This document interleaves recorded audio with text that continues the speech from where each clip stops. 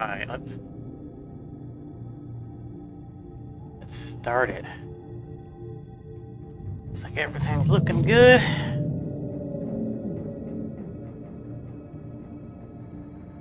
Right. Ahoy, Charmer. Welcome back. Welcome back, one and all, to Subnautica.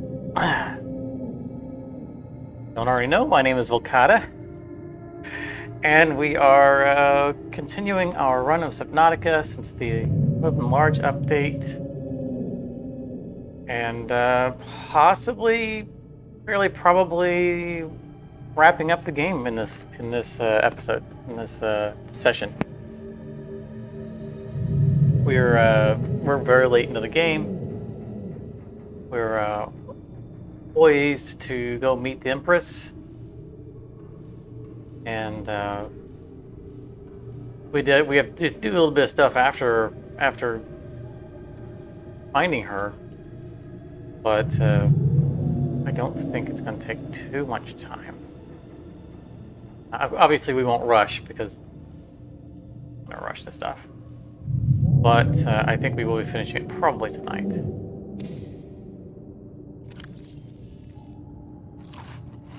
I got a bunch of ion cubes on me. All of this.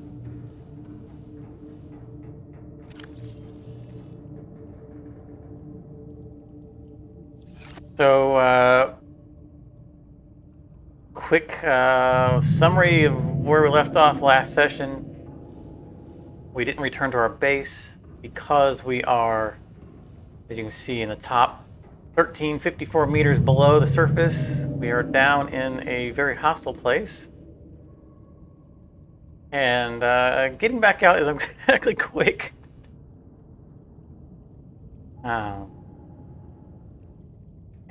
This is where we would have driven all the way up to the surface just to immediately turn around, drive right back down here at the beginning of the session. And it would have been a little bit silly. I'm looking to make sure there aren't any slugs on our front to siphon power off the boat. We'll make sure. I think we have our thermal power installed. Modules. Yep, thermal. The repair bay is the only one that we have uninstalled. Let's take a look. Not where I expected. Oh, it's in my inventory.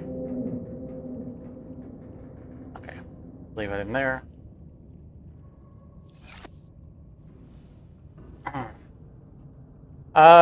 What's for the next streams? Tortuga, yes. Charmer, Tortuga is next. I fully intended to do Tortuga during this week and continue our run. I got busy. No real excuse. I had a lot of things going on, and I didn't have the time. And I was working on setting up something else for a casual stream that I'm probably going to start doing as a less scheduled stream thing. So yeah, I'll get over. I'll get into this a bit later on, but things are going to shake up for me going forward, probably soon. I'll turn off the lights here. If everything goes as I expect things to go, then the stream schedule will start to become erratic. Engine powering up. Because I'm starting a job, and I will be working nights. So there's going to be, my schedule is not going to be set, or it's going to be shifting. So I will not be available on some weekends to stream pretty soon, within the next week or two. But I'll still be streaming when I can, but there might be more streams during weekdays rather than weekends as a result. Ooh, what we have over there? That looks like an alien building. I don't think it's the alien building I was aiming for.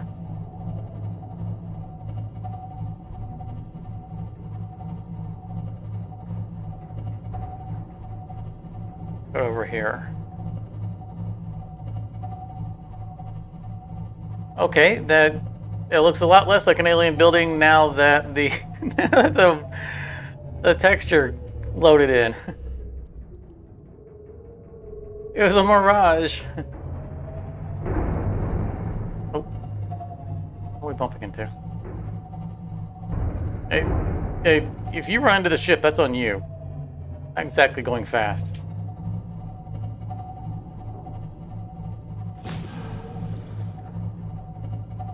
But there's a dragon there off in the distance. Oh, wrong button.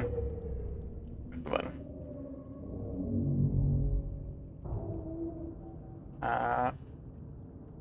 Thinking. Rig for silent running. I think we can afford the power to not draw any attention to ourselves in here. You know, if there is a hostile environment in the game, it is this. So that sea dragon patrols this area. We're literally driving through his patrol route. So I don't want to hang around and enjoy the sights.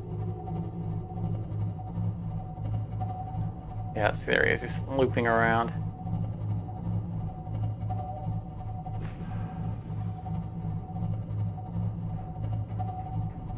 I feel like there is at least one facility that we have missed.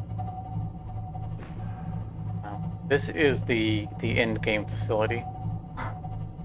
I'm not sure where we haven't explored. Stay away.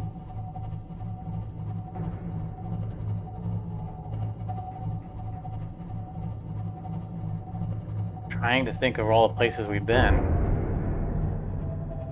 Seek fluid intake. Anywhere we might not have gone. Unless there's a facility in the level above us.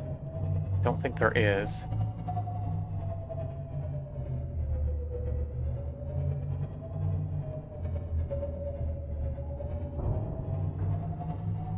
I don't know, we'll see. This is a fairly big place, and no, don't you! I'm gonna come out there.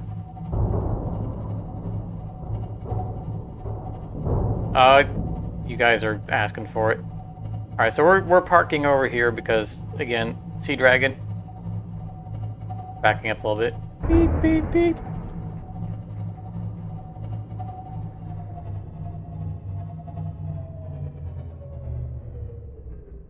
Remember to turn off the silent running so that we don't come back to a drained boat like we have before. That guy's asking for it.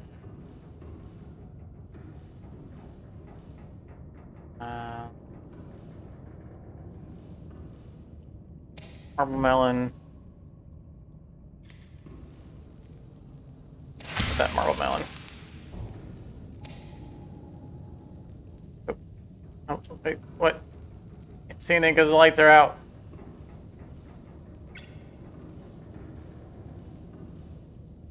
Okay, enter the one I want to click on.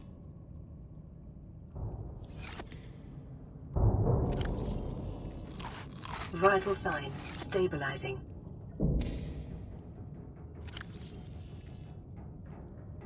Planter. Very good. Nom nom nom.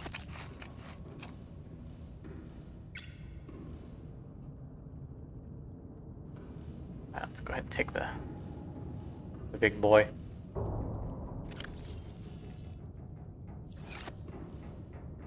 Now, if we might, depending on what kind of stuff we have on us, We might put a small base down here, but not one that has any actual purpose. Yeah. There is something that I used to do here in early access that I don't know still works. Get off there. Go. Ah, hot. Hot. Why am I not doing this in the prawn? Why did I get out?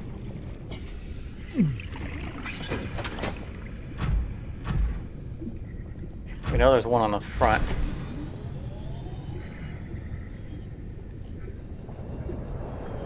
There he is.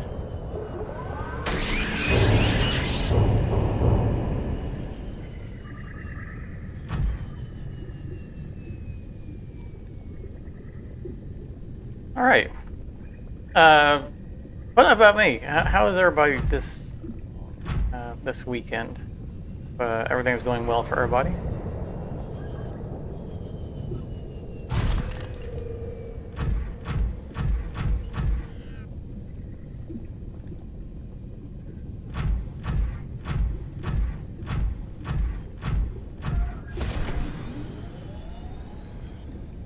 It has felt weird being kind of out of contact for a week. I didn't publish. Sadly, I did not publish another Satisfactory episode again. I'm kind of busy. Eager to get back to that though.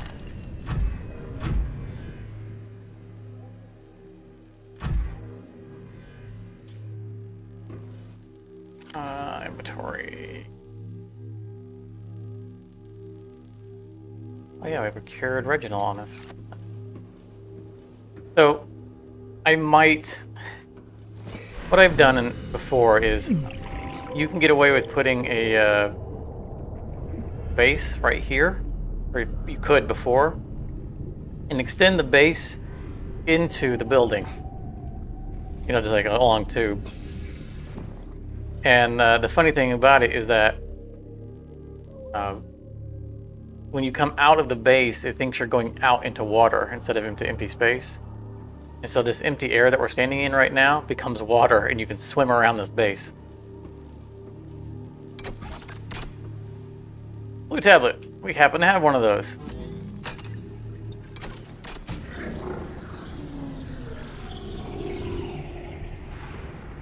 But I figure we should, check the place out first before breaking the game. That's so cool. I'd love for my house to do that. Translating local alien broadcast. Warning, vaccine development program terminated. Emperor egg hatching project terminated. Live specimens terminated. Evacuate immediately. So that was a notification of the aliens saying to get off the planet. Telling each other to get off the planet.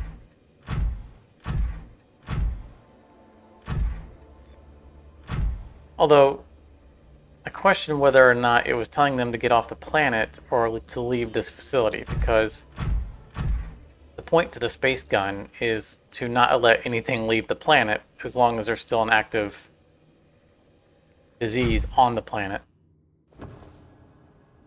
So I'm not sure that they even wanted their own guys to leave. I'll click on that thing in a minute here. Walk around, refamiliarize myself with the place.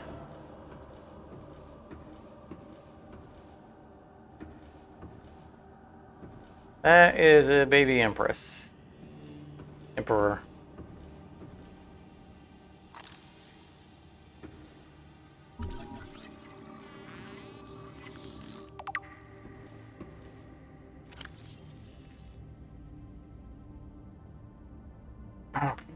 Found preserved in a display case. It was likely a child of the adult species contained within the facility.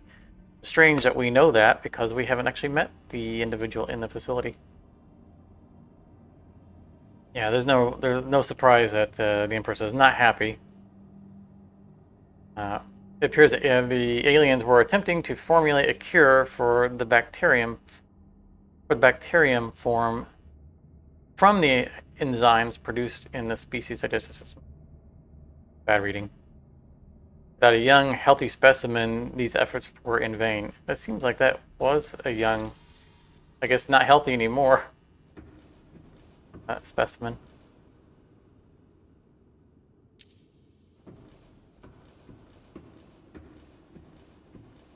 So cool.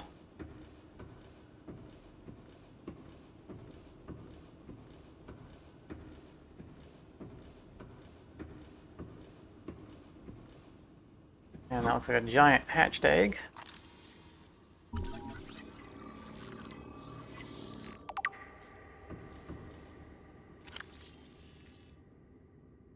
So we are going to have to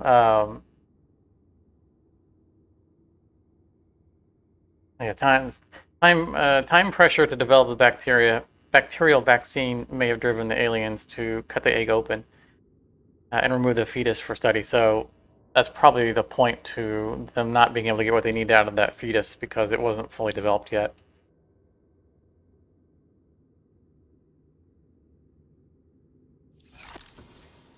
It's all leading up to the fact that the babies won't hatch until the Empress wants them to hatch, and the Empress was not willing to cooperate with the people who were not being very kind to her.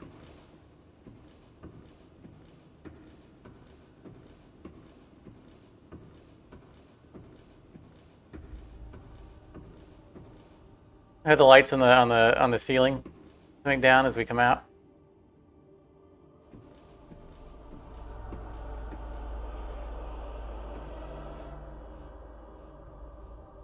I love moving parts in games. Like there's just no point in that. It's just a great detail.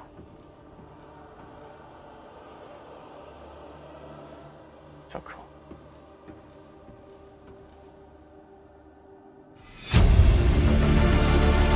Integrating 42 new PDA data. Project data. So this is the enzyme that they're looking for to cure the Kara. I don't even know how to pronounce it, which is why I never talked about it. The infection.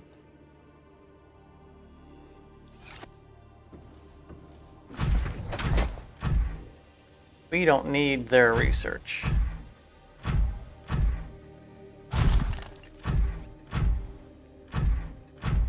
Let's go park over here.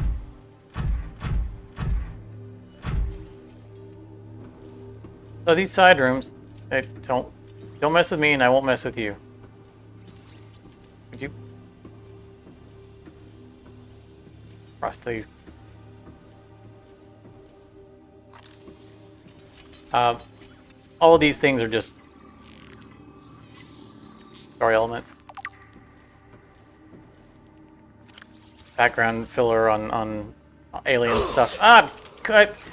What did I say? What did I? Don't know even. I don't know that he even felt that. As I was saying, these are just world building elements, which are great to sit and read through.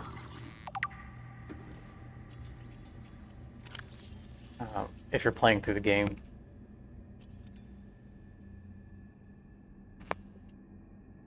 Great, we found nanobots. Wasn't actually empty.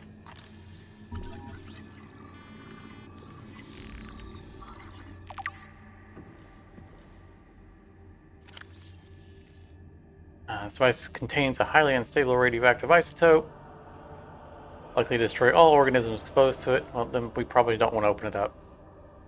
While leaving the physical structures intact. That's lovely. I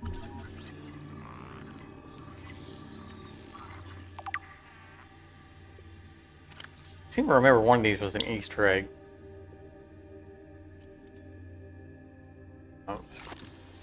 Referencing something else. At least somewhere in the building. Alien building block.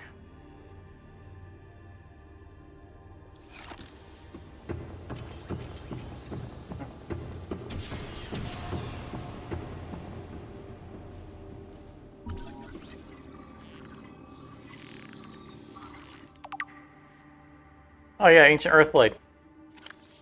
Seek fluid intake. A cutlass. Those types of blade match the DNA of 7 separate heads of state from the period.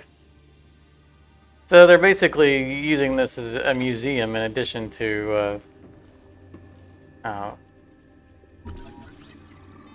research facility. Yeah, I don't know if the sword is what I was thinking of, but it might have been.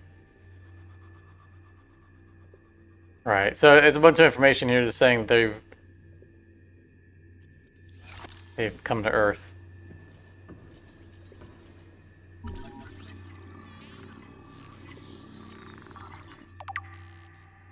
I guess it was nice of them not to bring their disease there. Ceremonial. Okay, so we're not going to get anything that we're going to build or anything out of all these scans. I'll grab a projector. This looks like the tank from Tron.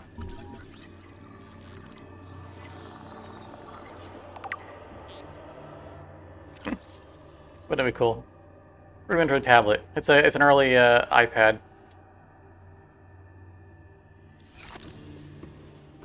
All right. So these side rooms are, we've talked about linked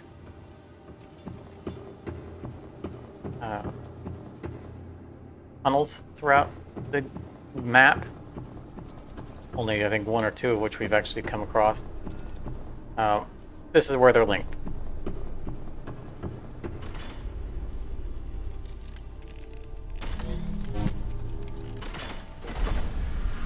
And so it would be useful to have beacons on us so that we can go to the other side and drop beacons so that we can find our way back into these portals. I'm not going to actually step through the portal at the moment. I don't think I have a beacon on me. Do not.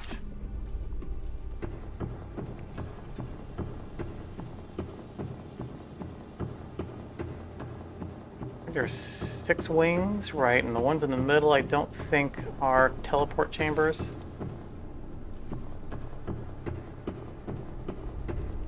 Oh, yes, I love this room.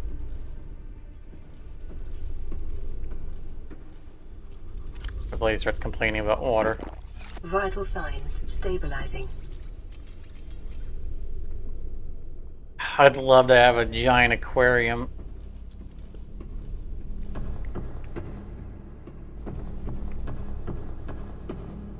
So cool.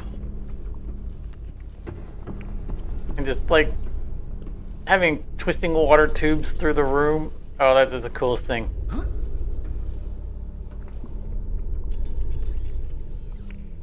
There's a back where I grew up back in Indiana. There is I can hear those guys around me, waiting to leap on me. They have a children's museum, and that children's museum is like one of the coolest it shouldn't be called children's museum because it's just basically a science museum. There's a lot of, there's a lot of learning things in there for kids, but like it's just as awesome for adults to go to it. And they have I don't know if they still have it, but you come into the building, the right in the front of the building's a giant open, like multi-floor opening, and they have a giant water clock, and that's like this. It doesn't spiral, but it's it's always filling up and then spilling over, and each giant bulb on it counts as a minute, and then there's another row that are hours, and as it if you're there when it ticks over to I think like 1 o'clock, you get to watch it. All the cylinders all drain because they all go back to 0, and just hour is 1, and then everything else is zeroed out. And I just stand around and just stare at that thing forever. It's just a giant water feature like this, and it's the coolest thing ever. So this is this is where we've been seeing when we've seen cured fish swimming around. We've seen those vents every now and then. We run across alien vents that are in the rock face. This is part of the ventilation system, or the water circulation system, which is why you can see those little peepers right there, whoop, taking the tubes out. Those are heading out to the rest of the ocean, and there happens to be some pure swimming around in it, so those guys are all fine and healthy. Integrating new PDA data. First, we could have just read that.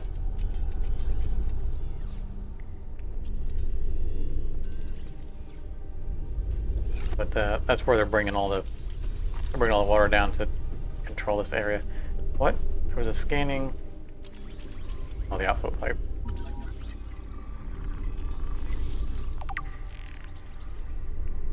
Enzyme host peepers leaving containment facility. I don't think we need to read that. I think it pretty much covers itself. There's a downstairs. How do we get down there without jumping down?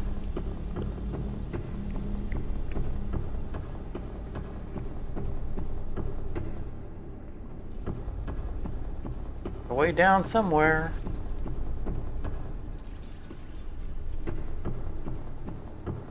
Oh, we had to keep going. I think we could jump down and find the way back up, but that would hurt. We were walking around the prawn.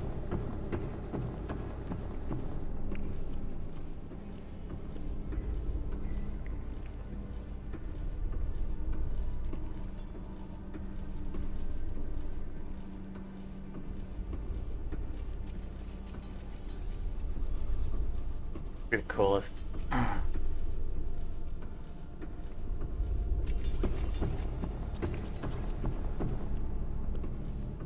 I've always known that if I ever win one of the big lotteries, that whatever mansion I have built would have lots of water features in it.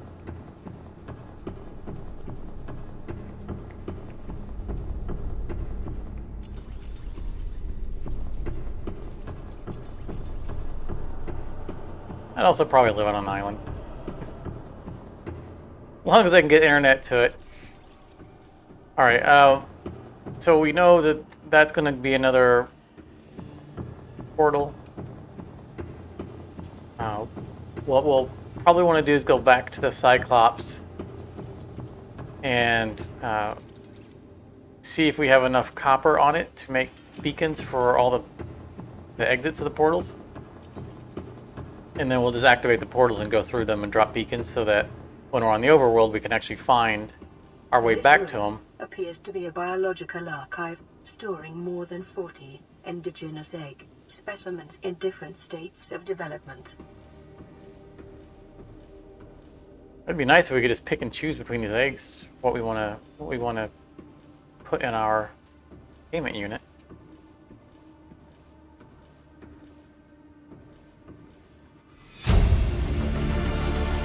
Integrating new PDA data. See, Emperor Leviathan. Man, look at that. Considering that we haven't encountered her yet, that would be an intimidating thing. We didn't know what we were going into. The reveal of the Sea Empress in this game is one of the most dramatic reveals I remember in a long time in games.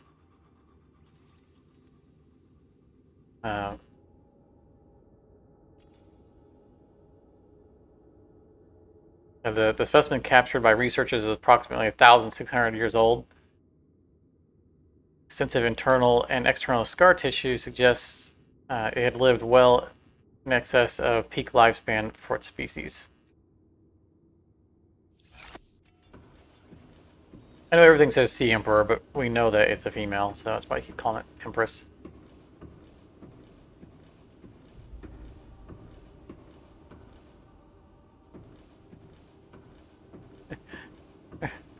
Just dangling it above the container.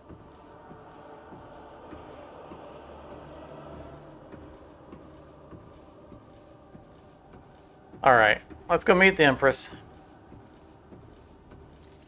And then back to the Cyclops to do an inventory of what we've got, whether or not we can make the beacons that we want to make. Possibly put down a fun little base. Just a few pieces worth of base. We're not going to do anything functional. I heard the little guy around me. Yeah, watch out for him. Welcome aboard, Captain. Oh, you know what? Before I get in there, let's do that. Oh! We're out of blue tablets.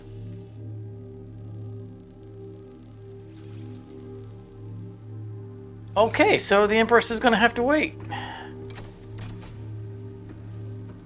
I guess we're going back to the Cyclops right now.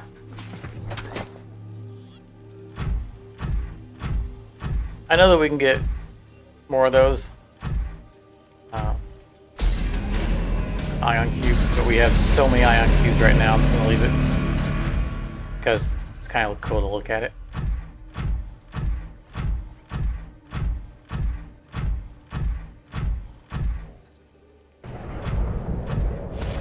Alright, let's see if we can make beacons and whether or not we have the material on us to make a blue tablet.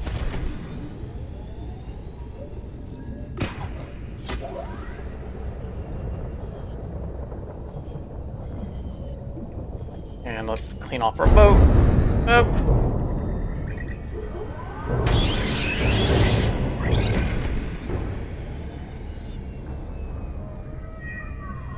One on the front. There's one on the wing.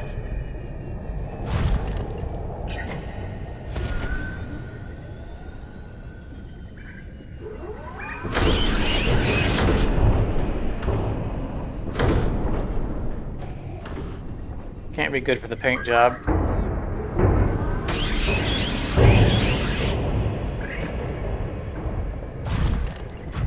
This feels like a losing battle, you know? Nope, no, don't grab me.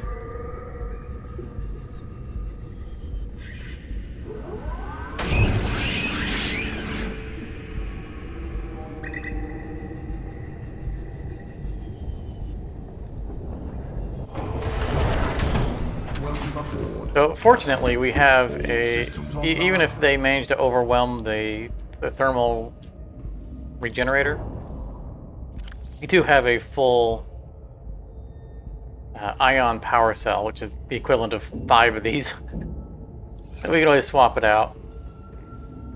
So we won't be stranded here. Turn on the lights. Oh, we got in our inventory down here. Right, food. Miscellaneous rare stuff, that's gold. We need copper. Actually, we need to find out what we need. We need copper for the beacons. What do we need for the tablet?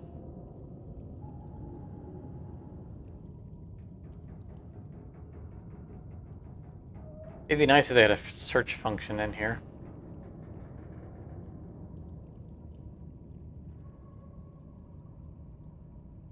Tablet. Where is the tablet? Also, we didn't look at what we need for this.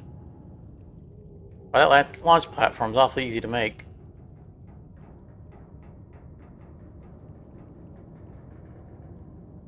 There is the tablet. Kyanite. Oh yeah. We have a bunch of kyanite down here.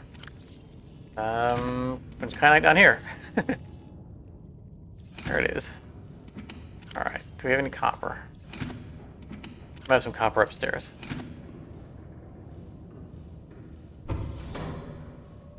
Go to the back. We don't normally go to the back.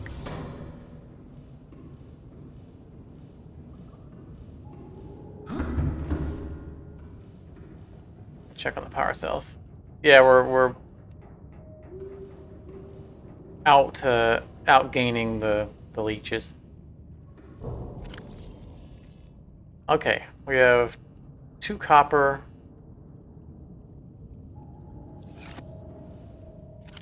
Seek fluid intake. Okay, we can make 4. Nice. Okay. And there's 4 portals, so that's perfect. We'll need one of these for the tablet. And we've already opened one of the portals, so we only need 3 ion on. Oh, it's perfect. We have exactly the amount of ion that we need. Oh, we have 1 spare. Not so much for that. So much for bragging about having exactly what we need. Alright, blue tablet.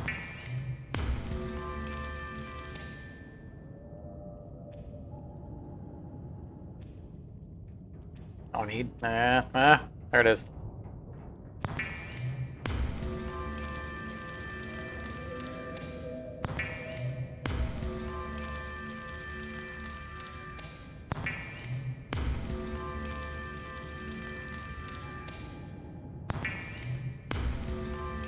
Alright. I think we are stocked up and everything we need. 3 portals to open. At least 3 portals. I feel like there's another one behind the Empress. Let's grab another ion cube.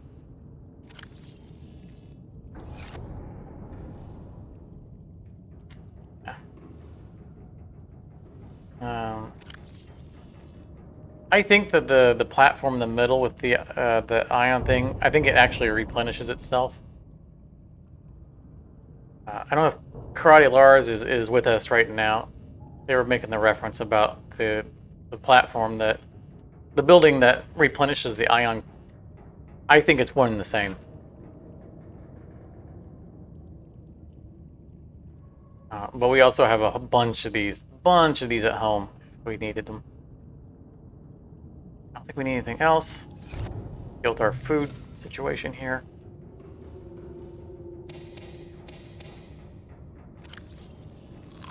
Vital signs stabilizing.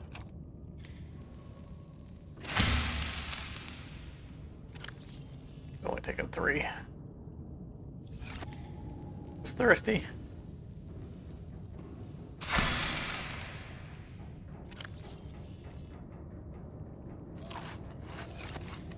All right, that'll do.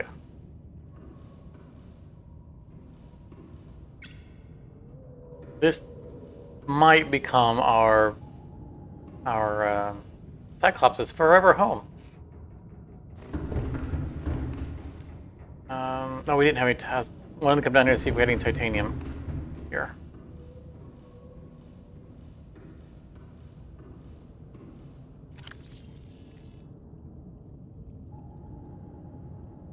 We need titanium and lead to make a platform. I don't know that we have to have a platform.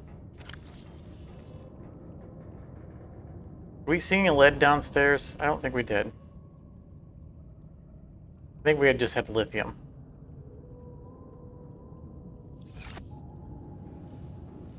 Go back downstairs real quick and check. I want to try building the little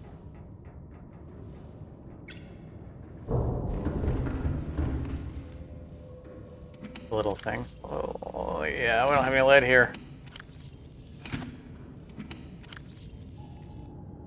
I don't think it's strictly necessary for us to put a platform. In fact, we probably don't want to because it'll lift the tube up off the ground. You'll see what I'm talking about.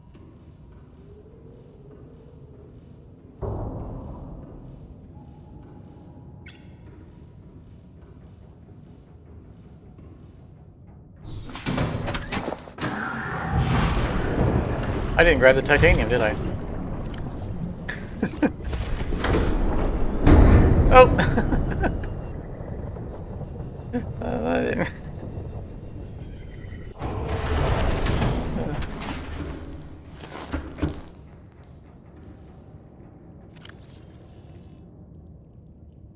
Grab a couple of lithium in case we need to shore it up.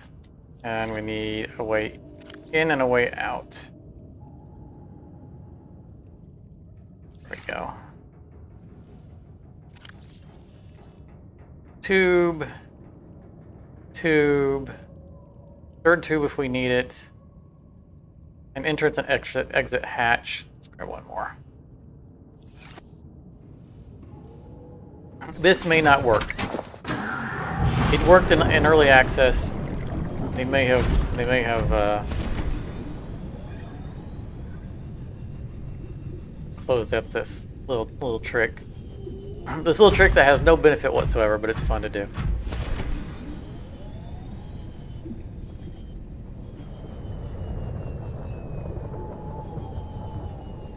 This is so cool.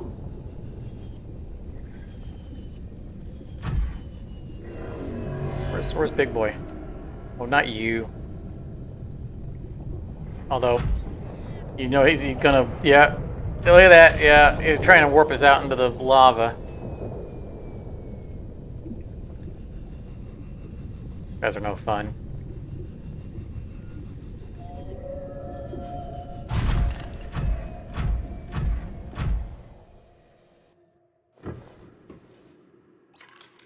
All right, let's experiment.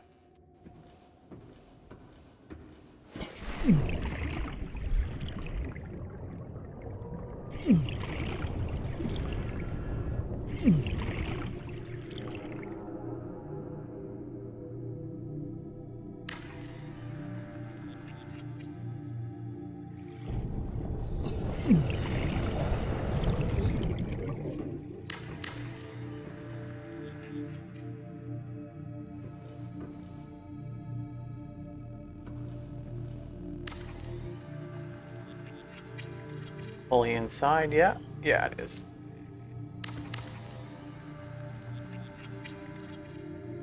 Alright, let's see. So you can see this side of the structure is on inside. Warning, emergency power only. Oxygen production offline. Oh, that took us. That exited us out there. That was not what I wanted to do.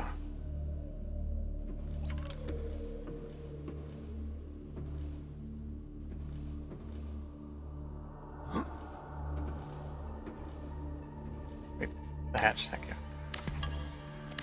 They may have fixed this. They may not work anymore.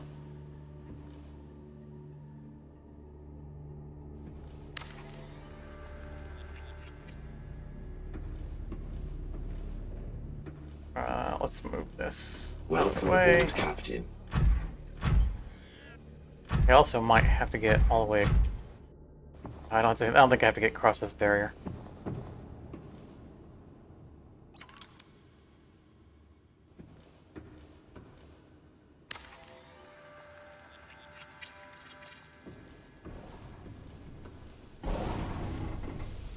Oh boy. Okay. Well, you know what? We're gonna let it flood. Maybe that'll help.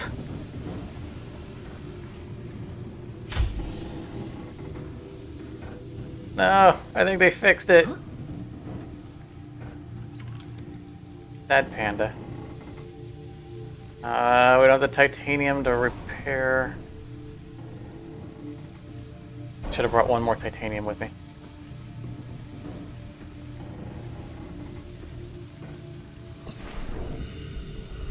I know, or it's gonna hurt.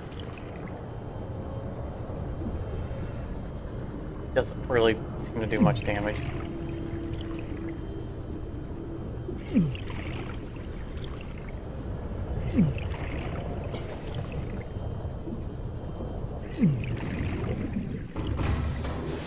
Welcome aboard, Captain.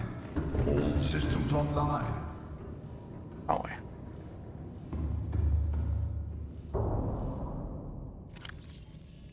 Alright, exactly the amount of titanium we need. We can't pull any more shenanigans after this because we are out of material.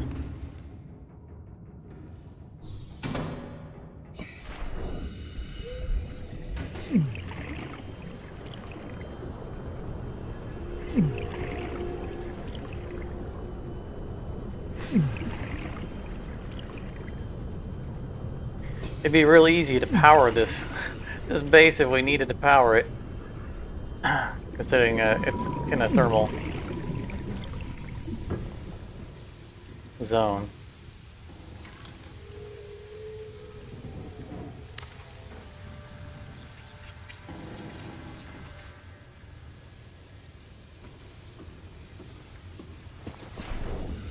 Alright, actually, I'm gonna move this.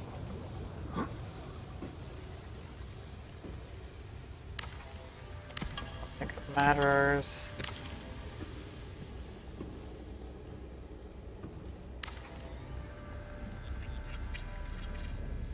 No reason it should matter. I think they fixed it. We can see that the border, the crossover border, is inside the structure when you cross that barrier, and in early access that barrier wasn't inside. So right here you see the little shimmers of what looks like bubbles hitting the crossover barrier. And in early access, that wasn't visible.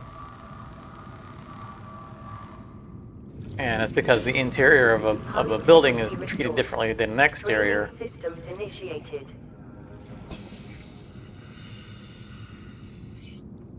Yeah. And so when we were inside the building, it didn't register that you were crossing a trigger zone from the exterior of the structure. And so it wouldn't realize that we've crossed into an interior zone. And so when we go back out the hatch, it would think we were going out into water, and you would swim around that base.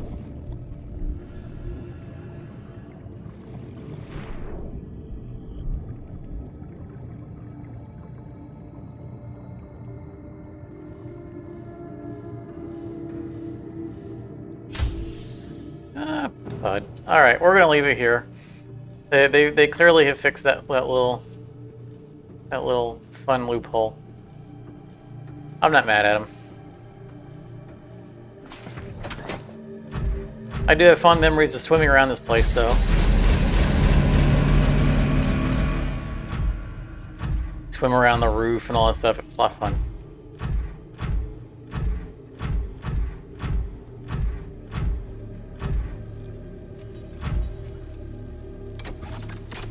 But the Empress awaits.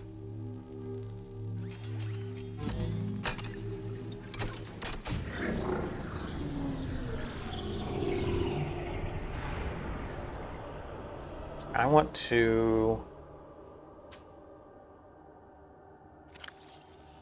I'm going to turn off my camera for a moment, because I want to record this bit of walking into it.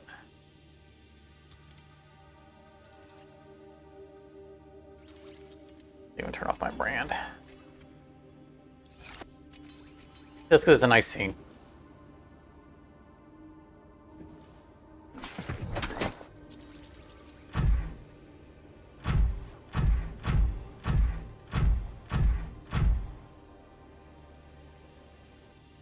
I think we're gonna walk in on foot.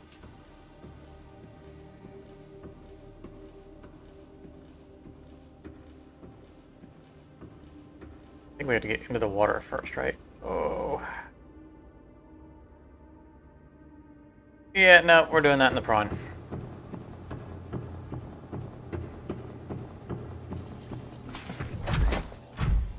We just entered the prawn through its groin.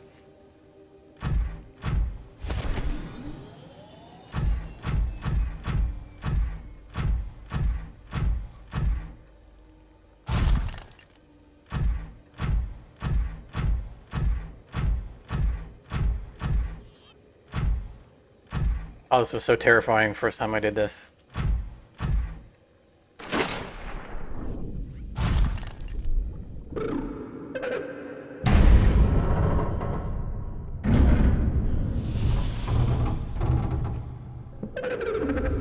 Are you here to play? Others came here once.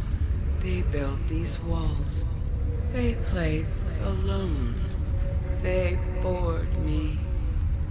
Now they're gone, and instead, we have you. We are curious whether you swim with the current or fight against it, as they did. That is a great introduction to a character. All right. Stop recording.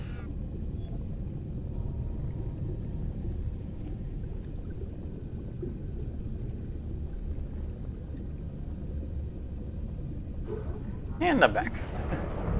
Hey, welcome, Wesley. Welcome back to the game, back to the channel. Good to see you again. Yeah, this game is phenomenal. Yeah, I mean, the first time you jump down in here, if you don't know the Empress is in here and you don't know what to expect, having a creature of that size lean up on the platform is just, oh God, I'm about to be eaten. And until you realize that she's not hostile. It was quite a reveal. And I appreciate that. It's like that she comes up to greet you. You don't just behavioral patterns in nearby predators. Reason unknown. You don't just drop into the water and then stay, all the way away from her, without any acknowledgement. It's a nice touch. I mean, when I first came across her, I still was terrified and swam as far away from her as I could.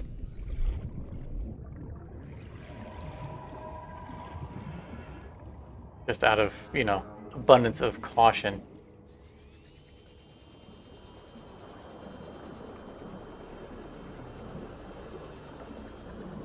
Getting in her laps. Can I scan her? Oh, I can't scan her. I guess that'd be considered rude.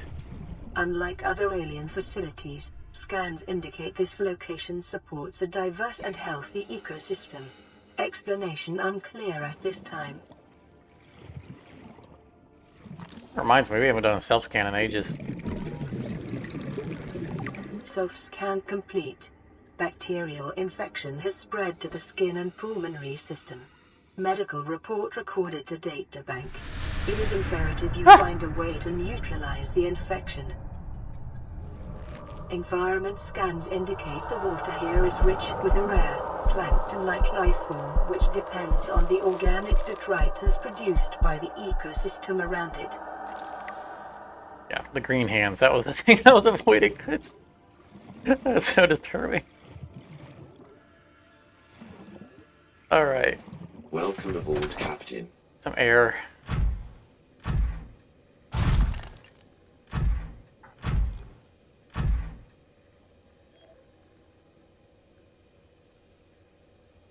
Thank you, Wesley. The like button is very helpful.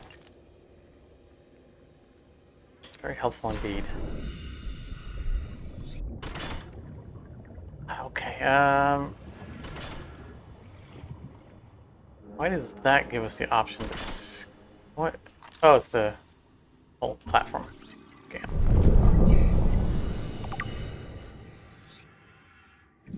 Hatching enzymes. Is this where we get? So we need the recipe for basically for hatching the enzymes.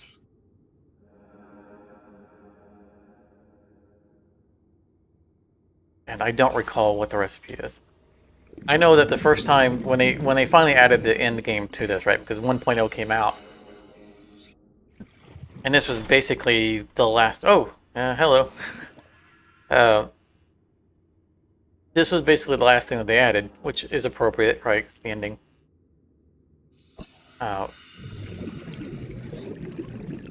There's a recipe that we're going to be given that I didn't know about ahead of time. And when I got to this point, there are plants that you need to collect.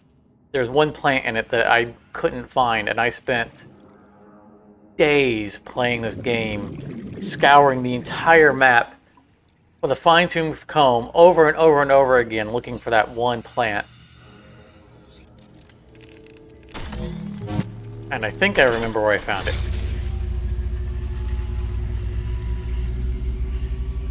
Some oxygen real quick. My young need to hatch, to play outside this place. We have been here so long. The others built a passage to reach. Well, have a good night, Wesley. Thanks for stopping in. For this freedom, but they could not hear me.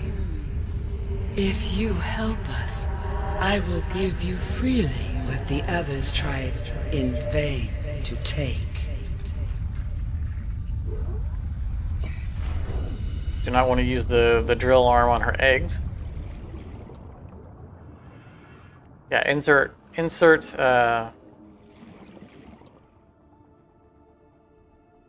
Seek fluid intake. scheduled 3 days in advance for that for your video, so you can work without worrying. Yeah, I mentioned earlier, my video schedule is going to change real soon due to work, and I'll be working nights, so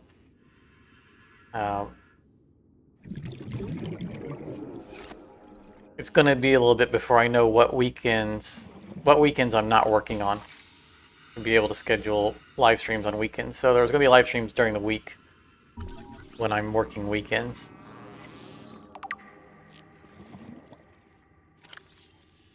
Oh, I will try to give notification as early as I can about my streaming schedule once I know what it is.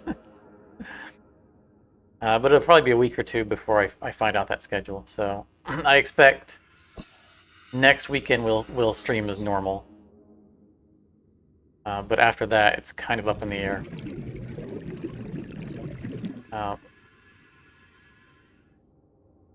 So what we need is the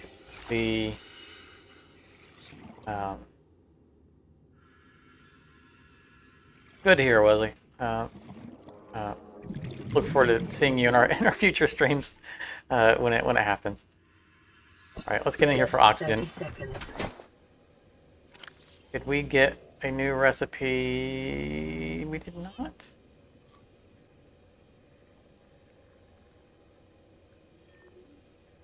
Should have shown that we had a new recipe if we had it.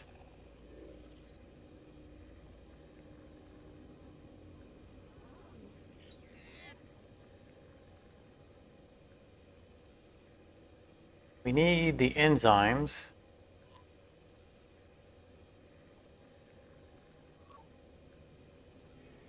We need to know what we need to do the hatching.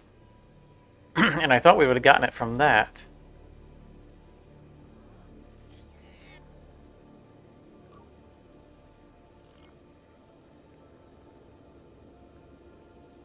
Empress egg shell. Commonly strong living, so this is just going to tell us about the egg. Enzyme host. That was just the peepers that were leaving.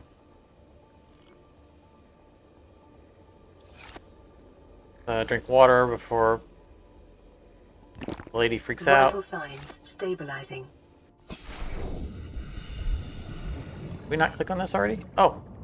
No, yeah, right. It requires the enzymes. What am I missing? It always creeps me out when I turn around and she's just sitting there staring.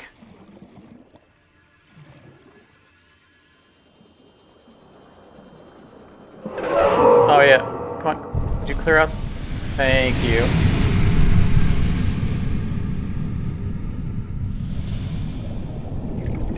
That was kind of her. All right, we had saved.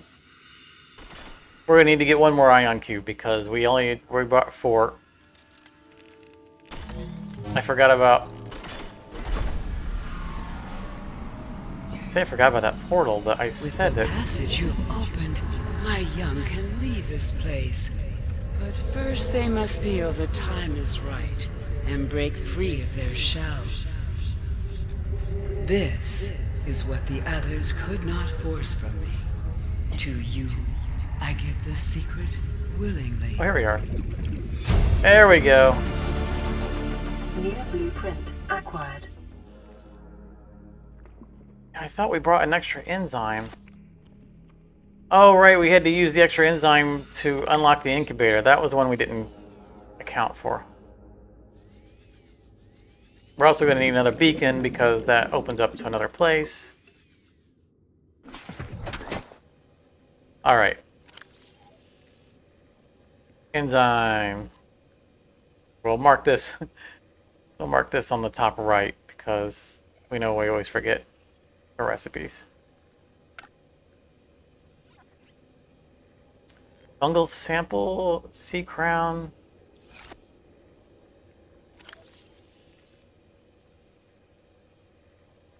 So I think I don't know if we've kept an eye stalk at our base, but those are easy to find. The ghost weed we have at our home. I think we planted a bulb bush. If not, we know where to get those. Fungal sample, I'm not sure what they're referencing.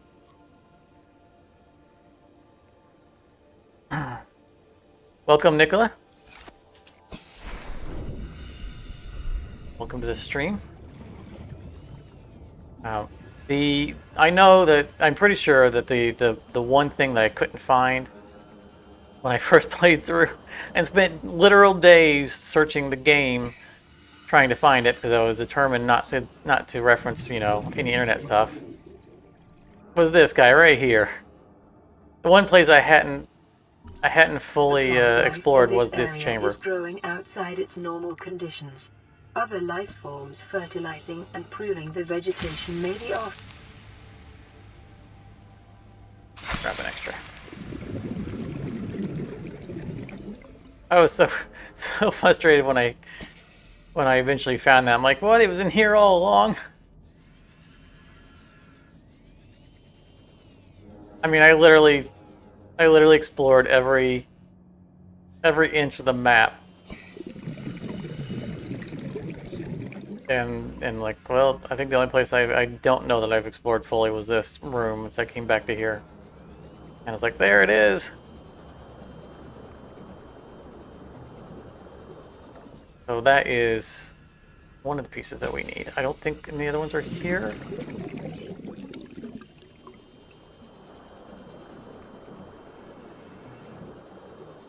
Check while we're here. Might save us a trip around the map.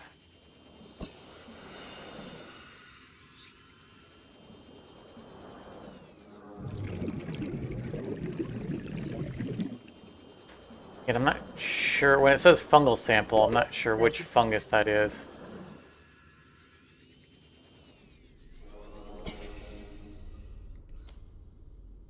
Oxygen.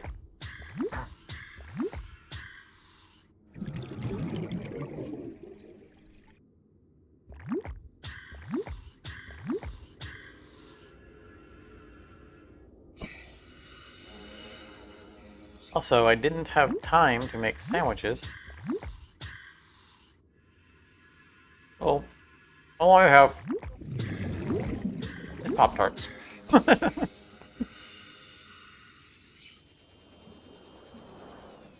You know, normally I go out and pick up sandwiches before the stream and just have one sitting next to me for snacking or breakfast purposes. But before the stream today, I was heading out to go get my drink for the stream. Ran into some neighbors and started doing some yard work. Completely lost track of time. You know, just clean up branches and whatnot because recycling comes Monday morning, very early Monday morning. Where is it? All right, I'm not seeing anything else that we need here. I didn't think there was. Anyway, I looked at the time like, oh, I barely had enough time to run and just get the drink, much less, you know, get food.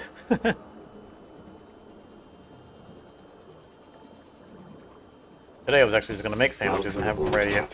Didn't feel like going and picking them up. But didn't have time. Alright, where does this let out?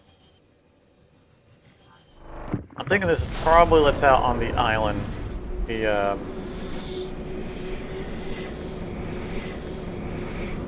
gun island. But it might let out on the other island that's near our base.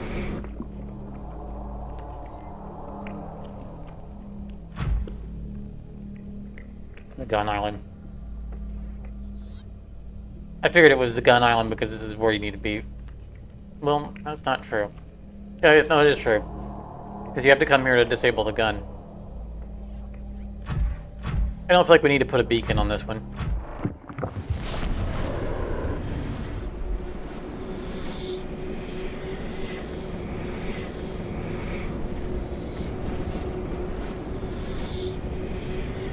What we're going to do is we're going to pop through the other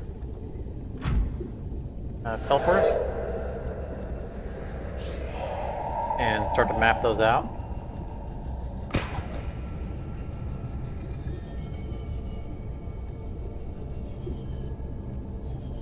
That was farther away than I realized.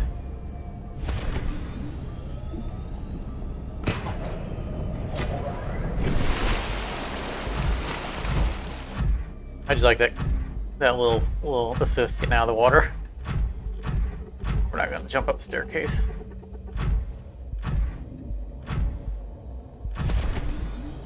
Take the wheelchair ramp up.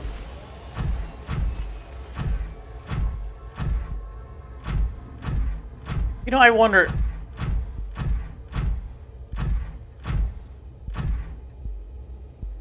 I wonder if we could put a vehicle creation, a fabrication machine on top of this water, and build a cyclops, or not a cyclops, a sea moth in in the little chamber. I guess a cyclops as well.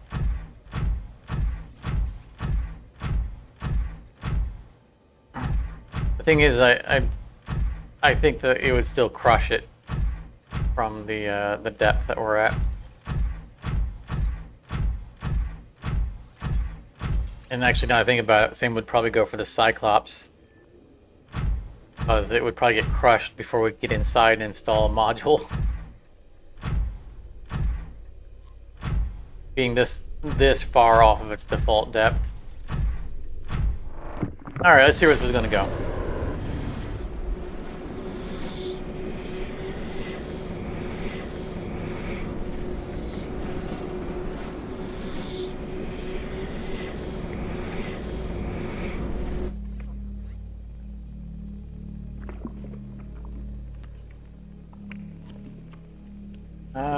Somewhere. It went somewhere. Don't know where this is.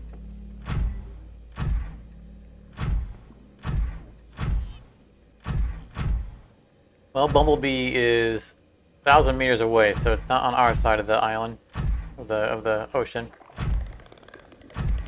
Oh, I think this is near the fungal forest? I don't think we're that far away from the fungal forest. It is.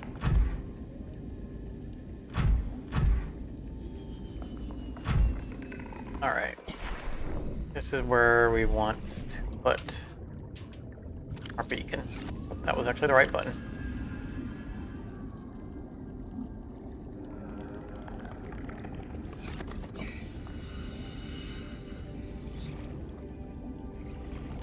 Let's put it...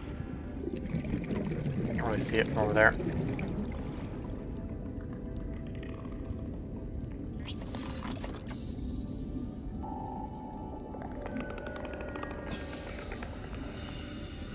Yep, I want to label it.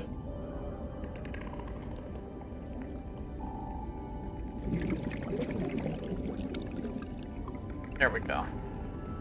So we should be real close to that giant fungal tree.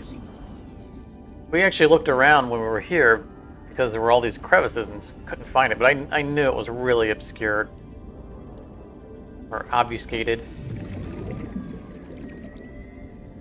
Yeah, there's the big tree right there. I've built a base here just to have access to this.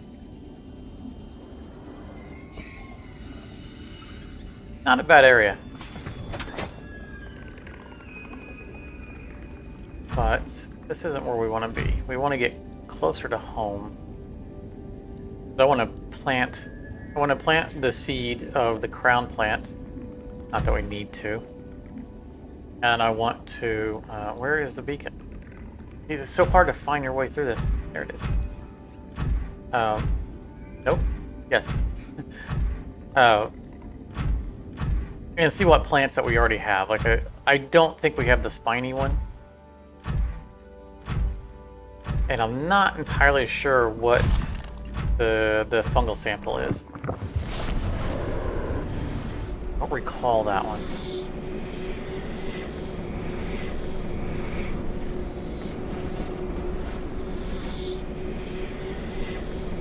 The most of the fungals, right, are like the coral table samples that we get. Calorie intake recommended. There's another one that we get. The coral tube. I don't think it's really considered fungal.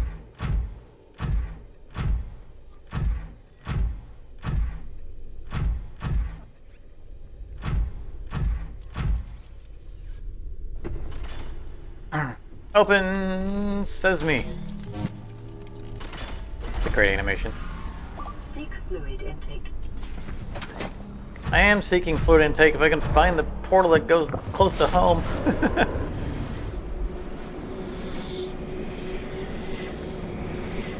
We're out of water bottles. I mean, we have stuff back on the Cyclops, so in an emergency we can run over there.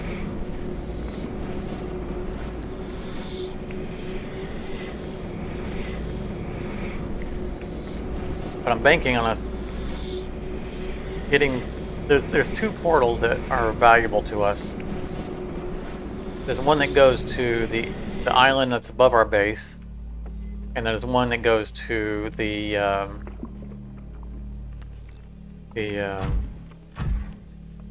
Grand Reef.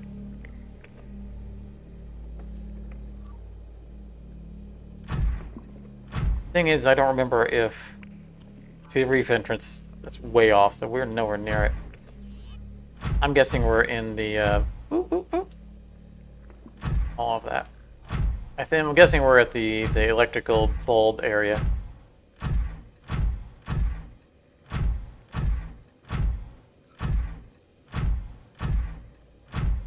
Given how far away we are. Yep, there it is.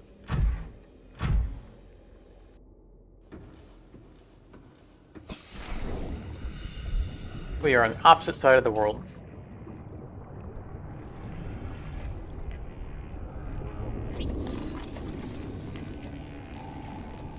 Grab some rubies. Wait, was that rubies?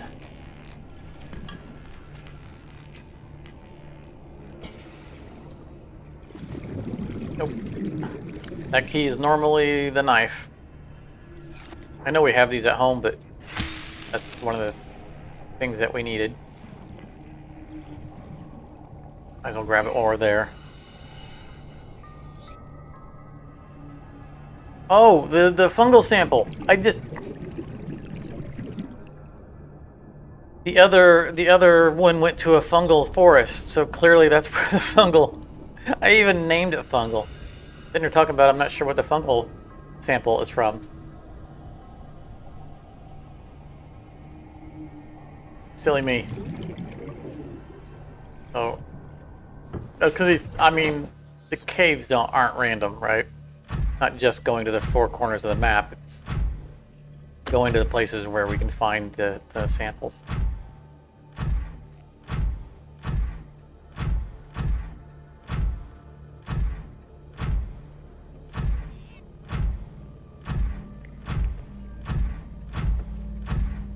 We're actually getting through this a lot faster than I anticipated for tonight.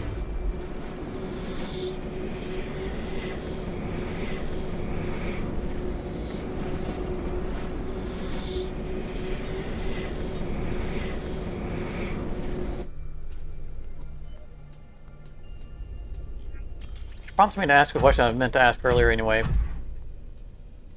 Does anyone here have a copy of StarCraft 2? Because I have been playing one of the game modes for StarCraft 2. And probably will start streaming it. It's a game mode called Keystone, which is a collecting card game built that someone has made for StarCraft 2. It's pretty neat. Fluid intake immediately. So it's three versus three. It's really easy to get into. Like, you don't have to play StarCraft. And it's not real-time strategy like, you know, the base game. Welcome aboard, Captain. It's a card game. We're playing cards.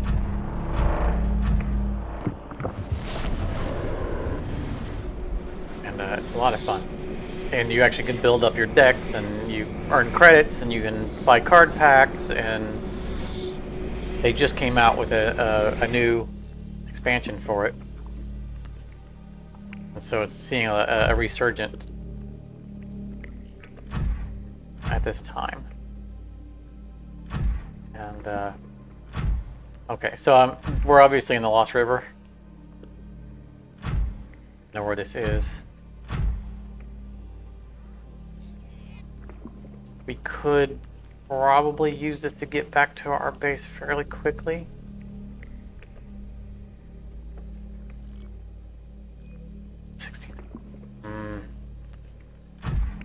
We're not going to take the time to tag this one.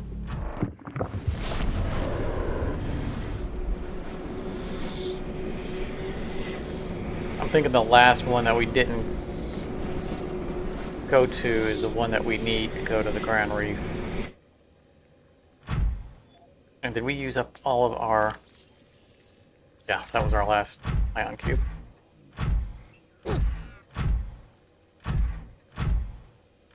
But anyway,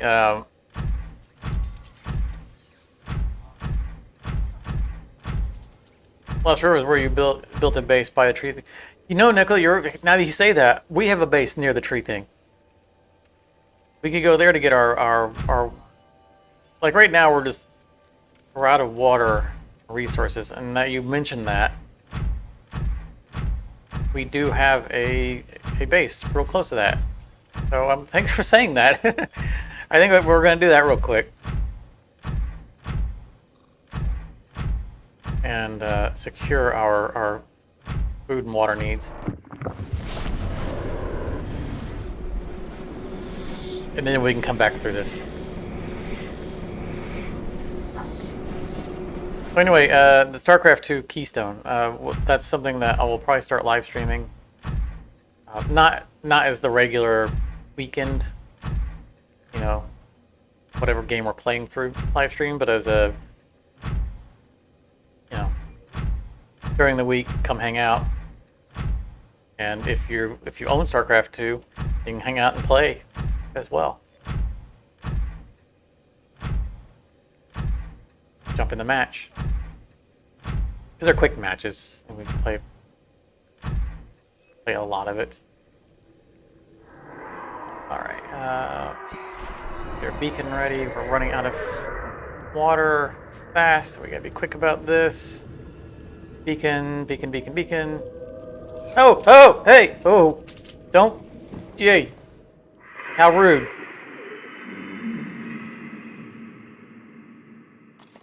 Hey there, Liquid. Look at, what is this about? I can't stay here, I need water.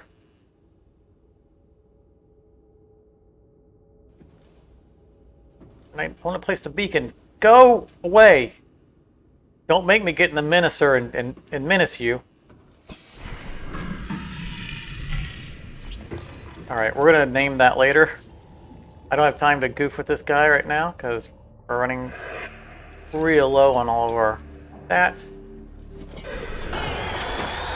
You know I'm not afraid of you. Yeah, get away from that beacon. Alright. As much as I'd like to mess with that guy some more, we gotta run the clock. Gotta find our way out of here. Where's the exit?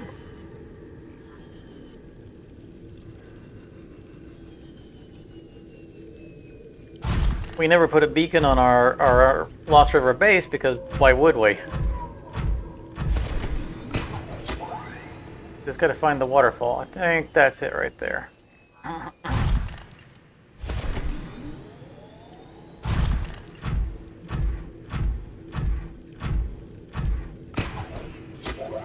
Look for momentum there. Geronimo!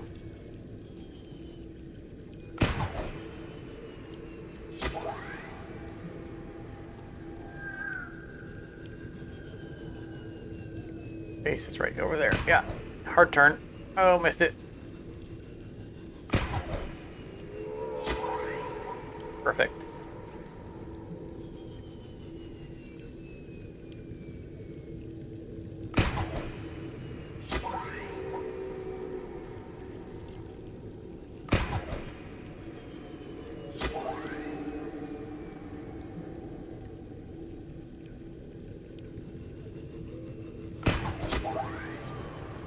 Oh, nope.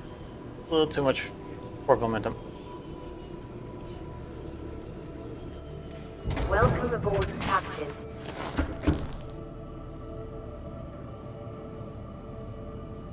Ah, food supply. Let's inventory full. Vital signs stabilizing.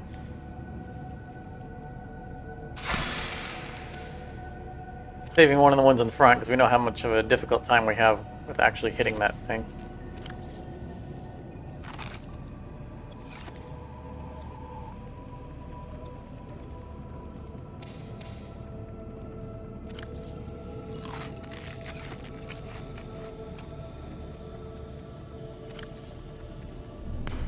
There we go.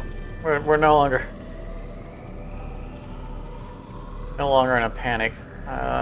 Let's get a potato or fruit.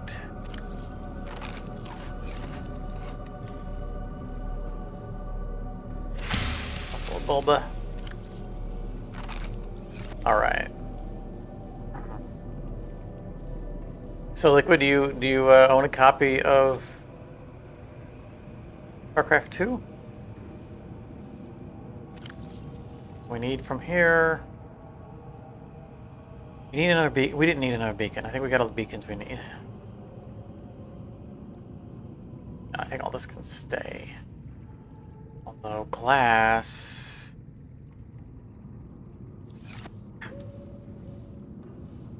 I was thinking about putting an observation room on the little temporary base we put. I don't think I really want to make it that permanent. Where is our... There it is.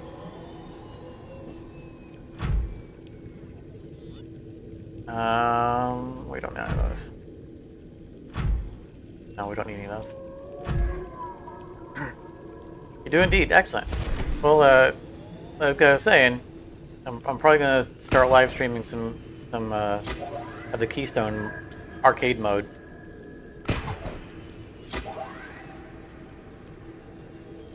And viewers would be welcome to join in.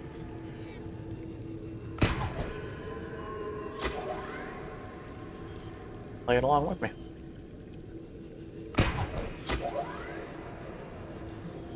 If they are so inclined. Not everybody's into collecting card games.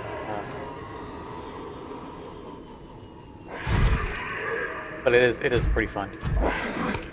Hey, stop it.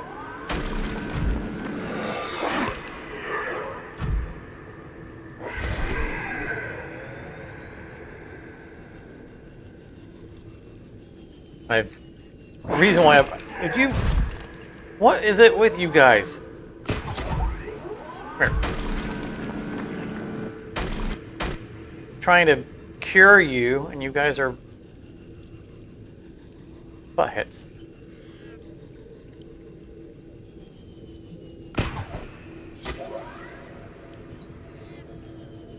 The reason I brought it up when I did was, I was talking about, looking at the live stream, how long we're live streaming today, and how quickly we're getting through this, which was a lot faster than I expected to. So there's an outside possibility that if we get through this too quickly, we might just switch over and take a look at Keystone.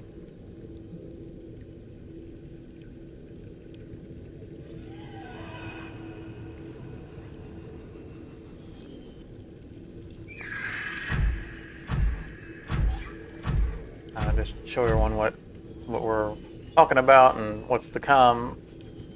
Like I said, the Keystone streams will not take place with the regular gaming streams.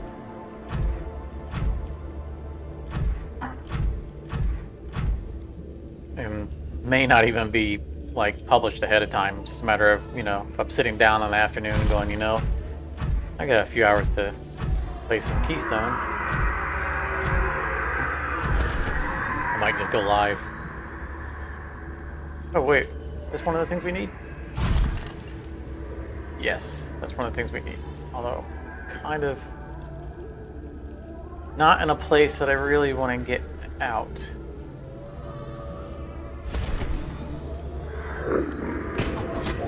And I'm pretty sure we have those back at our base, which we're going to go to our base.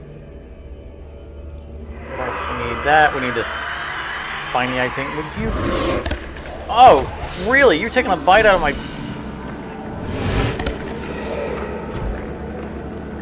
He's gotten a lot more aggressive. What has gotten into you?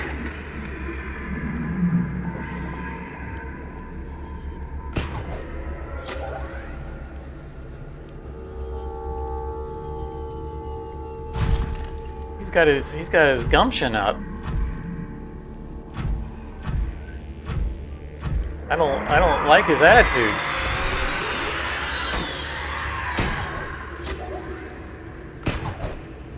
He needs a quick reminder about who's boss around here. That's why I want to grab some titanium. I don't think we need it, but I want it anyway. Actually, we might need it because we need 2 titanium ingots for the escape shuttle.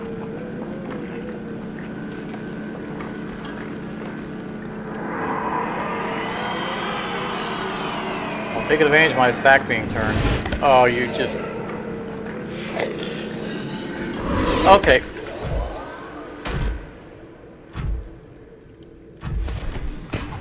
I'll be back for you.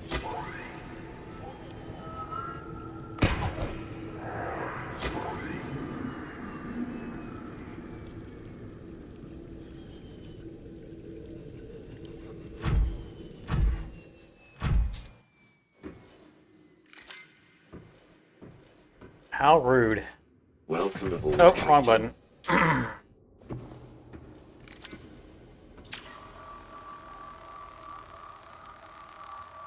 Yeah, he is feeling spicy. He's really misbehaving today. Oh, what's the matter? You can't get to that barrier?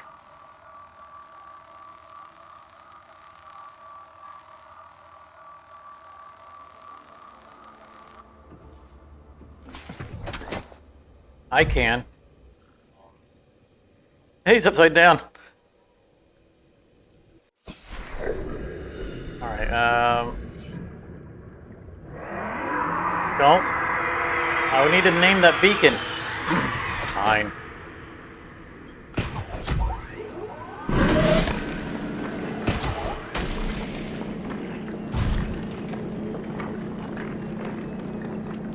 Well, not so tough now, are you?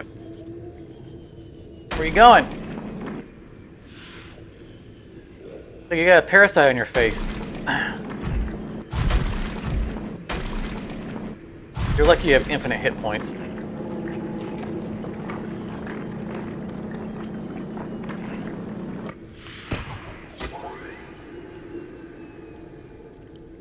Alright, hopefully that'll put him in flee mode long enough for me to name this beacon.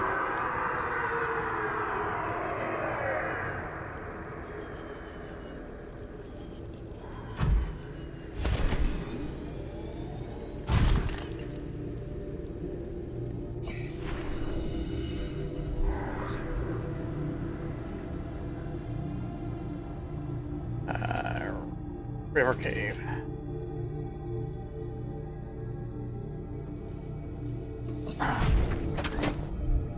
Alright, where was that titanium that we were digging up? I know there are other titaniums around. Matter of principle. He ran me off of it.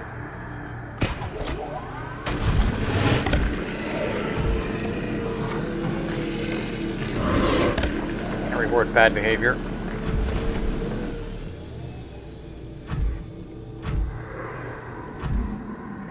beacon is over there. It was...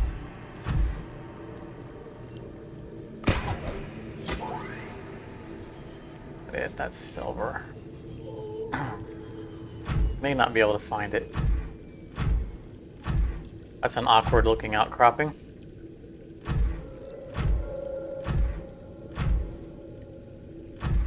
Yeah, the prawn suit sits down when you get out on this in the open air. Makes it easier for you to get back in.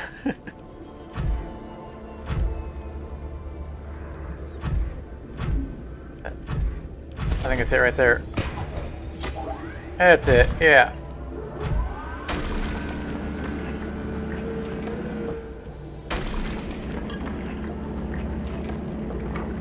I will not be denied.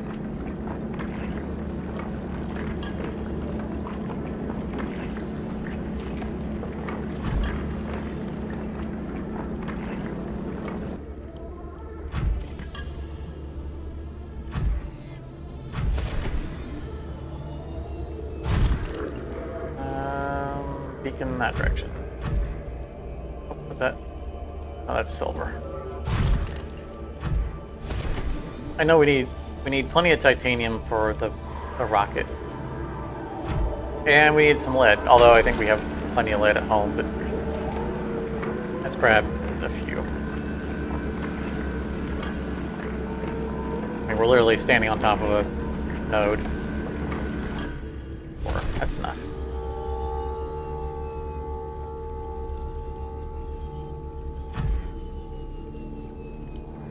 Like he's learned his lesson and moved along.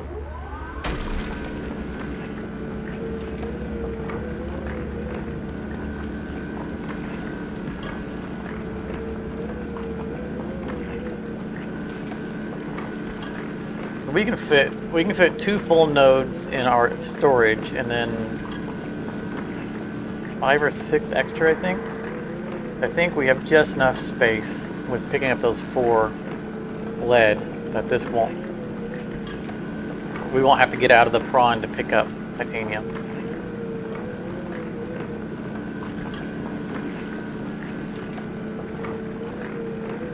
Oh, I was wrong.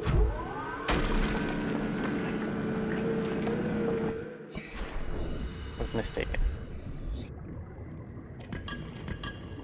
Oh, don't go down into the acid stuff.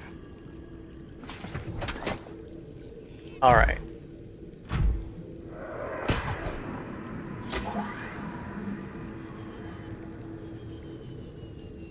We'll need to pick up 1 more ion cube. We can activate the last of the teleporters.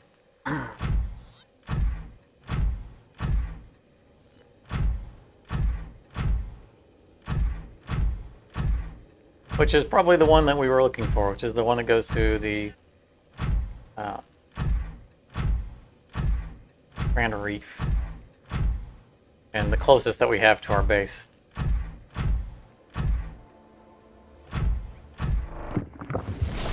I know we didn't pick up the seed here that we need, but again, we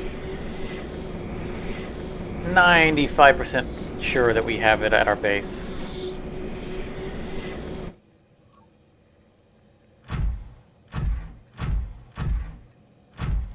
Oh, we need to swing by the fungal teleporter as well,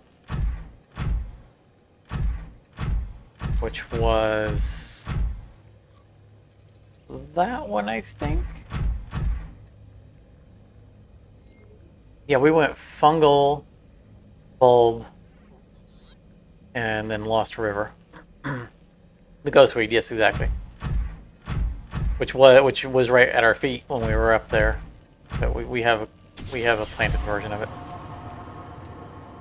and it was in hostile territory and on the edge of the acid. I figured we'll just grab one. All right, where'd it go?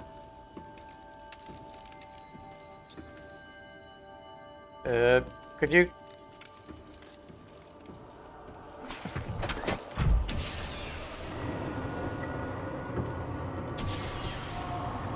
Seriously? Give me... Got it. Ion cube fabricator. Okay, this is the fabricator. Can make more of them.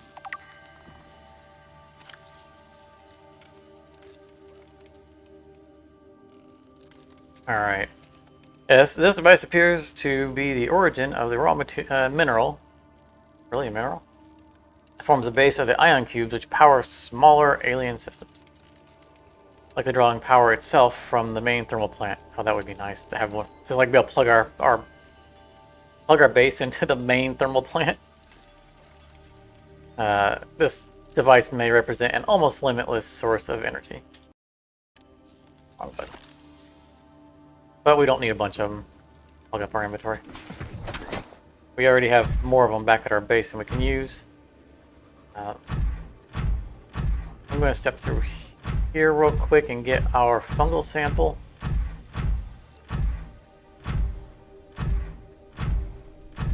Because I was dense when we got here before and didn't click to me that the fungal area that I named fungal is probably where we're going to get our fungal sample.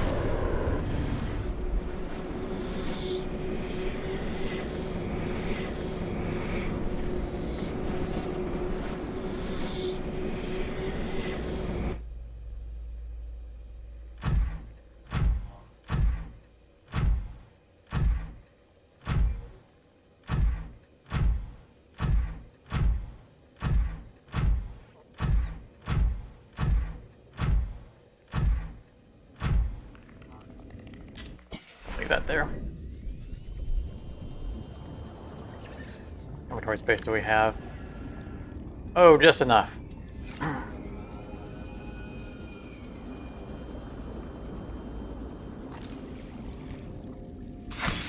Oh. There it is.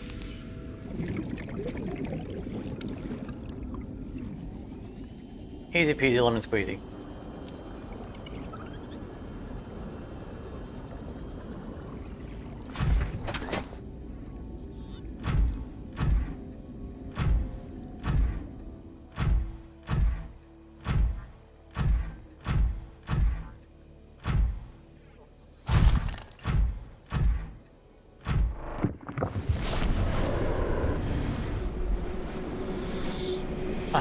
I just realized we made 4 beacons for the 4 exits, but we already have a beacon at the exit of the ghost or the Granite Reef cave. We mapped it out before. Nice. Casually hanging out there, waiting to leap on someone who's unsuspecting.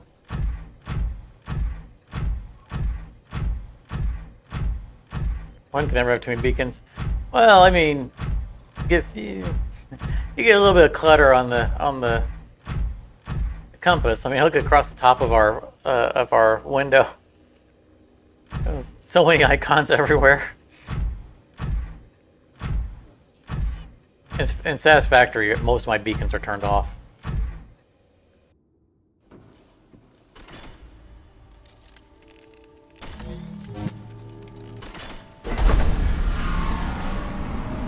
Welcome aboard, Captain. This should be the Grand Reef.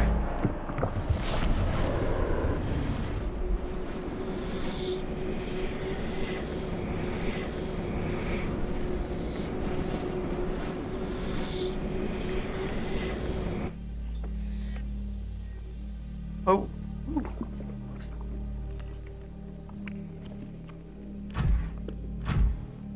Cold Pop-Tarts. Not exactly the breakfast of champions.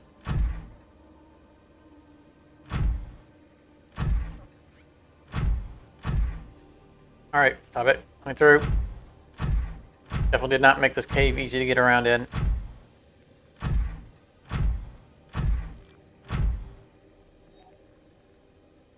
Has the Cyclops made a joke yet? No. The only thing I know the Cyclops ever says is, "Welcome aboard, Captain."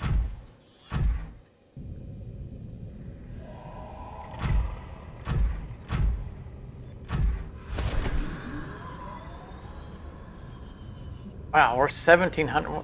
I did not realize that this was actually further away from our base than the Then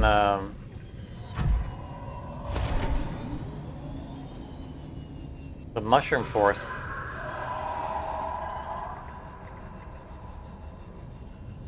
It makes joke. Yeah, I don't think I've heard it make a joke.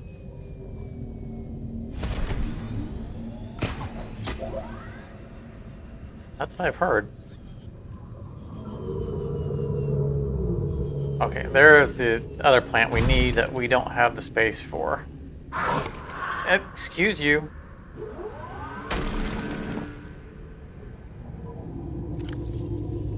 Man, we do have this.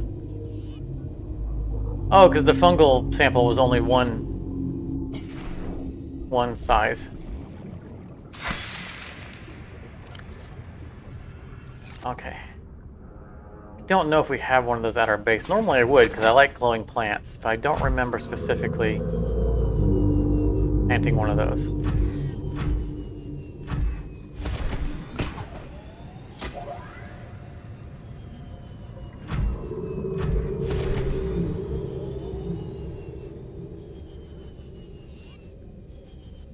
I don't like floating over the dark abyss. Not on jetpack.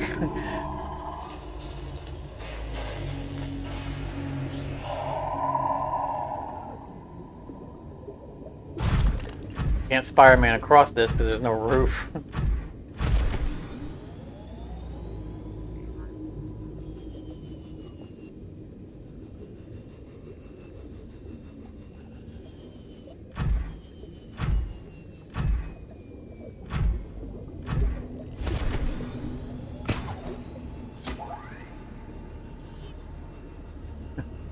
You once had to tell you you're the best captain on the planet. That's very astute of it.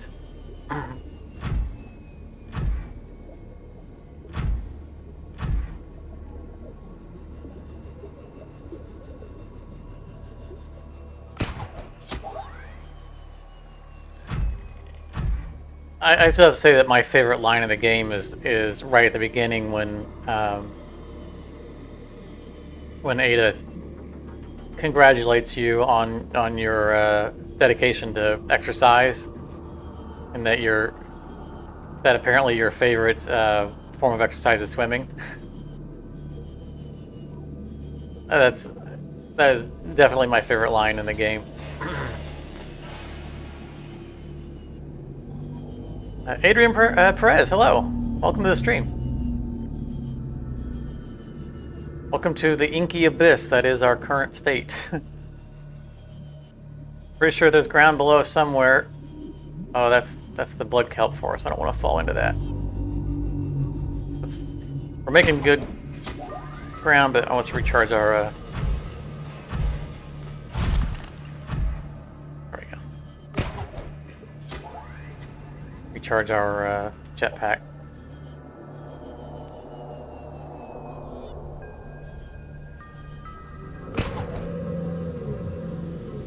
I'm gonna grab the ground to get a little bit forward momentum, but then this came up in front of us instead. Whoa, what's moving over there? I saw movement.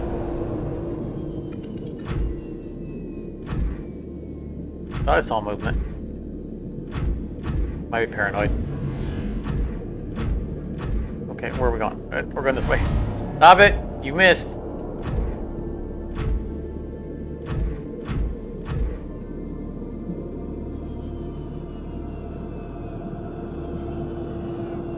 Ah, home sweet home.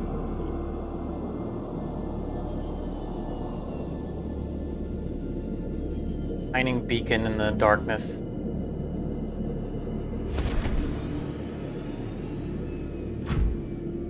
Park on the roof. We have no inventory space, so we're not going to empty that out right now.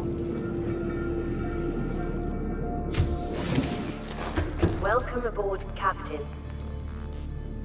Right, what can we do with our... Oh, I know what we need to do. We need a plant. Plant a plant. Okay, there's our ghost plant. I knew we had one of those.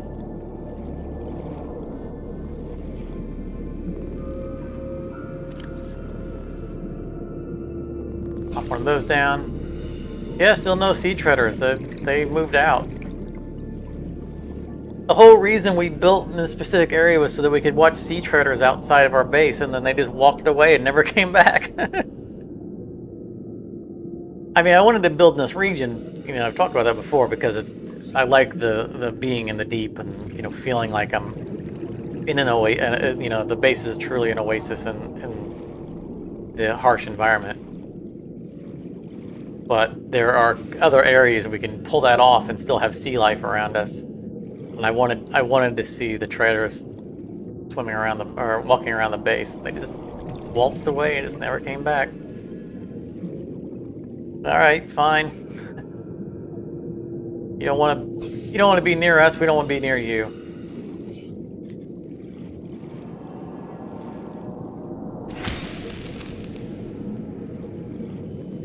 That is all we need for our enzyme.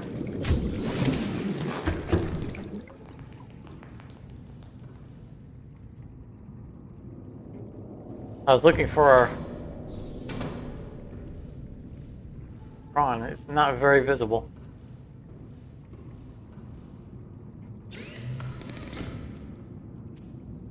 Right click to get it off of the menu, and then there we go. Not much fanfare. That's what we needed for end the game. Yeah, it's got stealth paint.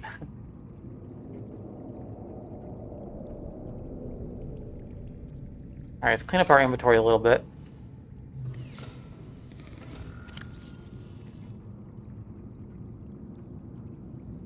Because we need to empty out the prawn. Oh, that's full. Let's consolidate. So we need 2 of these for the end stage anyway. I wouldn't want to right click on it, I wanted to right click off of it. There we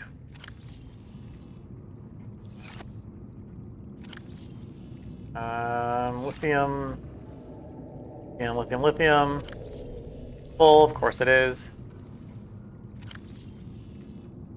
Lithium overflow. This crafting area has worked out real well for us. I'm pleased with it.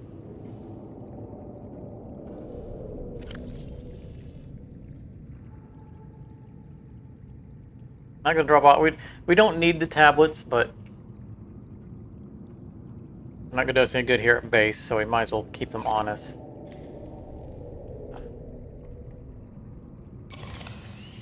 A battery swap real quick.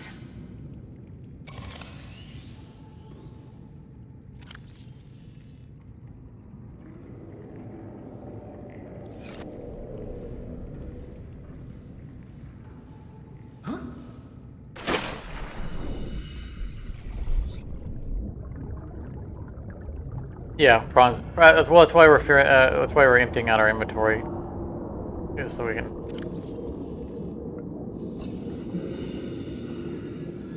Take out the prawn as much as possible.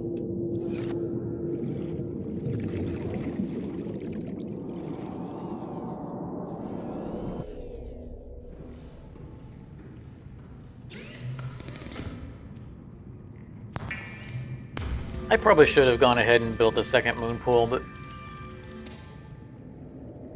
the problem with that is that the moon pool that we have is essentially what the base is built around. Like if I could build a moon pool, like, you know, like one that comes out here and one that comes out here, then maybe. But any other moon pool would be in some weird, awkward place that wasn't real, you know, real accessible.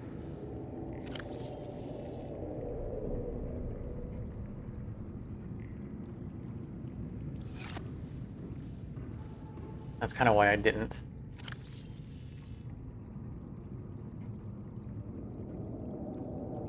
Okay, our overflow needs an overflow.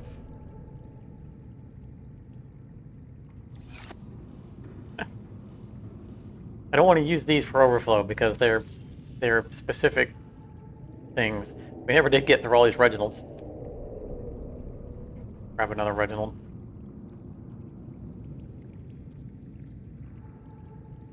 Why do we have a Jaffa Spore cup in here? Did we not?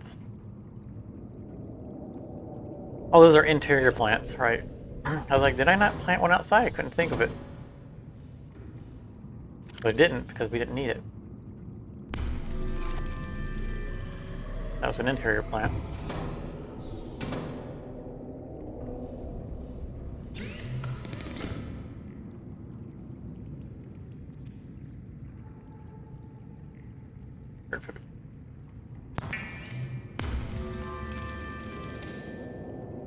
Yeah, it feels like our food and water stats have stopped moving.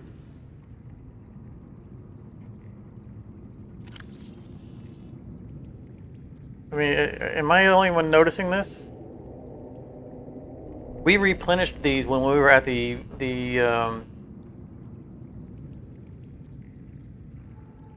Lost Sea base. They shouldn't still be that full.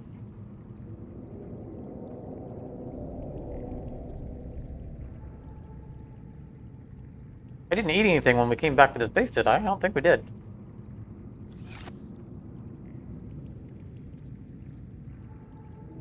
I mean, they were actively working earlier. But yeah, it's almost like they bugged out. Also, the Reginalds get a tank. Reginalds have their own private tank. See? They just mass produce too much.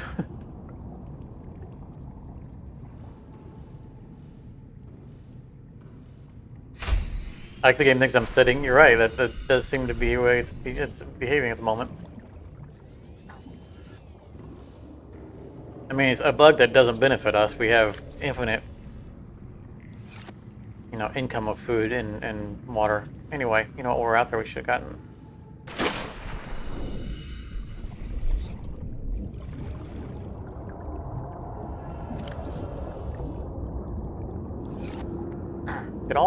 Did we have an egg that still wasn't hatched last time?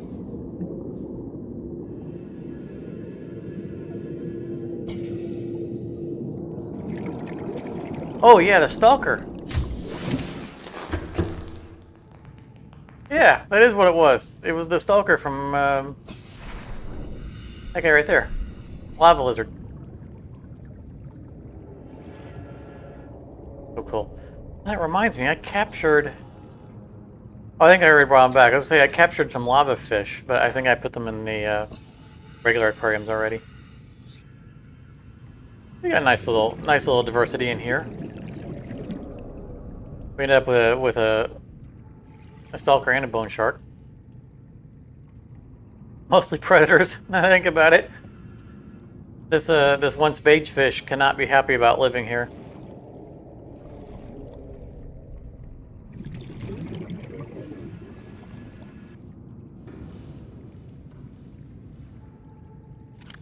Yeah, our stats haven't changed. So, to that point, let's sit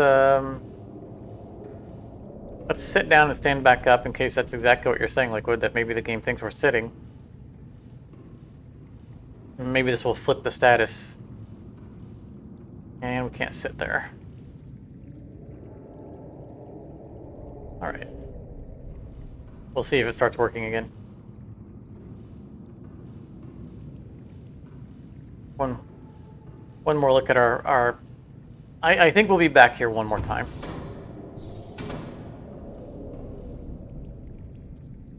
And his bedroom came out so good. So pleased with it. We need, actually, I think we need copper wire.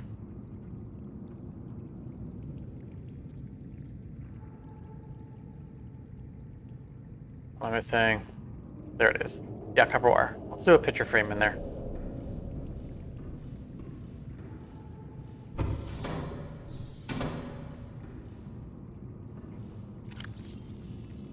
We're low on copper.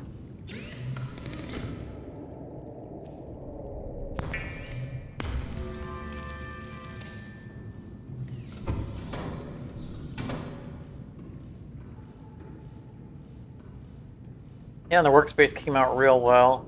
The fish tank really brought it together because, you know, the kind of like the break area slash kitchen is separate from the work area. Whereas we didn't need something in the middle of this because it's one giant room. So the openness works here.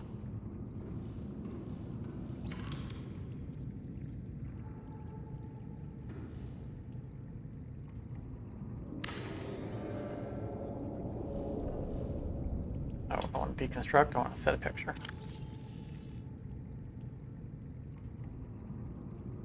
A nice casual picture of the sky.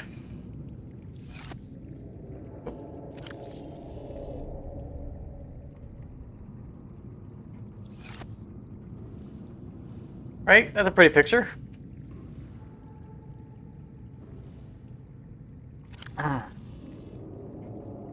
Like a fireworks display.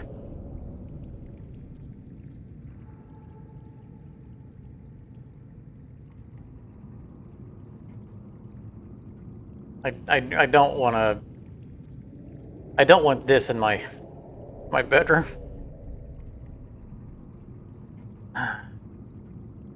Yeah, well, I think we're gonna stick with the one we put on there. We'll just say those are meteorites that we happen to catch coming down.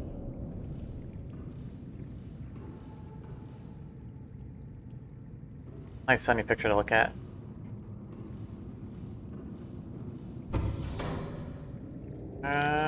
Those stats still haven't started again.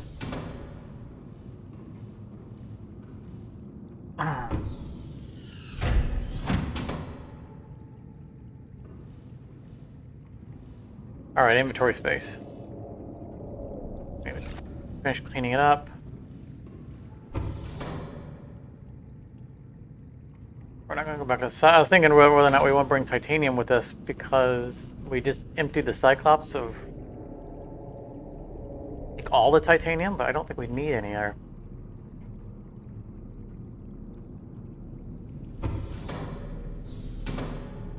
I don't think we're even gonna go back to the Cyclops. I'm gonna grab this even though it's not requiring. Our stats don't seem to be moving.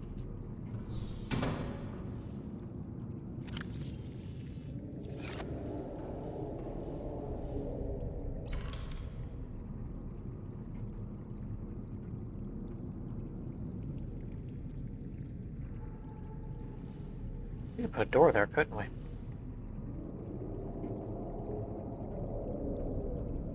Not that there's any reason to ever go through that.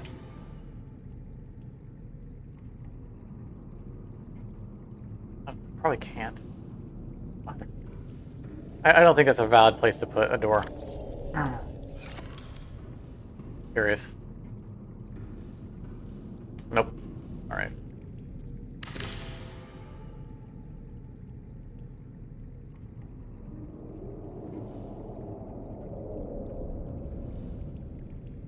No, we're not going to end up putting another one next to it, but I want to move it over enough so that we could put one next to it. Should we ever need to.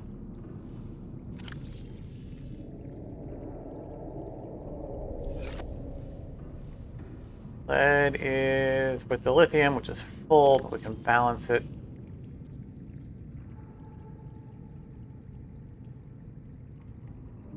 There we go, half and half. This is full, it is not. I guess I didn't need an extra storage. Okay. All right. Time to head back out. Where did our... Oh, yeah. It's stealthing again on us. I just tried to go through the door that we didn't make. Or we couldn't make. Let's switch it to daytime because we're going to be going across. Yeah, Nicola, I don't want that other picture in the. I mean, you know, this picture is just as bad as having the Leviathan picture. because the fireworks is actually the picture of the sunbeam being blown up. That's a picture of dead bodies falling out of the sky.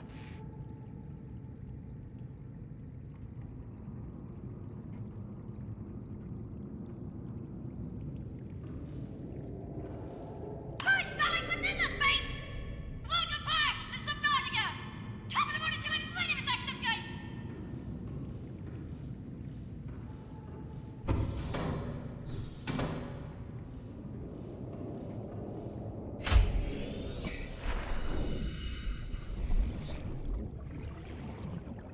Welcome aboard, Captain.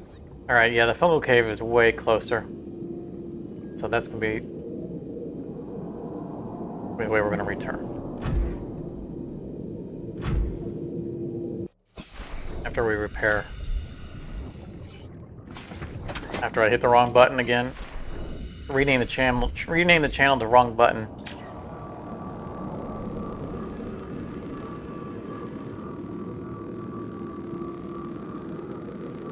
Do that so often. I play too many different games. And they all have different buttons to do similar things. That's my excuse. I'm sticking to it.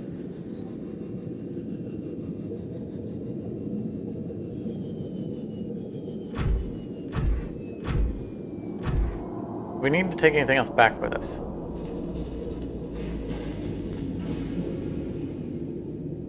I don't think so.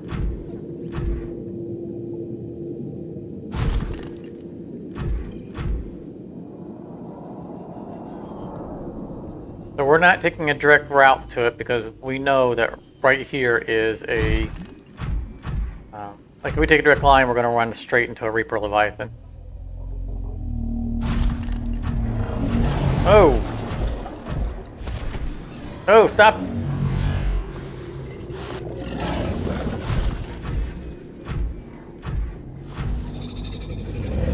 You know, we're working on the same side here, buddy. I think they don't want us to complete our mission because then they don't have a job anymore.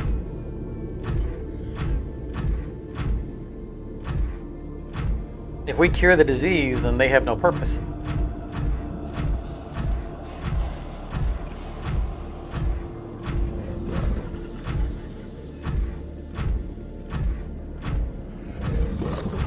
They're going to have to go back to new skill training, learn a new profession.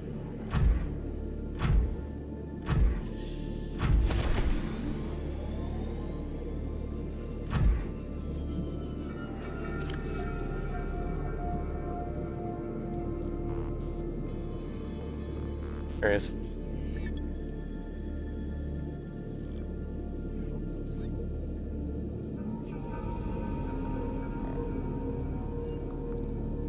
Requires an ammo class. Alright. I was going to pick those up and potentially make a little room on our temporary structure.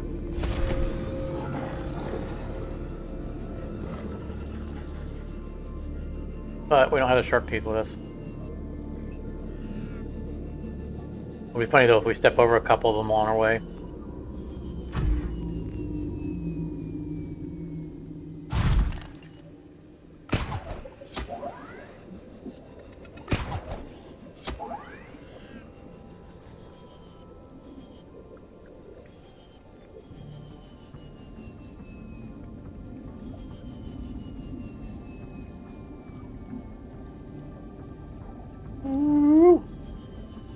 Run hot.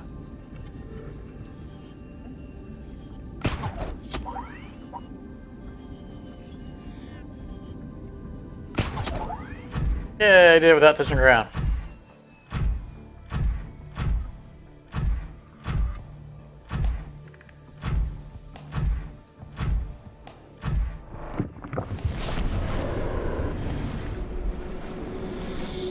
It's threading the needle. Yeah.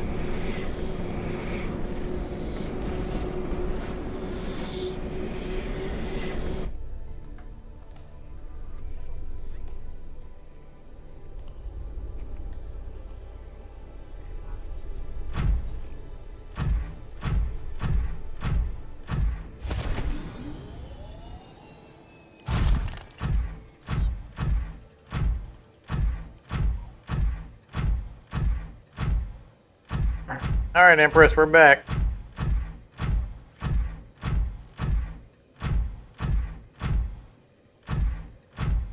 Leap right in. Geronimo!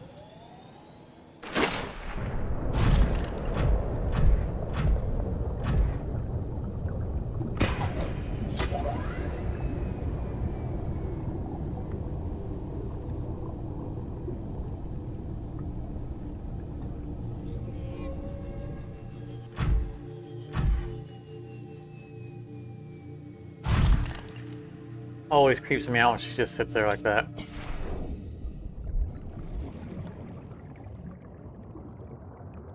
And I think the reason that creeps me out is because it shows its intelligence. Like, you know, you have a big predator that's just swimming around, then they're just swimming around. But if they're sitting there, contemplating, thinking, and staring, then they're scheming.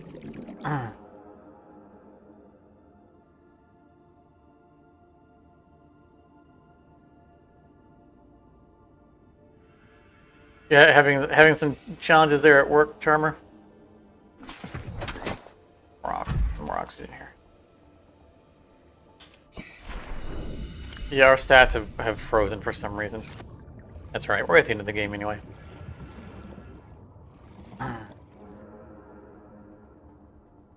You're right, the O2 has stopped as well.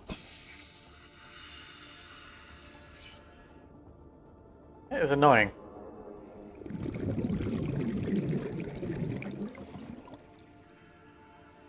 I'm so tempted to save and exit and come right back into the game. Bear with me, guys. I'm going to do that, because that's... No, I mean, all the stats... I mean, sure, we're close to the end, but it's... You know... It'd be nice to have it... the camera's covering it up. It shows that it's saving. We're just going to go back to the main menu. This is going to take a minute. If you guys need to make a drink or something...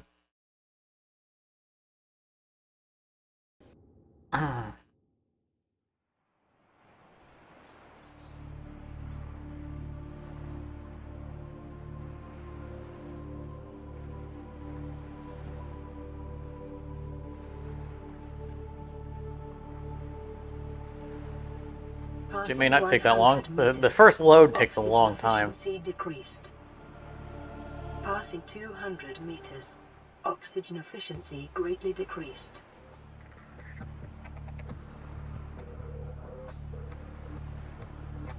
Welcome aboard, Captain.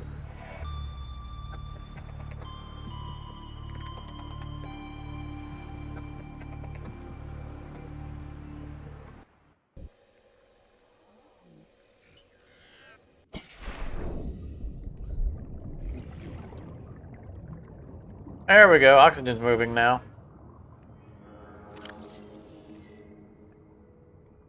And I think our food was at 97. For some reason our health is going down.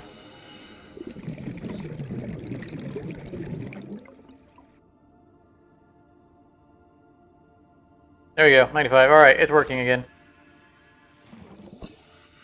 We are no longer immortal. Alright. I don't need to put this off any longer. Health is going up. I guess you're right. I think I want to record this as well. So I'm going to turn off the webcam again. There are some clips I need for future project.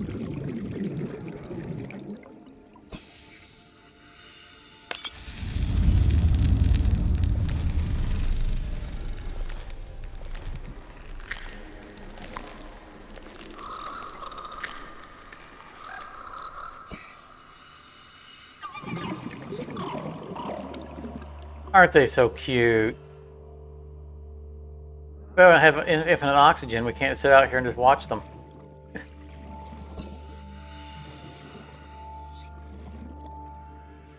Into a place where we can get not drown. There we go.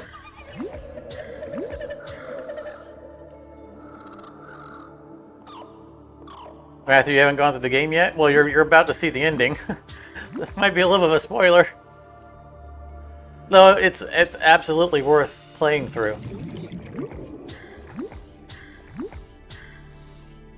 I mean, I've played through the game so many times. My young are swimming for the shallows. I thank you. Their freedom is my end. What will it be like, I wonder, to go to sleep and never wake up? Perhaps next we meet, I will be an ocean current, carrying seas to a new land. Or a creature so small, it sees the gaps between the grains of sand. Farewell, friend.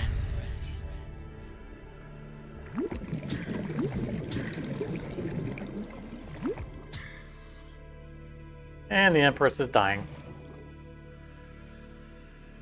I think it was unnecessary sadness there in the end. Like, did you really have to kill her off?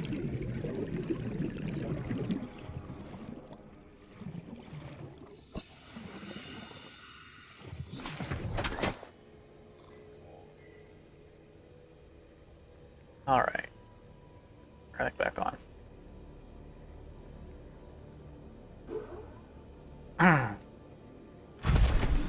Okay, so now we really only have two things left to do. We need to disable the giant gun and build our rocket.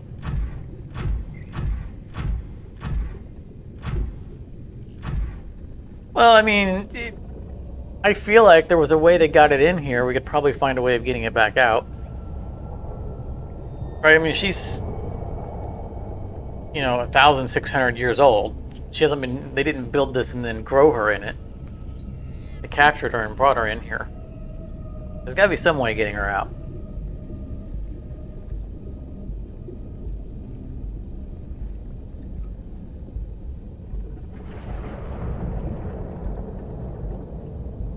Flood the main room above, or swim out.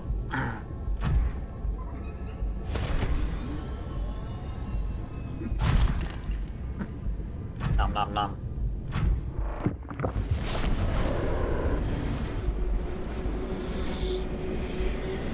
So let's go shut off the gun so it doesn't blow us out of the sky.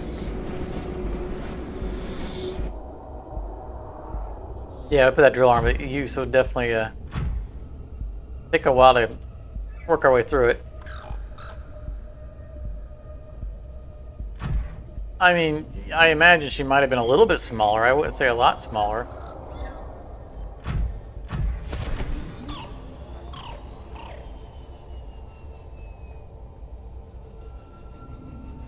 Set this down. Swim with the little babies. Spitting out. Spitting out cure, I think, is what that's supposed to be. Technically, we are still infected. Maybe we self-scan. Yeah, infected. Whoa. We're bathing in baby vomit.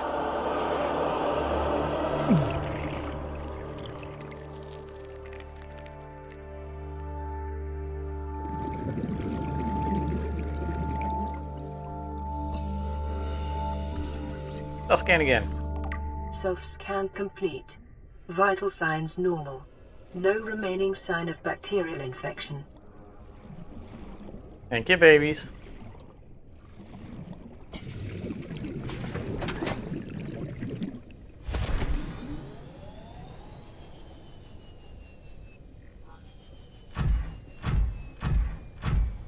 Am I flipped?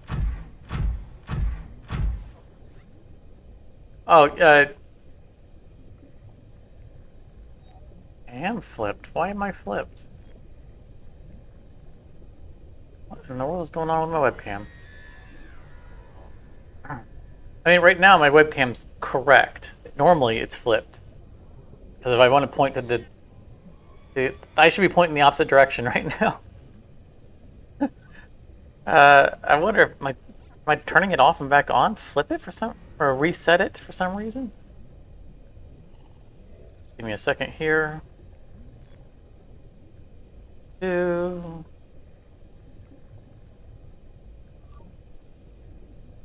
no, that's not it. Hi. I didn't think that was right. Where? I don't see a button for flip horizontally.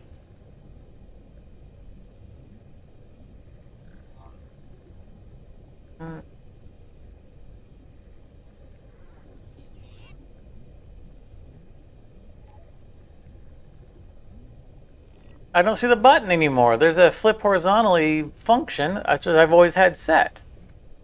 Australian book. Yeah. I mean, obviously, right? I'm where the flipping buttons are because I flipped it the opposite direction.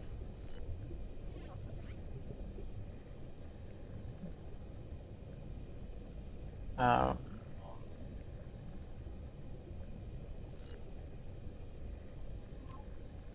Figure video. Camera control. No, that's just I'm changing exposure and stuff like that. Yeah, normally everything on my shirt should be backwards on the screen because, you know, if I'm physically pointing that direction on like what's on the monitor, I don't want to have to always remember to go the opposite direction. Oh. And normally I get the direction right, which means it's normally set right. I just don't see it anymore. It's missing. I just might have to live with it. Let's check. There's one more menu I can check.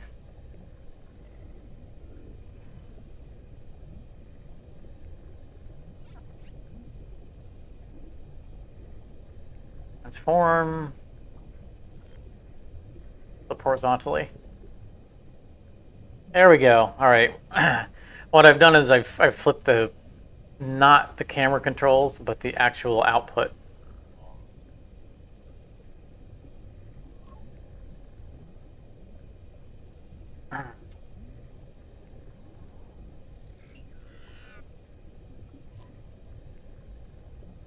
Well, it's just a lot easier for me to remember that, you know, because I don't want to reassociate where I'm pointing every time.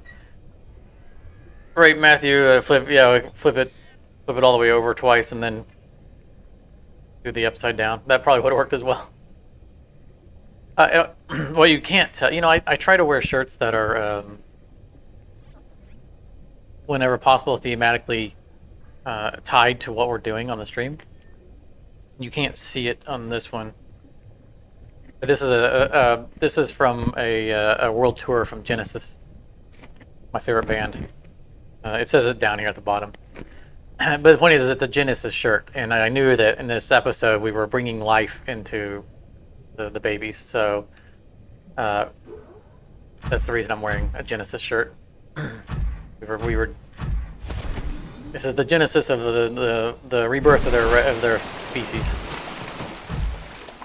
So I was on theme, even if it's not obvious.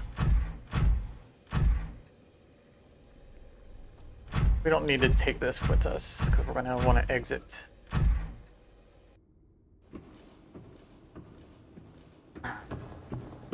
If I stood up, you can see it says Genesis. Just take my word for it. There was a teleporter over there. Is that the teleporter that goes from island to island? I feel like it wasn't. No. Where did it go?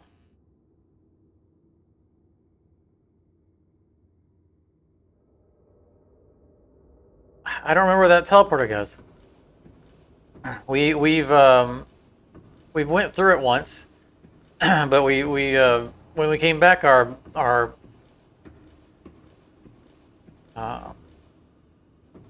minister, the prawn, was in the floor. We got distracted dealing with trying to get, you know, that bug fixed.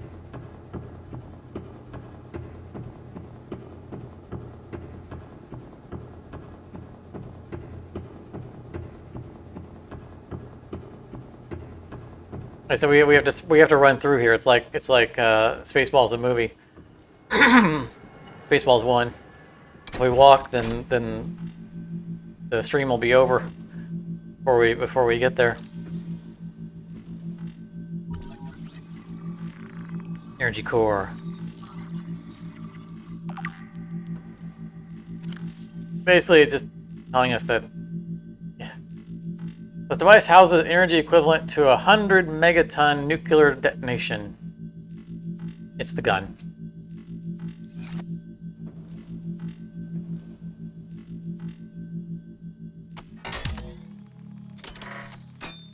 Ouch! Yeah. I do like that we dodge it.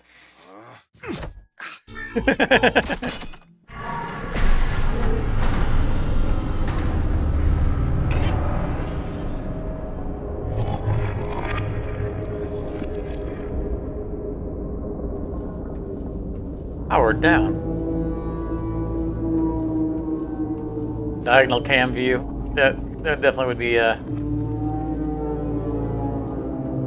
why is it moaning? We didn't just kill the base, we only turned it off. It doesn't need to be moaning. Oh yeah, Charmer with the desert searching scene from Spaceballs. Comb the desert. I was actually thinking of that reference when I said earlier that I'd combed this entire map, looking for the last enzyme piece. That was the reference I was thinking of when I said it, but I didn't tie it to it. Welcome aboard, Captain. Hilarious.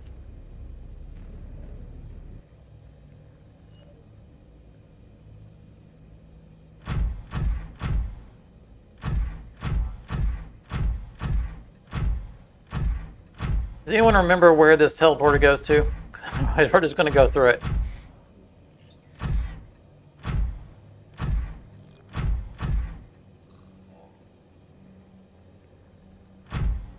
No, I don't think it matters where it goes through. We're going to take it anyway, but I think what we're going to do is we're going to go back and get the Cyclops and bring the Cyclops out, because I don't want to leave it down where it's at.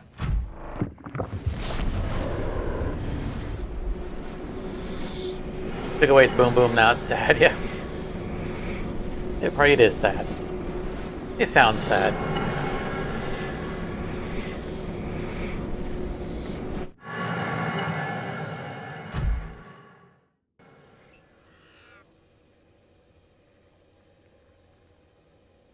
Is this the other deep water base?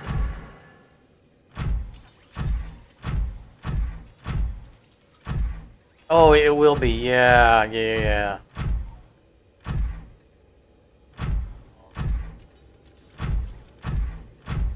it is.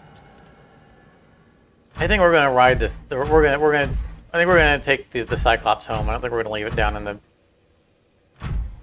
lava area. Not like we don't have the time.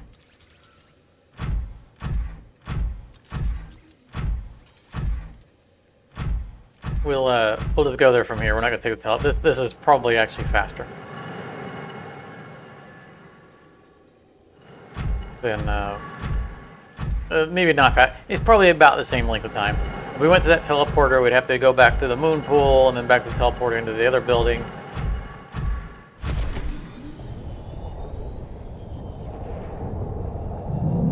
I don't know why there needs to be a teleporter between those two buildings, this one and that one.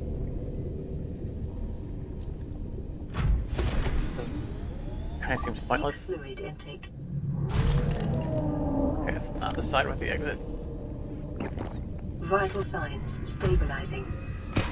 Like we need to have already been here before we went there anyway. It's probably because this place is hard to find if you don't explore a lot. And it's probably just, they probably put it there just for another way for people to find it. We don't find it through exploration. right? Because you're going to find that teleporter in the gun base for sure. And not necessarily going to find this, because this is moderately well hidden.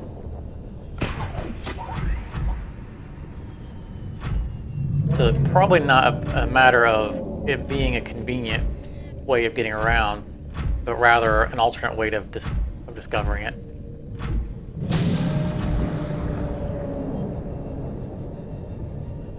Ooh. You see a fiery explosion? Is that the dragon shooting at us?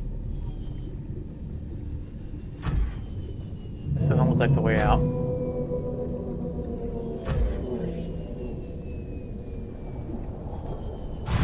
Where did I take a wrong turn?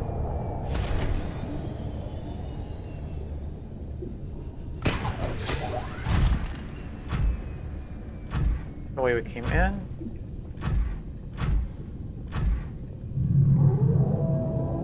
Arrows up.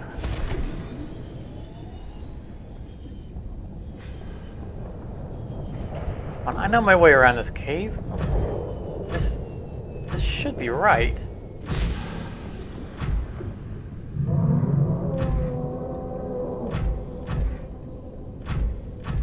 Yeah, see, that should be the exit, isn't this where we just went through? There it is. Somehow I missed it. Alright, so I think we're gonna do a little bit of exploration because I want to try to find. There's two ways down to the final area. I don't recall the second route.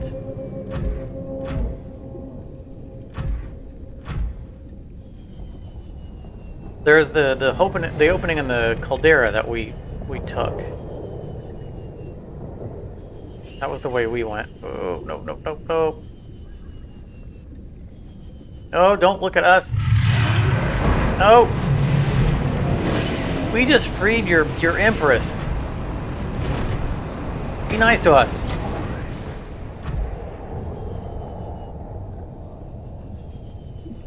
Okay. Why is everybody getting so aggressive?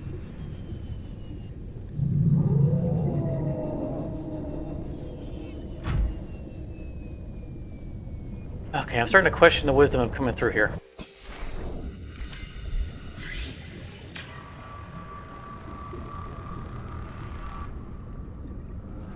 I also haven't recharged the prawn. But that's okay though. We've got lots of power on us. These leeches used to grab onto the prawn. Yeah, I've changed the ecosystem. The great upheaval seems to be it.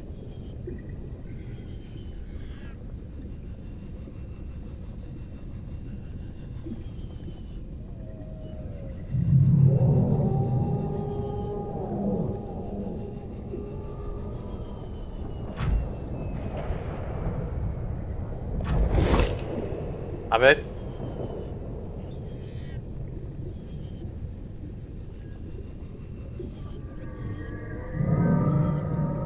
It'd be a lot easier if we had sonar.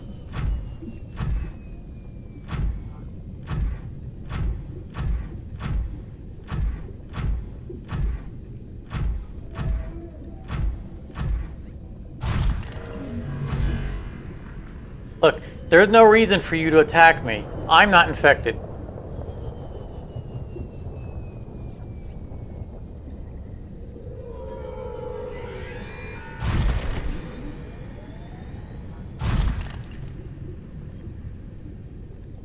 Does he become passive?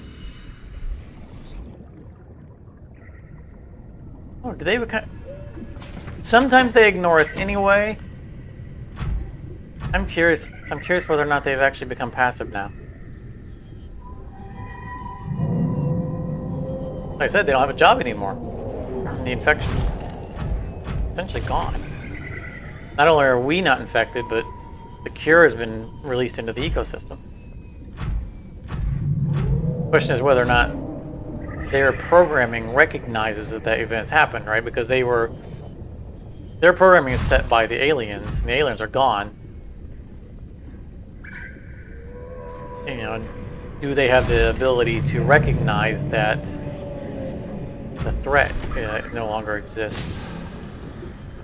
And why are they not hunting that guy? He's clearly infected.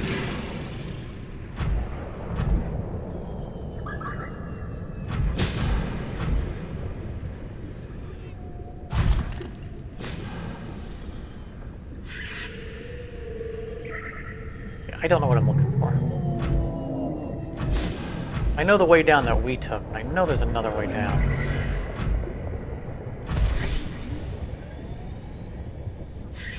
Well, that looks promising. Oh! Oh no, that's... I thought that was an egg. It's a giant temple.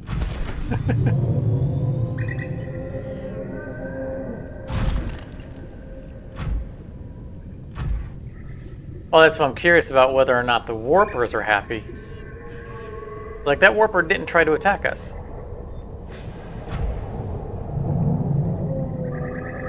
I think this is the regular way down.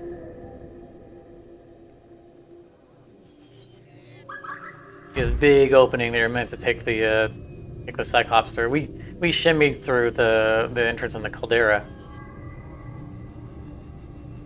I think this is meant to be the regular way down.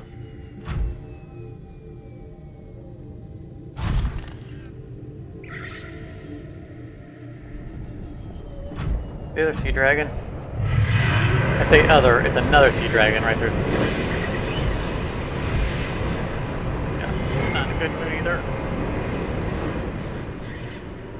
There's at least 2 sea dragons in the area we just came from. Alright, you just let me get some forward momentum. Fireman across before he comes back on his patrol route.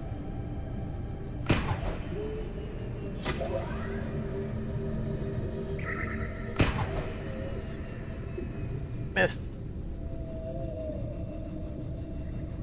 There we got a lot of jetpack to make up for that.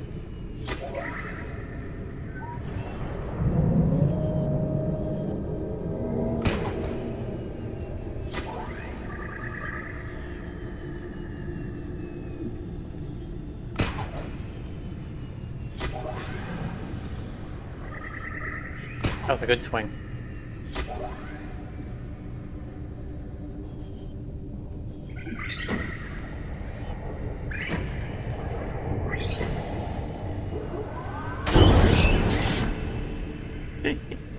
I'm going to leave the rest of them for now, just get out of the area, and then we'll get out and descale the ship.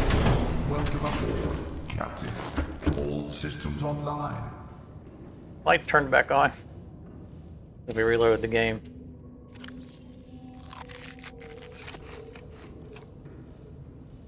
Grab some fruit snacks.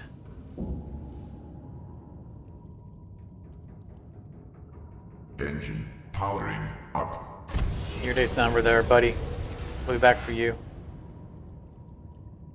Whoa, 5%. They've been active. All right. Powering down. Maybe we're gonna deal with them right now. It'll be a little warm out there. That's all right.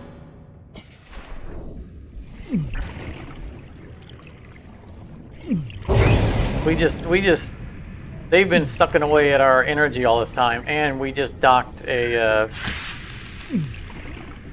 prawn that was at 50% power. So.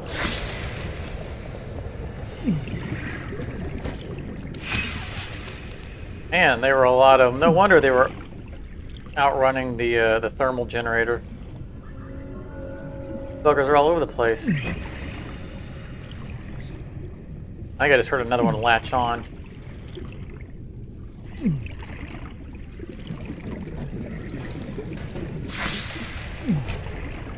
Learn.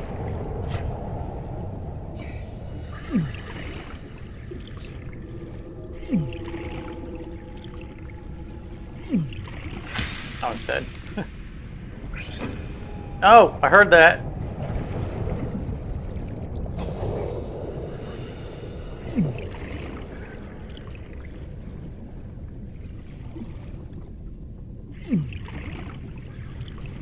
I heard someone else latch on.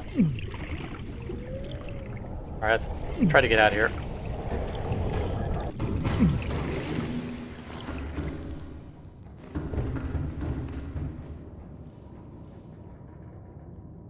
What? Really?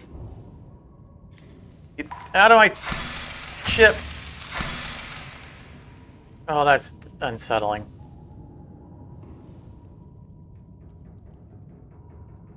Engine powering up. Rig for silent running.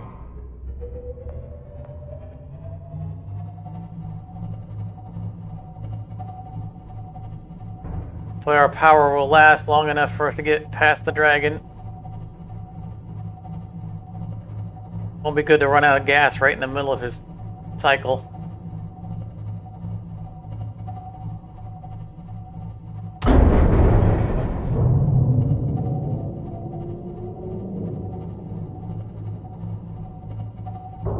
Taking the most direct route I can.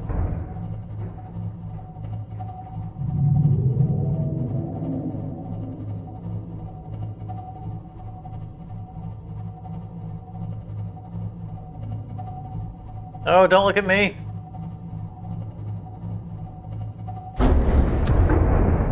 Why do I do dangerous stuff like this? Okay. Whew. Apparently he's nearsighted. Our silent running saved us.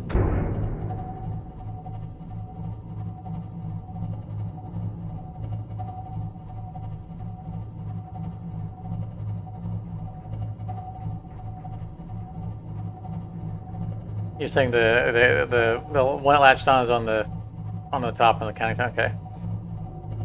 When we get out of here, we'll have a heart-to-heart with him.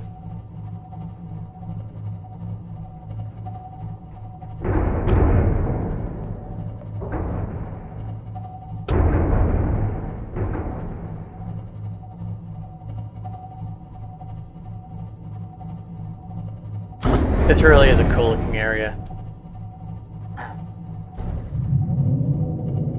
Lava flows.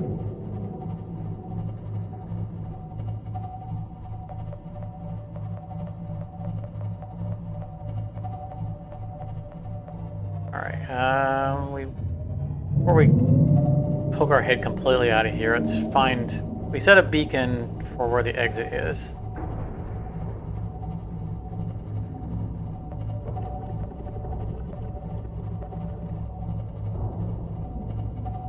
Lava exit, there we go. There are a couple of those guys here. Rig for silent running.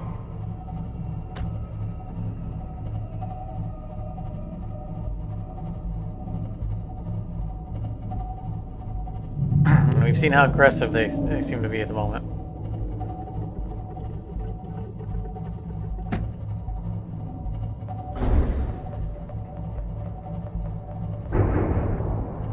Oh, hello. Boy, that silent running really helps, doesn't it? Don't latch on, you. You just...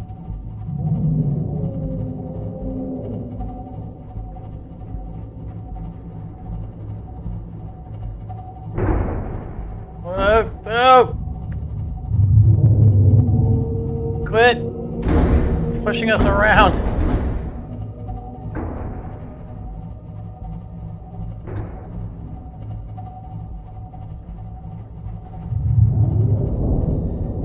And monitor our power when I'm on camera.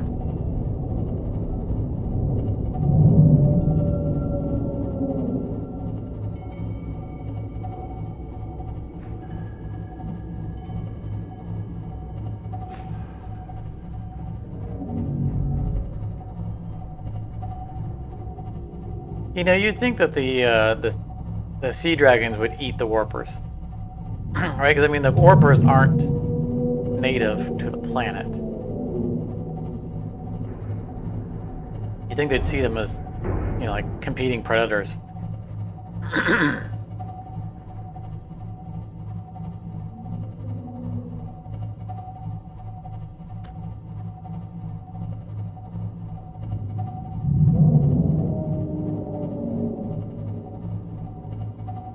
4%.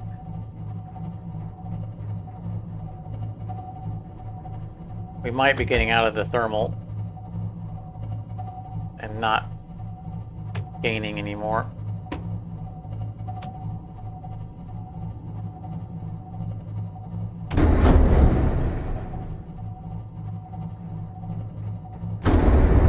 Sorry. Sorry.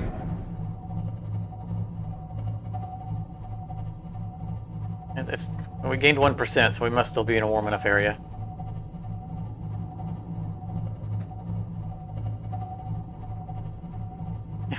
You're glad that the sea dragons aren't one of the things that warpers warp at us? Could you imagine? I could see a mod doing that. Like adding the sea dragon to the warper attack.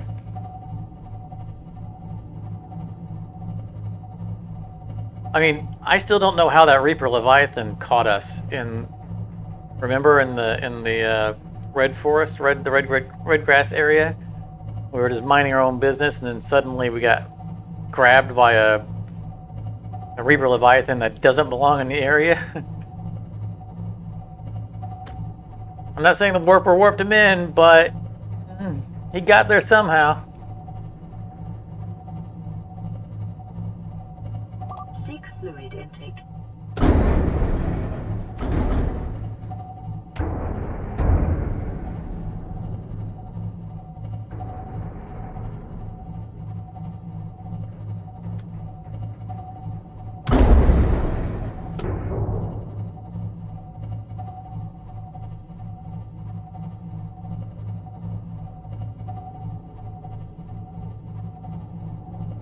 Feels kind of bittersweet coming out of here the last time.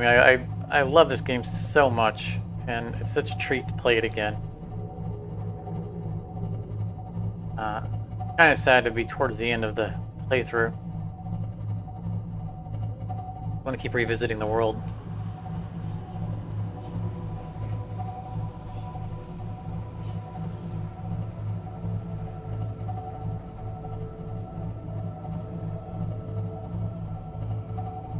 So hopefully they will come out with a true part 2 that is worthy of this title.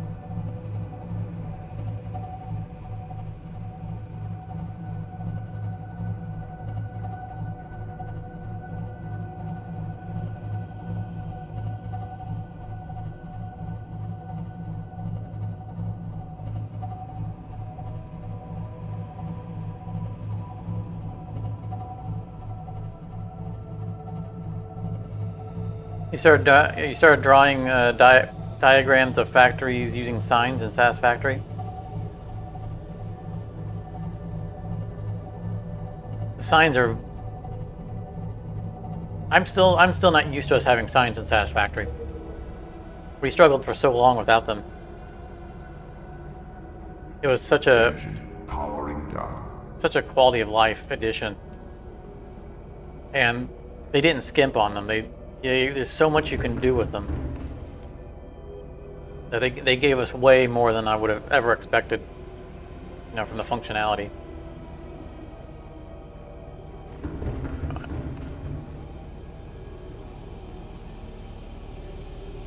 Engine powering up. Back this up a little bit to park it near the thermal.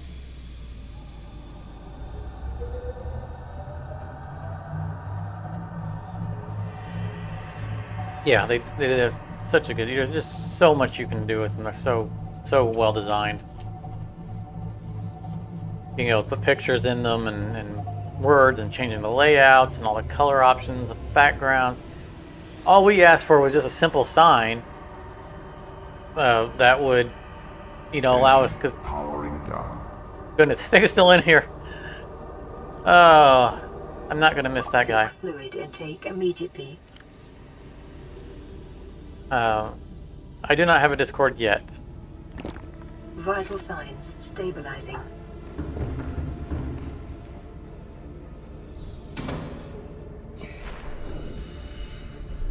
If we're close enough there for that to heat up. Oh,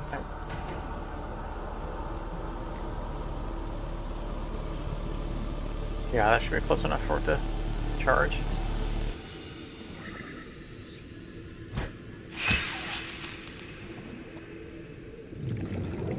Okay, he just vanished.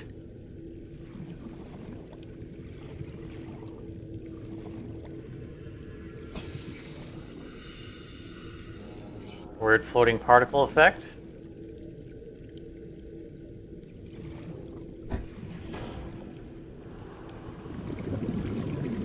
Yeah, and unfortunately you can't post like links in the live stream chat. I don't need a map. I forgot that we have a map on this. You know, I never used the sonar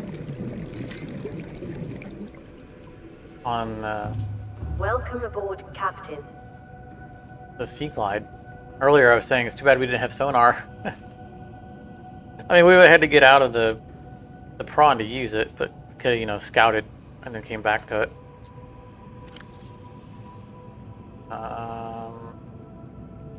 Oh.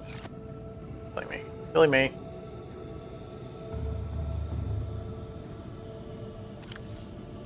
Come on.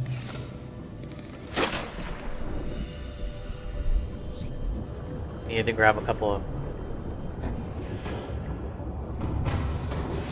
Welcome aboard, Captain. All systems online.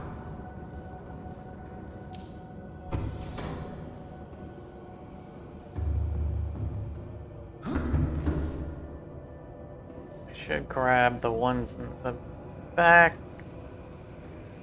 All right.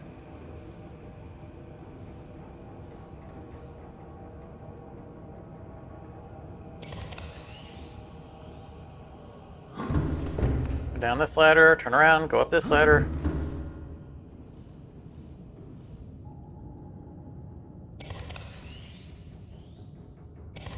You know, this engine room reminds me of the engine room on Firefly. On the Serenity. We see occasionally in a couple of the episodes.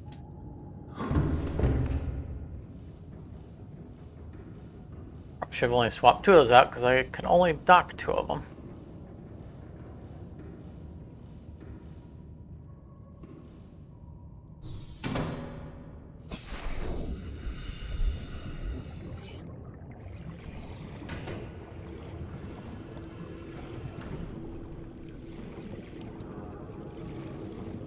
Don't forget the module, the shield module. What are you referencing there, Liquid? The shields aren't turned on the. In fact, we never used the shield, strangely, on the Revenge, even though we have one. Yeah, Kaylee's room is never as tidy as the Cyclops. That's very true.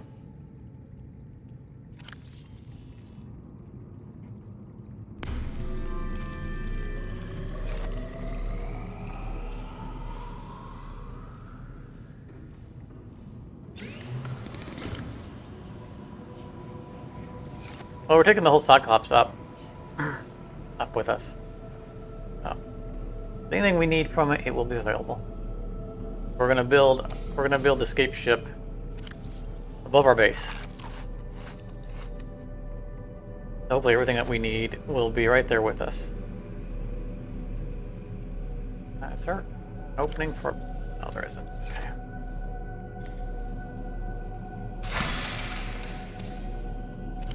Oh, declare it. Last one. Thank you.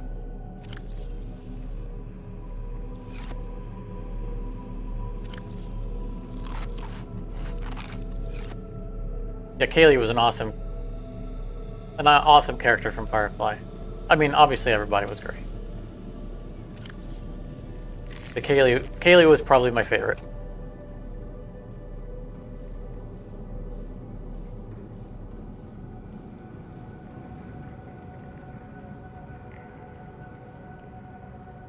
I don't think we have anything else here. We got some power, we got some food. Kaylee was definitely my kind of girl. Down to earth.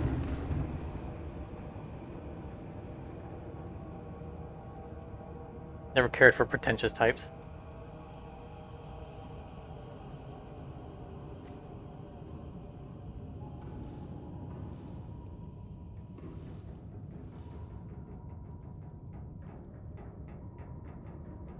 Engine powering up.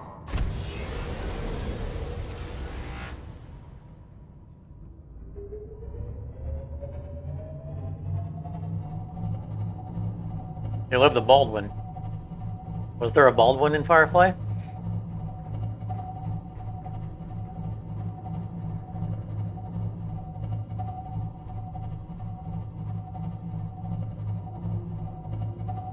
Still talking about the same thing? Wow, our power, look how fast it went back. Well, I mean, sure, we did change out a couple batteries.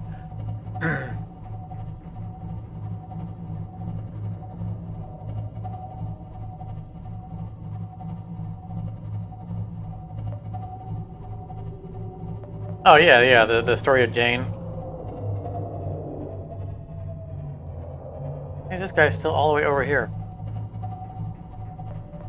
Don't mess with me. I'm leaving. Stop pushing me.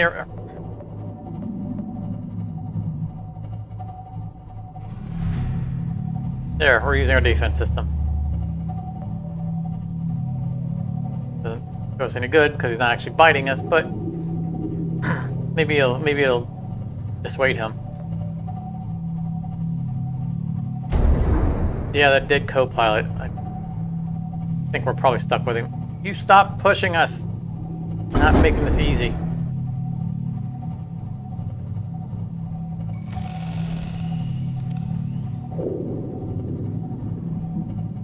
Was Jane's last name Baldwin? I can hear us going through batteries. Now that I think about it, I can't remember his character's last name. He's still pushing us, by the way.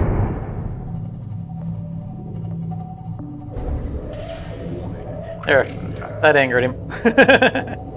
Rig for silent running.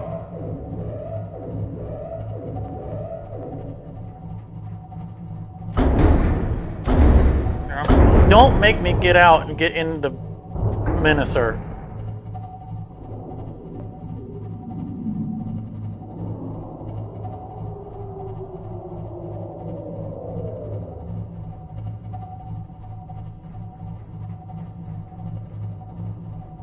You can put the, if you want to put the URL in a comment. Obviously, you can't do it right now because the stream's still active, but everyone can come back and check it out. This doesn't look like the way out. He's got me all turned around. He kept pushing us off course. I think that's the Lost River exit.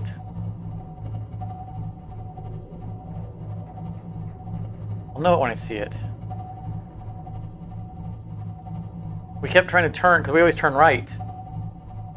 Or to starboard. To go up and out our way. He kept pushing us over. Oh, sorry, couldn't be helped.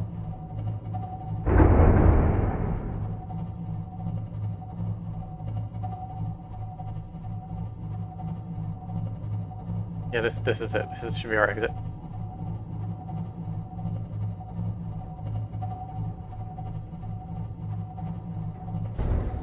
You can also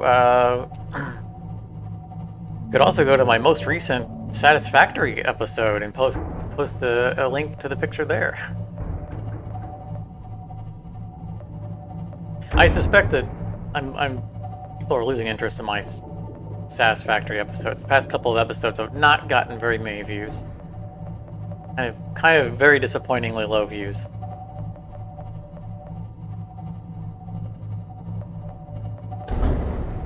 Probably doesn't help that I've taken a couple weeks between episodes.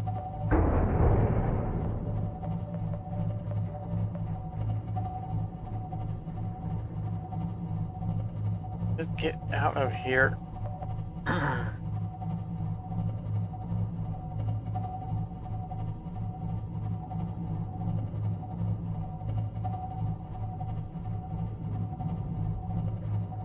He's giving us a Go away, nudge.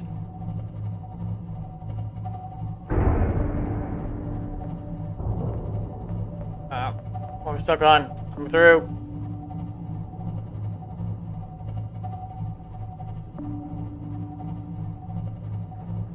Make our way up.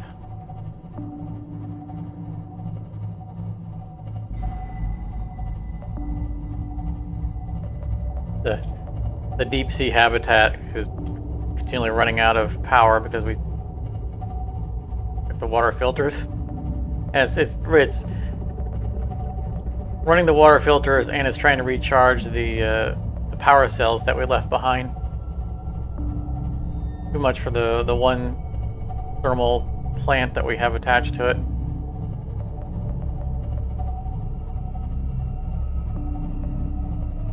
Hello, home base.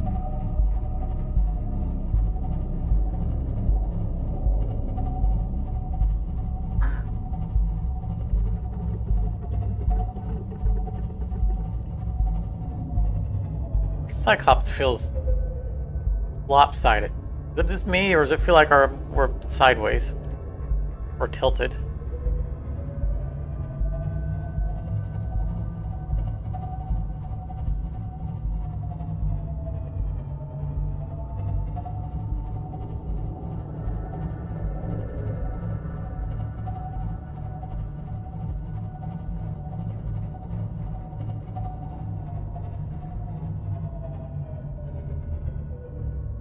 All right, turn on the external lights.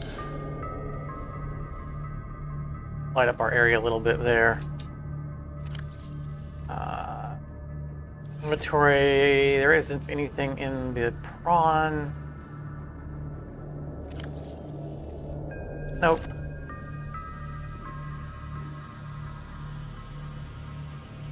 Thought I heard a leak just now, but I don't think so. Oh, there's our... The dead co-pilot has made his way all the way back to Kaylee's room.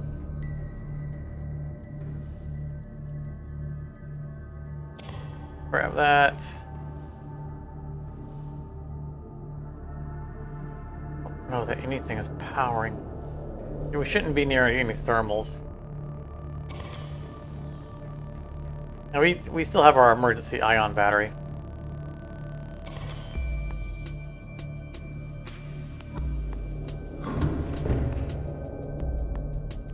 I think we're just going to take everything inside and for charging.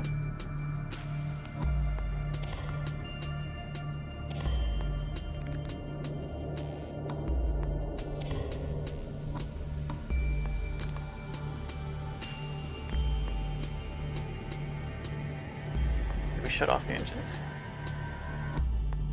Engine powering. Look at our power. That's some low power.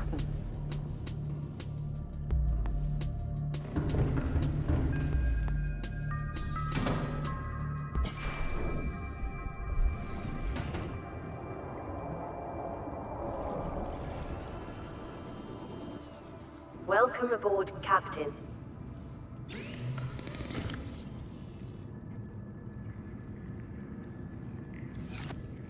All right, let those run. And let's find the bucket pad. There it is.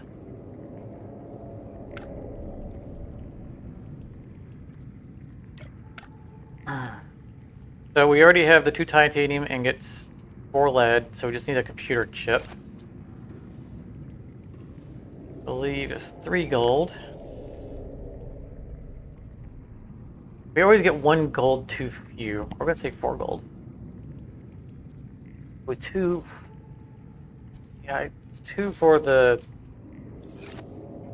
We need a wire. Whole table.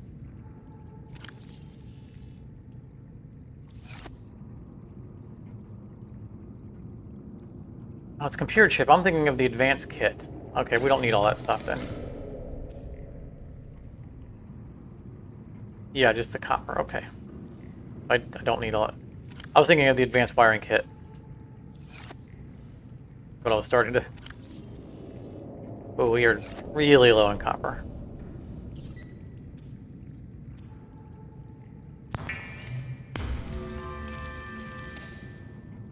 What did we forget? Oh, 2 coral table.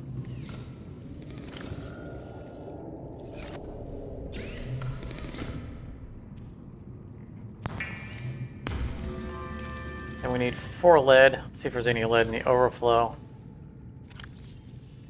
I don't think there is. I'm mistaken. There's plenty of lead in the overflow. And more gold than we need.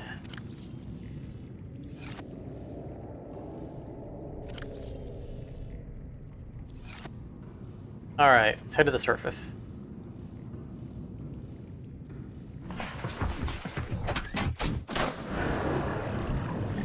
Welcome aboard. All systems online. Our base is so deep that we take a sea moth just to get to the surface.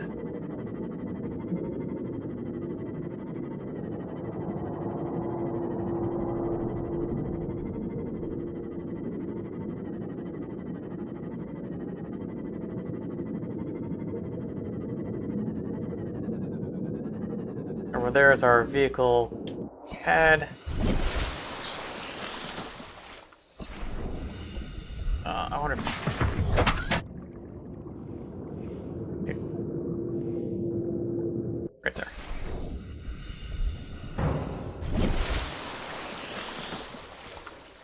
There we go. Something to stand on. I'm thinking it's an exterior piece. Wait a minute. Do we have to... I thought we built it. Do we have to use a... I'm confused. Did we make it in a fabricator? I thought we used a...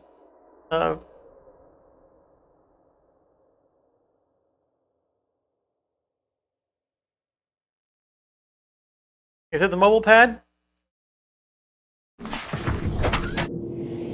I thought we just built it. I was just using the mobile pad for a reference point.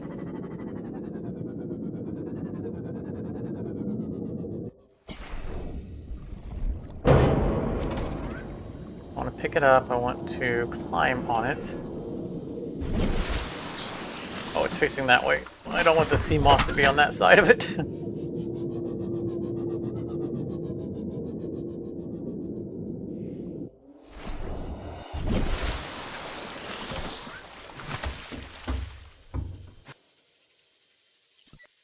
It's been a little while. Let's unpin it, because we don't need that pinned anymore.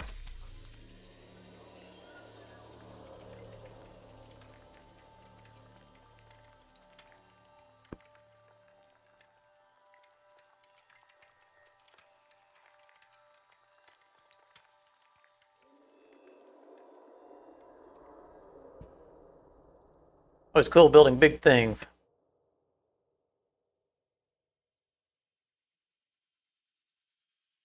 You'd think that there would have had to be silicone rubber in the build pattern for all of the floaty bits around the sides.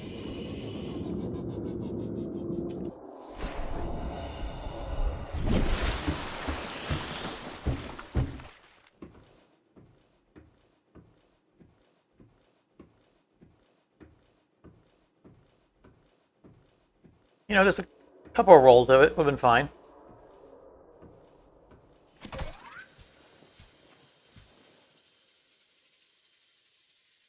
All right. Oh, I want to put it on the bar. Last of steel, copper wire. We are almost out of copper. Lubricant. Probably on here now. Yeah, there we go.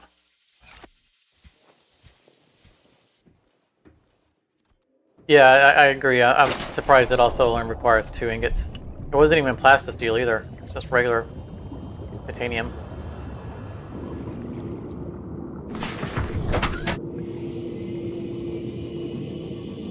Oh. Damn it. Is this on our bar? Because we have an extra...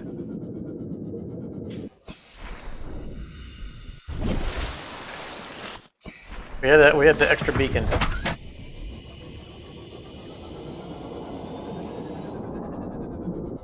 Might as well use it.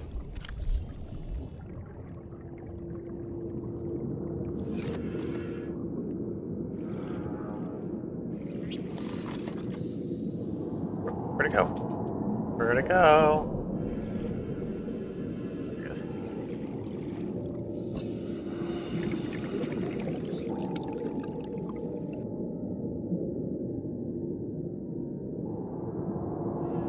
We can recolor that one. Oh, see Neptune 1. That's all right. We want our own beacon.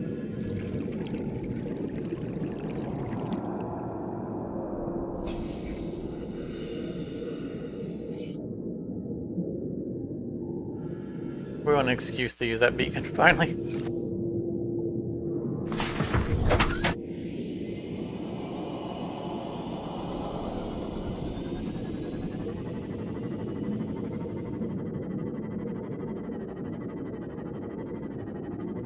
We should have enough titanium for the... Okay, we definitely have enough titanium for the one ingot. We have enough copper for another wire. But we are running desperately low.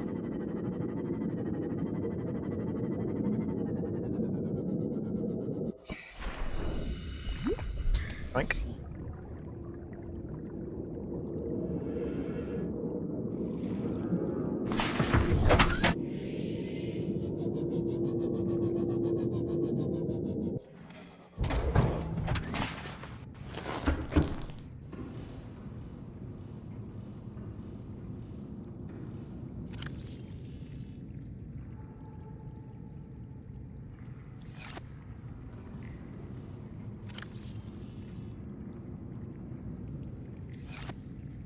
Is it 1 or 2 lithium?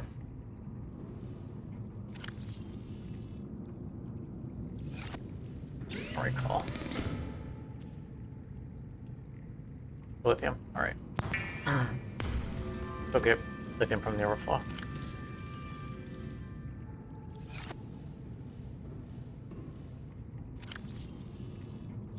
Oh, I clicked on it. Why did you not go?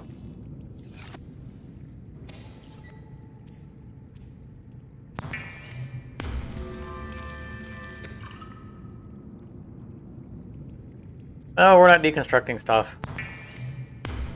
Not only are we not deconstructing stuff to get the materials, we're balancing our storage still.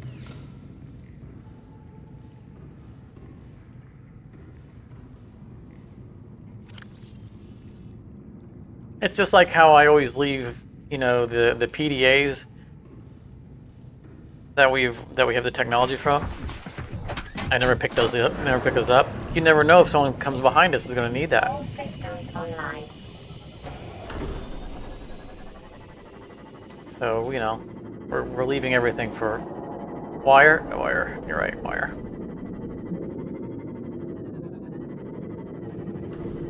I was just making sure you guys were paying attention.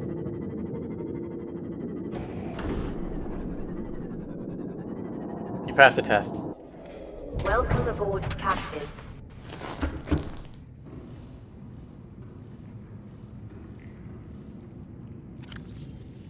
Yep, that's the last raw copper. I don't remember where their copper nodes are at. You know, the ones for the drilling.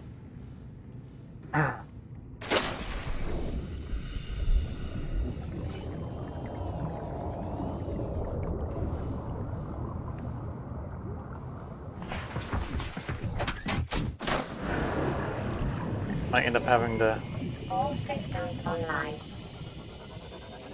go on a search for copper.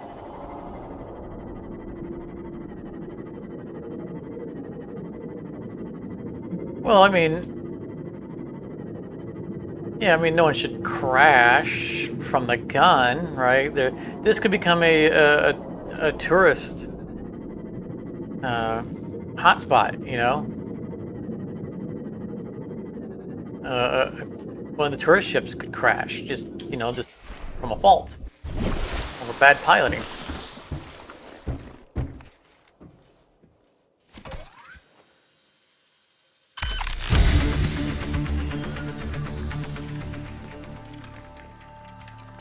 The music all kicked in, and then it died out.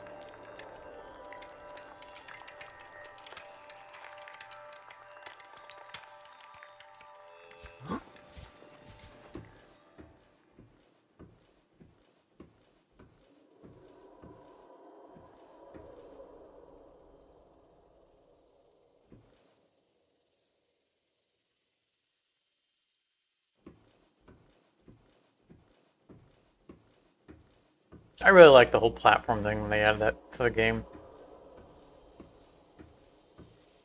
Nice final thing for us to burn some more resources on.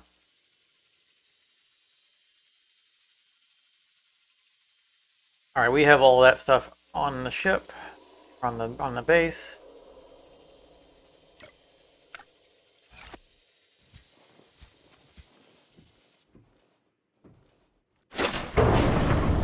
Welcome aboard, Captain.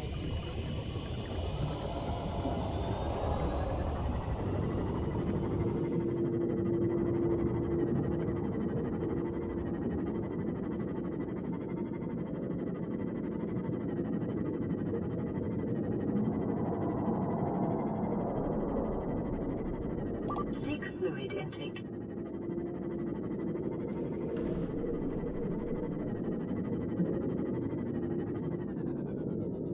And we did pick up, we brought a couple of extra rubies back with us, which will be very helpful here.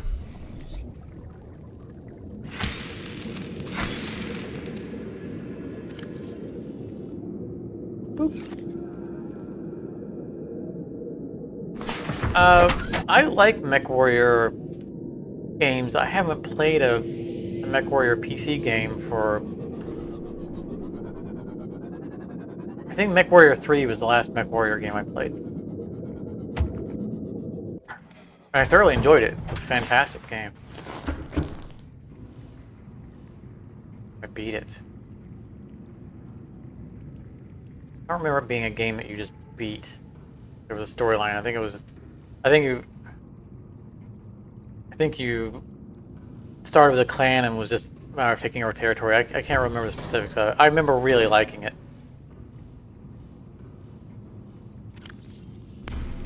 I played Vital signs stabilizing. I played MechWarrior Crescent Hawk's Inception, which was a RPG on the Commodore 64.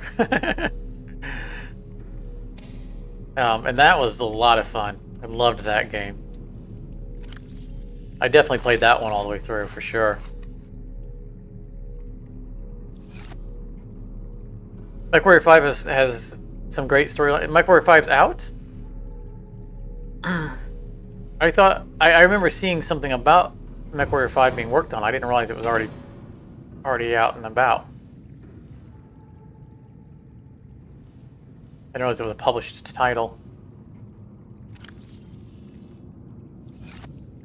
Oh, so you played Crescent Hawk? Yeah, it was so good. So well done.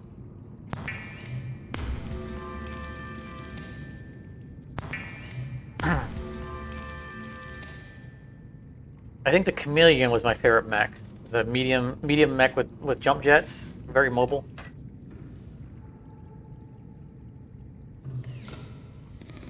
And mobility really meant a lot in Crescent Hawk because it was a turn-based game.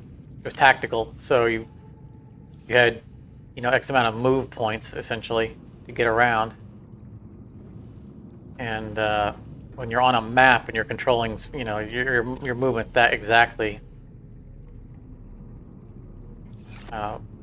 speed is a huge boon.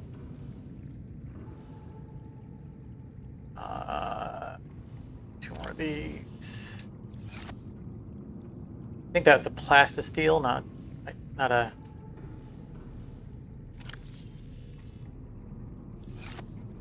Dang it.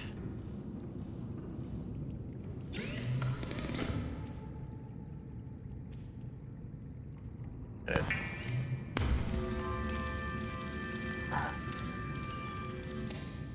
For multiplayer Z2, from any campaign you can open to someone else to pilot a mech that you own. That sounds cool. That really sounds awesome. Yeah, I mean, cooperatively riding around mechs would just be phenomenal. I think I would really like to do that. So is it like a cooperative going through a storyline?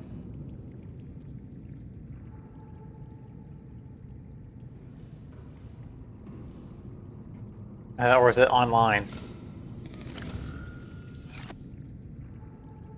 Oh, that's so bad. So the locker says organics. All my other lockers have letters, slashes, and letters. So I looked at that and I saw the NI in there and thought nickel. And that's why I went to that one. The other NIs are... I was not seeing the words. I was seeing the letters I was looking for. I was so tunnel visioned in that.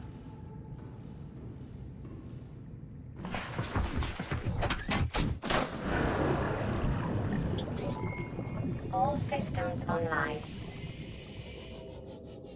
That sounds awesome, Matthew. Ooh. Oh, the ceiling there. I'll have to take a look at MechWarrior 5. Like I said, I really do like that kind of stuff. And I mean, driving around a mech, you know, in first person is super fun.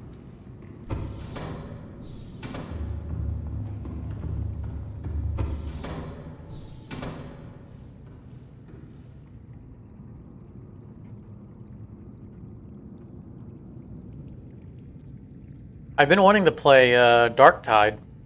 I don't know if the initial appeal of it has worn off or not. I mean, I imagine it still has a huge player base, but like from a streamer standpoint, it would have been good to have gotten onto it on day one. As I've mentioned before, financial difficulties. I couldn't responsibly be buying games. Welcome aboard. All systems online. Though that will hopefully change soon.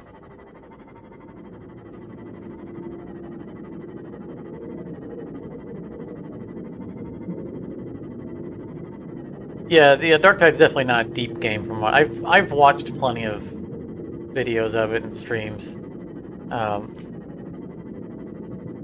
And there's a lot of not great reviews on it. But I've gathered that you know, if you're just playing it for what it is, it's a lot of fun. And being that I'm not a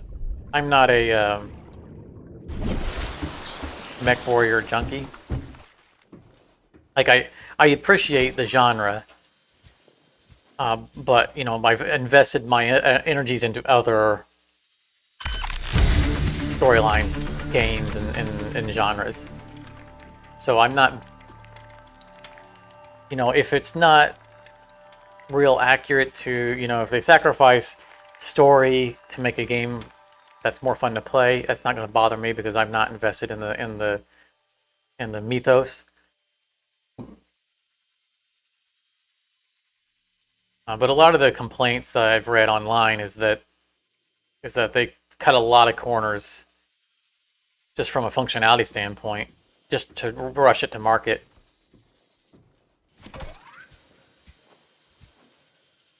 Two ion power cells. Fortunately, we have one of those already in our inventory.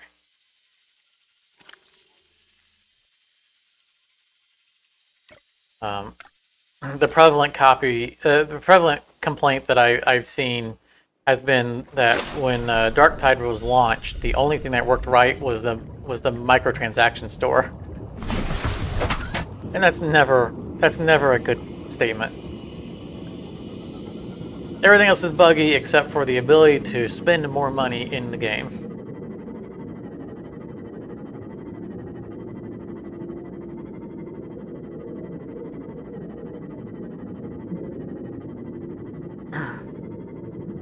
It does look like a fun game to play, and if you can get, especially if you can get a a regular group that works together, those kinds of games really shine.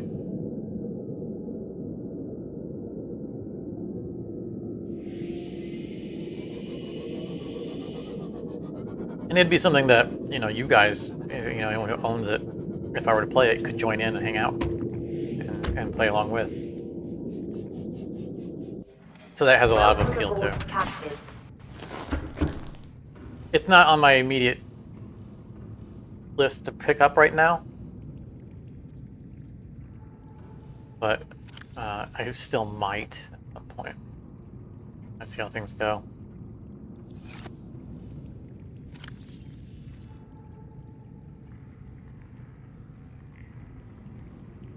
At this point, it's more of a time issue, like, how much time could I dedicate to doing it?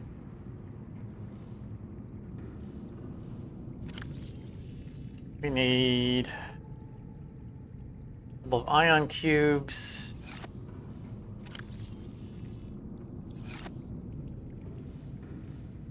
Or kyanite.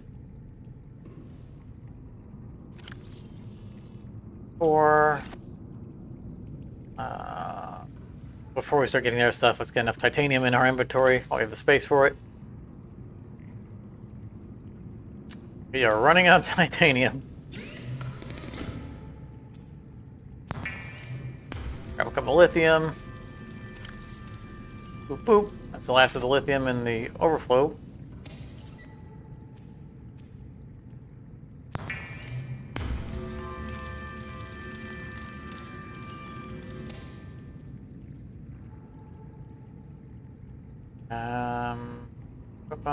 Okay, so we need... No, that's not what we want.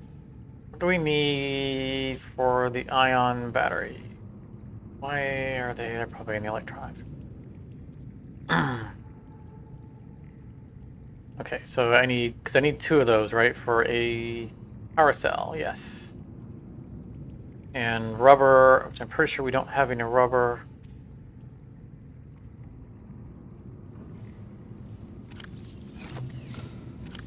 Gold, 2 silver. Grab some rubber.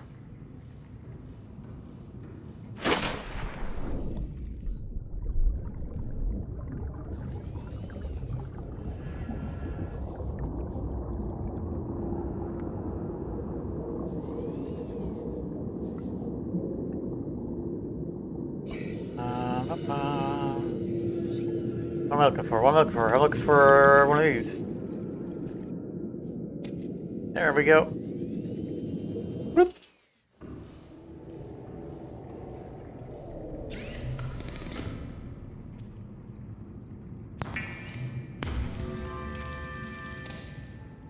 Hopefully we have the 4 sulfur. Not a thing that we've had to use very often.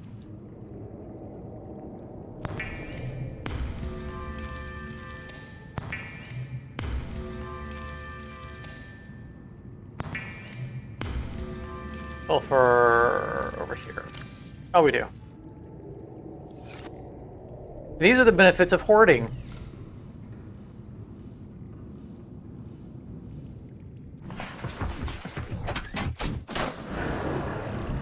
Space Hulk, Deathwings in VR. That's cool. Is it a? So you say Space Hulk, so that doesn't sound like. Emergency power only. Oxygen production. Mech Warrior thing. Like, I would love to play a Mech Warrior in VR. You know, it is because then you don't have to have room scale VR, right? You just sit in your chair and just your two controllers, which would be the controllers in the cockpit.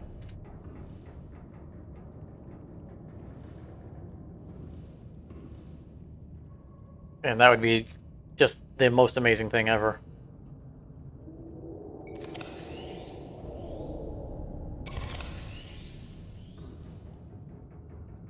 I just put a superpower cell in there on accident.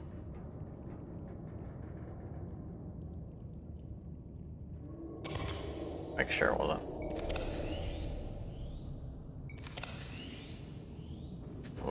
Tired of fumbling around in the dark. We have power now, let's turn the lights on.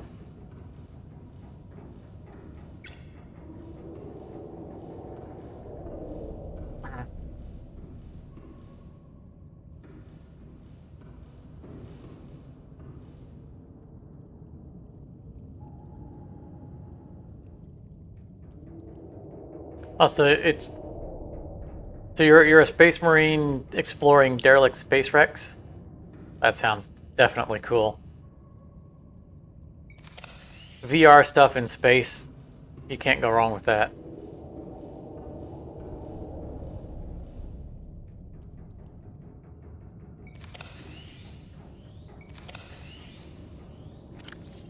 Well, we are shy one power cell. Seems odd to me because we had two to spare. No, because we had the two to spare, which were down in the lower base. So we need to pull one off of the recharger. Make sure we don't have anything turned on that shouldn't be turned on.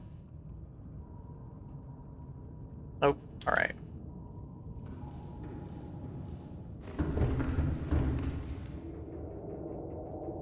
At nighttime, let's take a nap. Right next to a bed. Oh, apparently it's not. It just looks dark out there.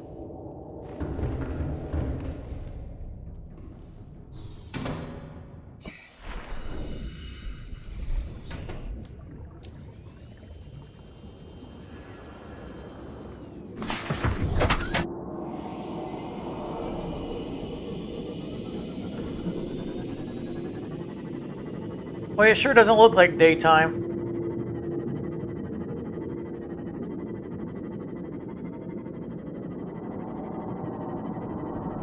I guess you can't just use a bed to reset it to daytime whenever you want. Because it said I'm not tired.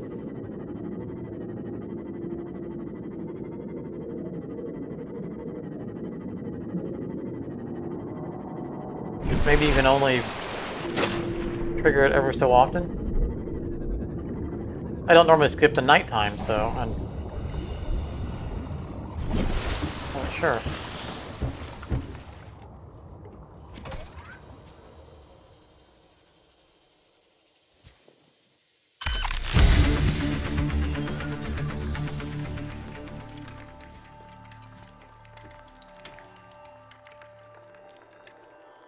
The Neptune.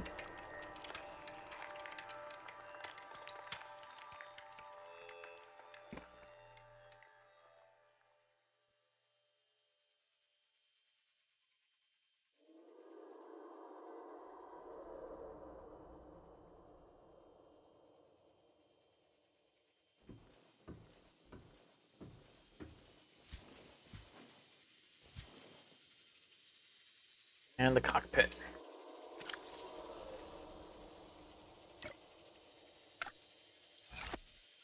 Okay, we're not going to have the resources for all that. We don't have the titanium, and we don't have the copper. And I wouldn't mind making an extra shield for it. You know, to not have to pillage the shield that we have currently. Saying I'm not willing to, I prefer not to.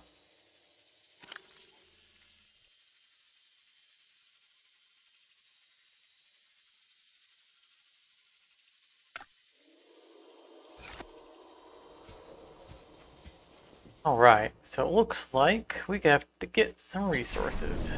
Now the titanium we can come up with pretty Welcome quickly. aboard, Captain.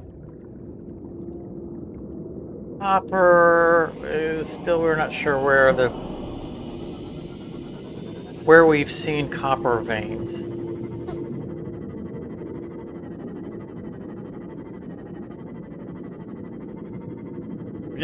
Technically we just need 2, but if we're going to make another shield, we're going to need 4 because the advanced power kit requires a computer chip as well.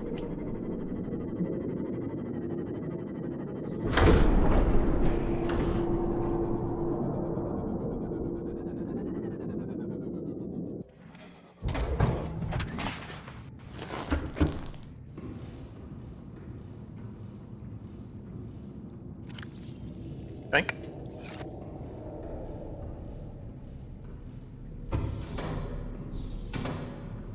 I'm not worried about searching for the titanium. We'll find that easily enough. Let's see if we're in range of any copper ore veins. Seek fluid intake.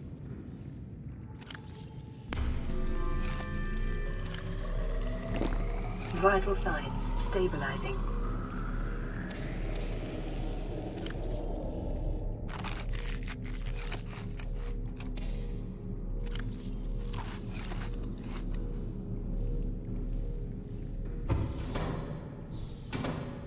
Let's grab the other one because we actually need it as part of the shield if we make the shield.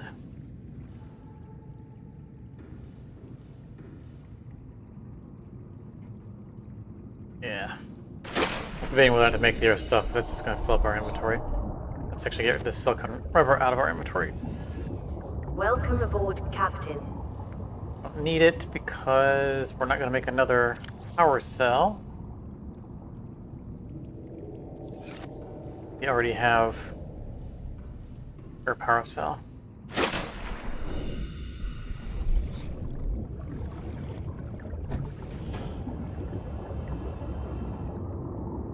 It'd be nice if they had the distances on the beacon, you know, on the HUD for the Welcome aboard, Captain. All systems online. things that are being located. That would tell us whether or not it's down somewhere deep.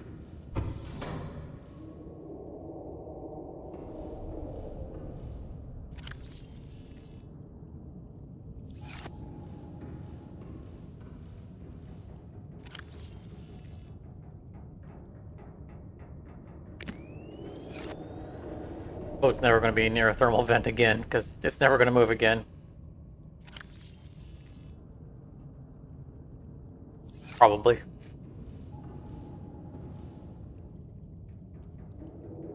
Too lazy to repair it ourselves.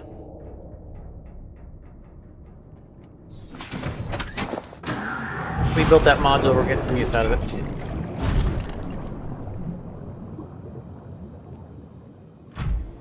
It feels like that's down deep. Which is fine, because that means it's more likely to be a vein.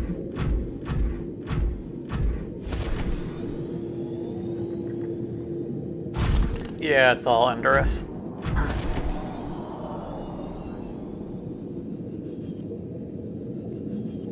Which is all good, because we know there are titanium veins down there as well.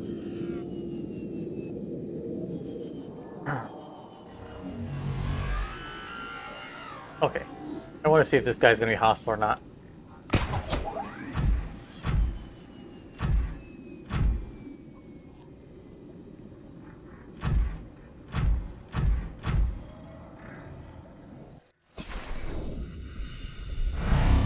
No, they are totally passive now. That's so cool.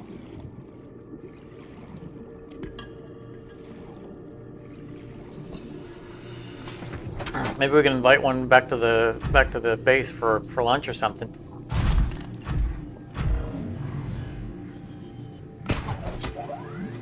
I just realized that we're walking past. Oh no, it's lead. I just caught a vein out of the corner of my eye, and it was the same color as titanium. That's not going to be a vein. And we'll take the individual ones, but that's also not this. Oh, that's... Oh, look, it's a vein that's stuck into the wall.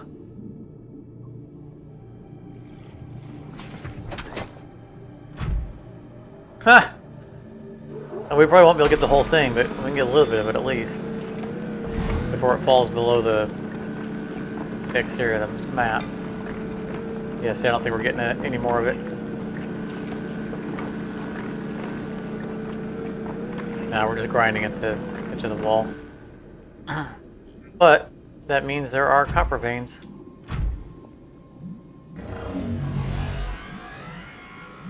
But that one's also not accessible.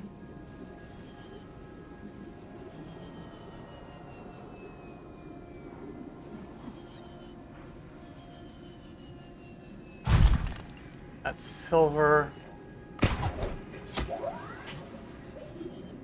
There we go, this will be all we need.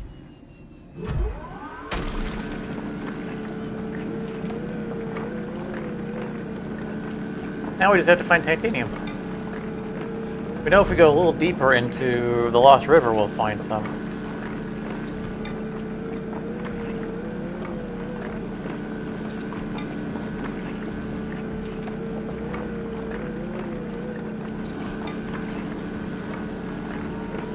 How much is my decision to play something over your account? Almost none.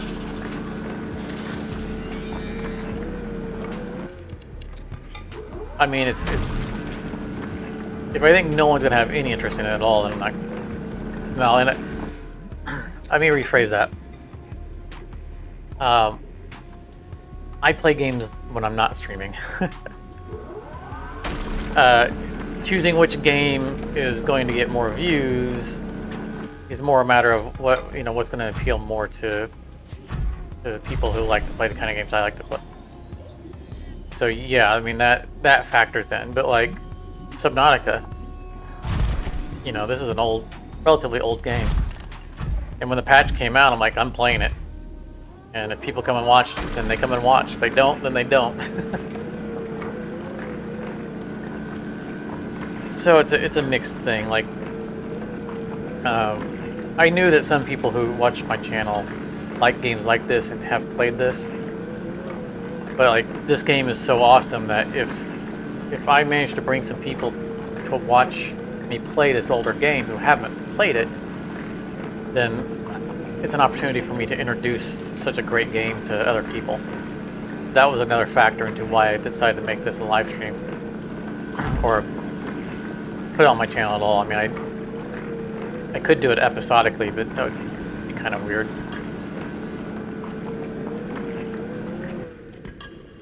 So I guess it's a mixed thing. There's some stuff that I play off camera that I just don't think would translate well, or that I don't think people would be terribly interested in.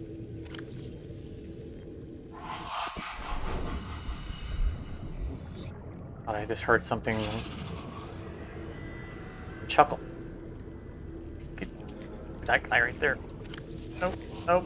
I wanted to swing at him, not open inventory.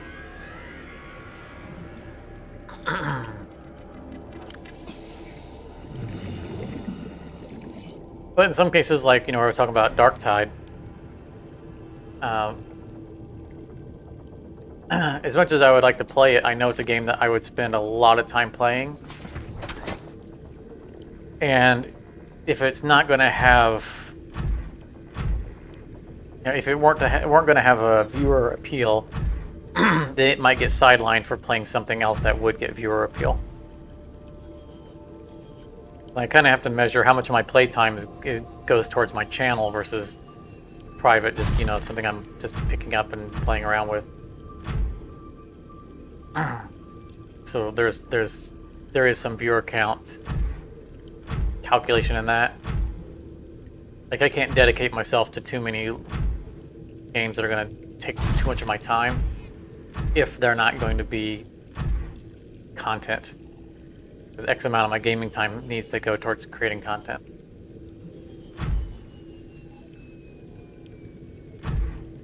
And I don't want that to sound like a chore, because I love doing this. but I only got so much time in the day. We've eaten up so much titanium, I want to get at least 2 full nodes. Favorite current off-camera game? I'm kind of juggling some off-camera stuff that I can't dedicate a whole lot of time to. I've been toying around a little bit with Medieval Dynasty. Kind of learning it. It's pretty neat. Vault Hunters, Minecraft, the Minecraft mod Vault Hunters is really good.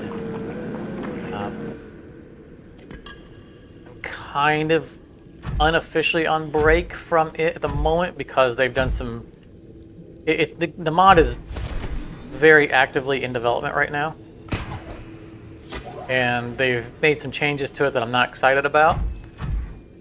I'm kind of waiting to see if they acknowledge that they aren't necessarily great changes and if they fix them or revert some of them, which they've done sometimes. I'm kind of unofficially just kind of watching the patch notes from week to week and deciding when I might want to resume my playthrough of it. Yeah, Medieval Dynasty is really neat. Hey buddy, how you doing?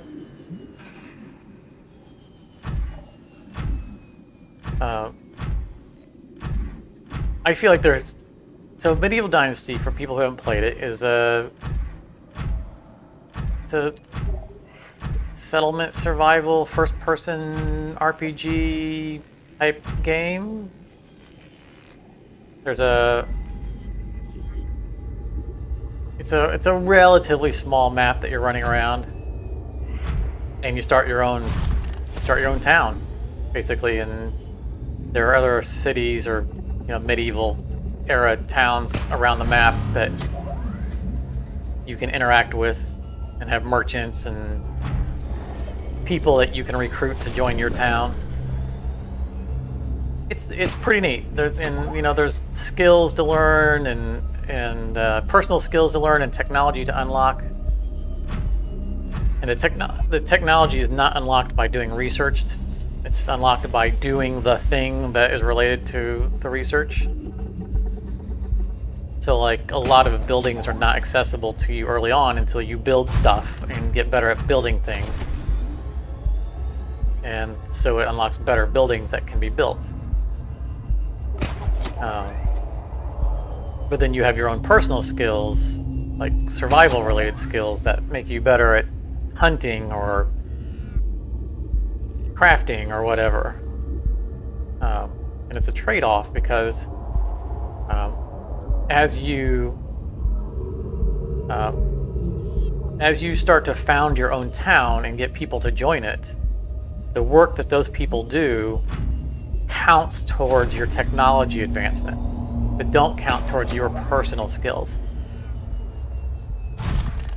So you could have somebody crafting things, you can assign them to a building, like someone joins your town and you assign them to the workshop to build something. Or let's say you assign them to the kitchen for them to make food to feed your entire population. Well, then you don't get cooking skill. But they advance the tech tree that is related to cooking.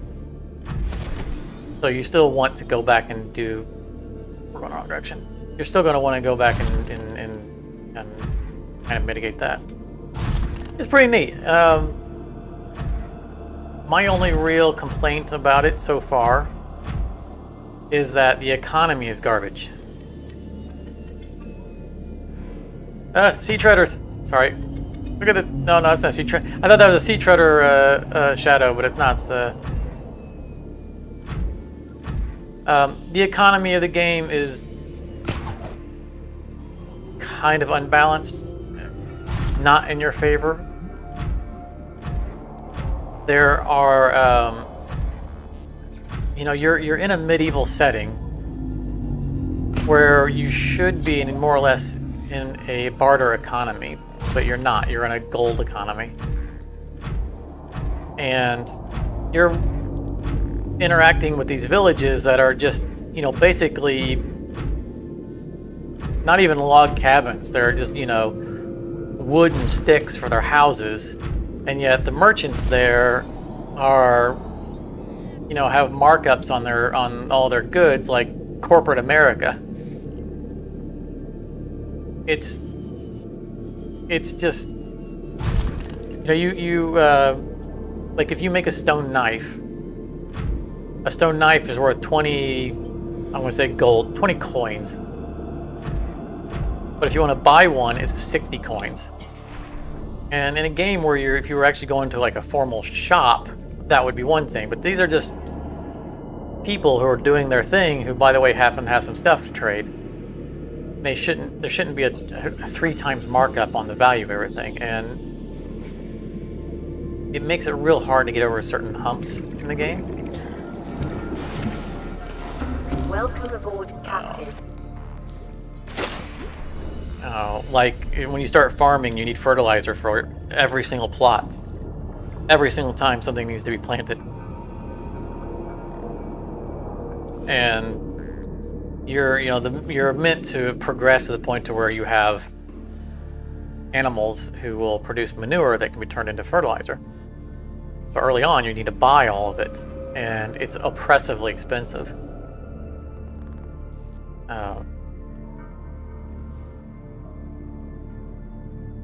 And the animals are obscenely expensive. You know, okay. And then, so this is all wrapped up into my complaint about the economy. When you unlock a technology, which is a building, so like you unlock the workshop, which allows you to make wooden products, like buckets, as Matthew was talking about. You can make buckets, you can make wooden bowls, which you use to make stew. There's all kinds of wooden stuff you can make. You don't know how to make any of it at all, whatsoever.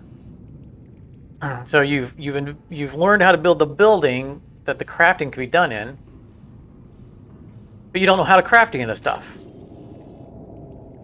And you would think, well, okay, you need to learn how to craft it. No, you don't learn how to craft it. You purchase the ability to craft it. So now it costs you money that you're not paying to anybody. You're paying to this wooden building to unlock the ability to make a bucket.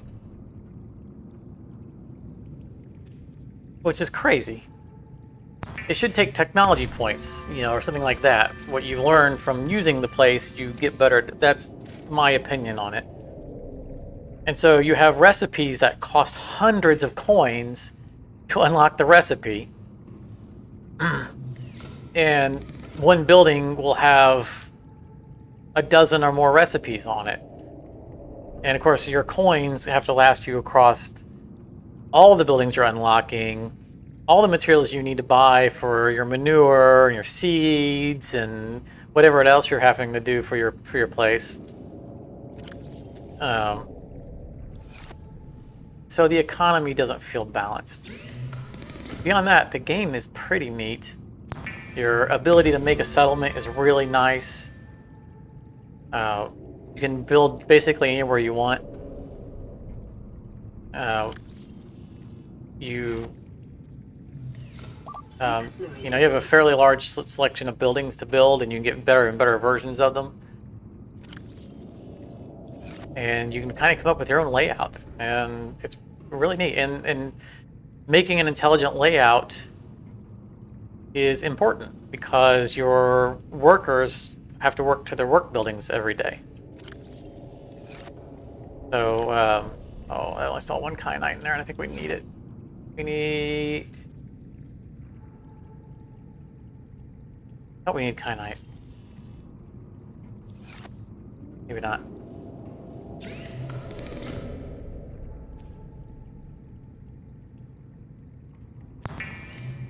Well, that's enough of a rant about medieval dynasty.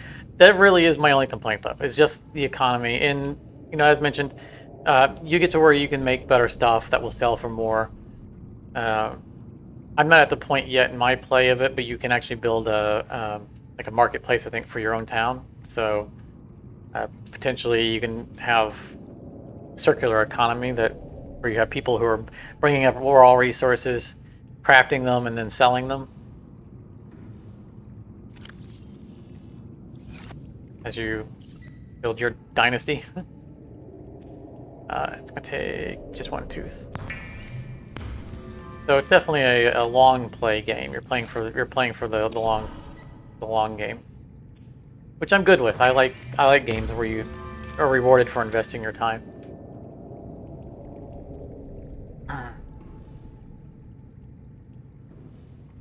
Yeah, as Matthew was mentioning, you can't wait for co-op. Have they announced that they're going to do co-op in Medieval Dynasty?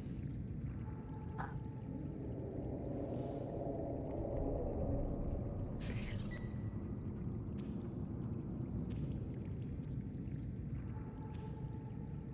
I want to try to make another copy of. Where is? It's that right? Yeah. Okay. I think we have everything we need here. They have in the future, but maybe this year. I haven't really been following it, and I haven't played it in a little bit because, you know, I got all this other stuff I've been taking care of. Charmer is asking, do I play many survival games? Icarus looks sexy. If he just hasn't just has a heart attack and you open the Steam page. Have I looked at Icarus? Let's stop doing that. That's actually that's what we have to remember. Vital signs stabilizing. I would have to look and see if Icarus is something that I have looked at.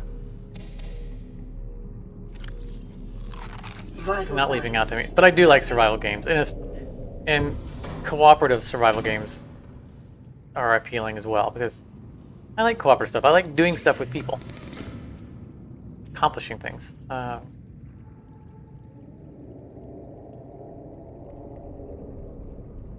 right, let's see if we have the stuff to make another computer chip.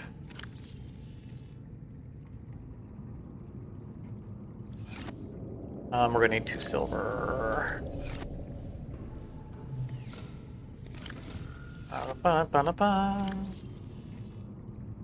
Oh, we're one table coral sample shy.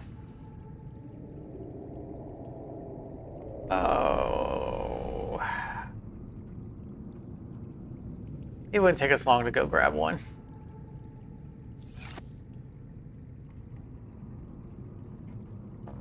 Those ghost mushrooms or regular mushrooms?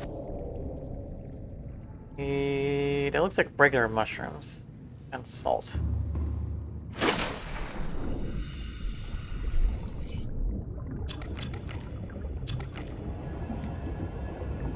Don't break anything. Oh no, inventory full. All right, well.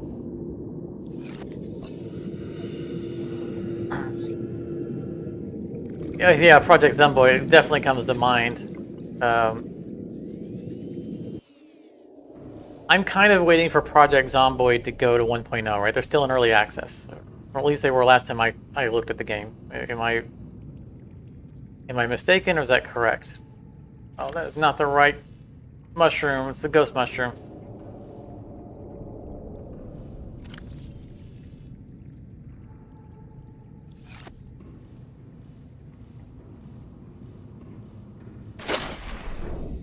I played an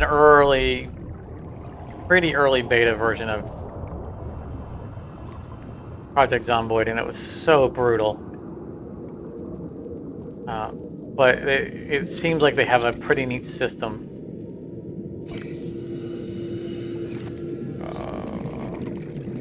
Drop one of these. I don't run out of inventory space here.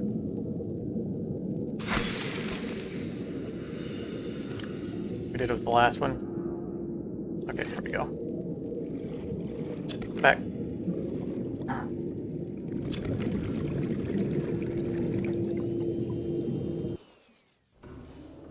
I do think that Project Zomboid has a lot of potential for cooperative.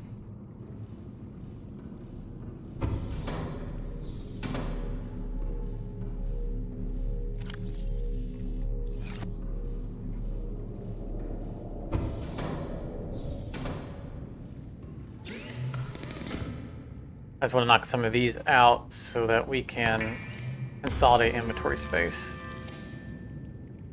That was one of the gold we need, but we got more gold in there. It's gold. Yeah, it's gold. That off the bar. Take that off the bar. I think all we need is one.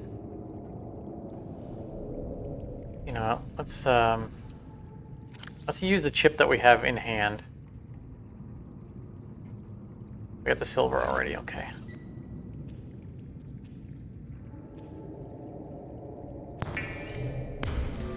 Run over real quick and grab one cable coral sample, or a few, and bring them back for, you know, the future inhabitants of our base.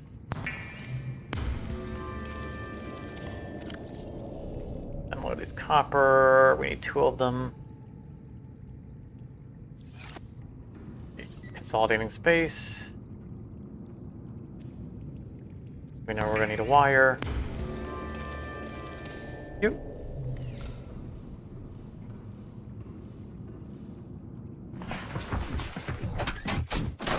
Bumblebee. Welcome aboard. All systems online.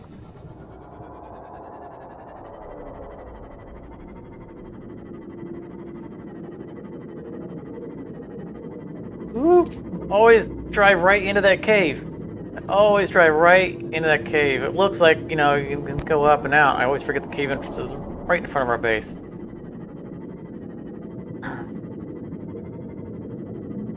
Done that so many times.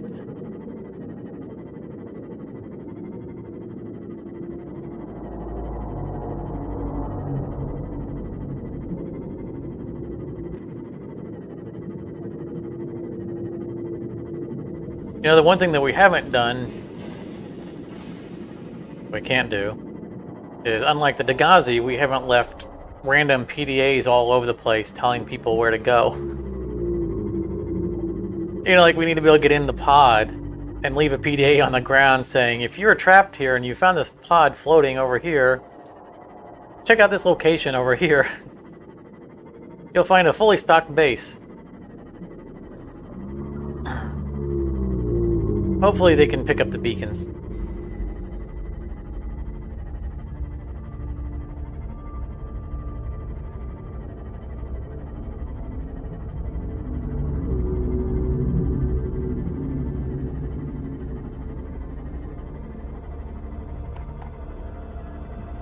Oh, sorry.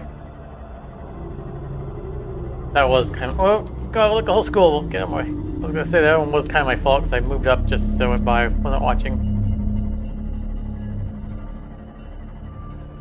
Don't think... No, those can't be collected. Oh, sorry.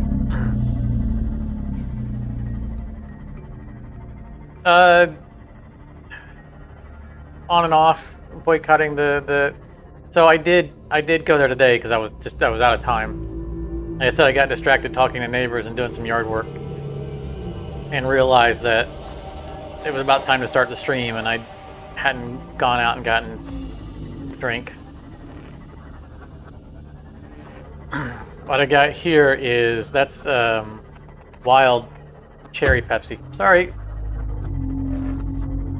which was new on their fountain.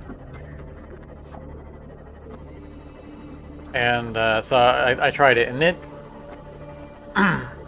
doesn't feel as watered down as the other ones. So it might just be because it's the very first pump is Pepsi, and the second one is Mountain Dew Livewire, not Livewire. If the first 2 pumps definitely have gotten fixed to where now they're watered down. I don't think that they adjusted all of the nozzles. I think it might have been just the first 2, which unfortunately are the ones I care the most about.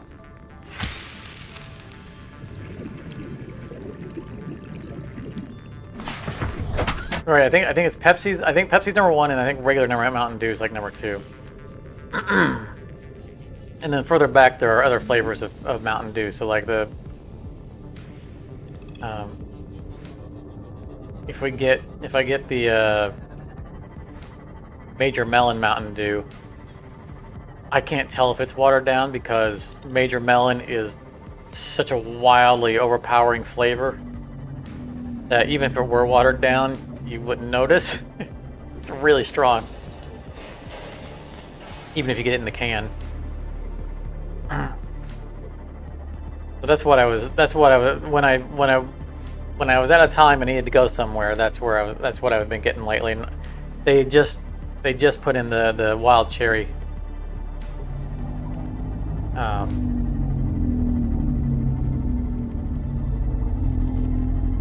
And I thought I hit it a couple times and it didn't look like it was super duper watered. So it's called brixing, which is the carbonated water to syrup ratio. Yeah, the ratio. I believe the ratio is supposed to be 5 to 1. 5 parts carbonated water to 1 part syrup. And I think that their Pepsi nozzle is now something like 7 to 1. Maybe even 8 to 1. It's just like if you smell it when it's in, when you're running it, you gag over because you're smelling you're breathing all carbon. You get no oxygen out of it. It's just really overwhelming. And when you drink it, it's very watered down.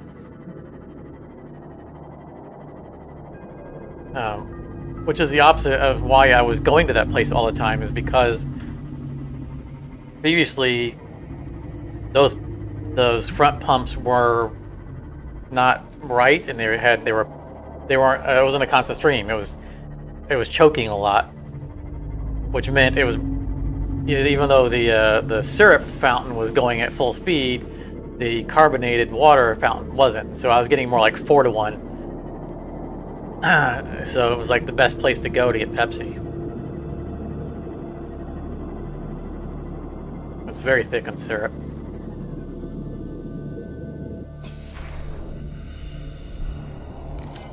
Which is awesome for me. Wrong button every time. Why?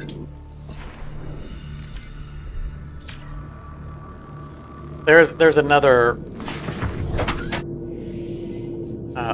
gas station that's not too much farther away that I'm gonna try to go to at some point to see whether or not they let me refill this gigantic thing there and don't try to charge me an arm and a leg.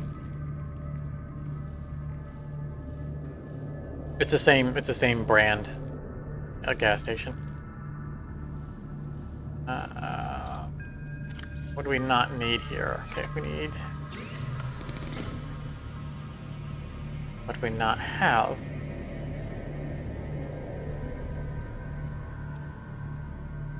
Gold.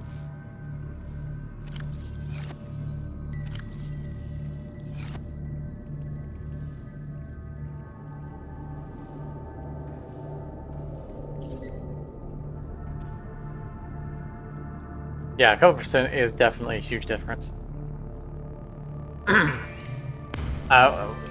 I used to work at a place, a Fortune 500 company that was so large that they had multiple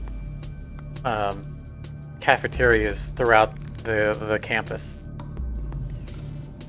A long time ago, and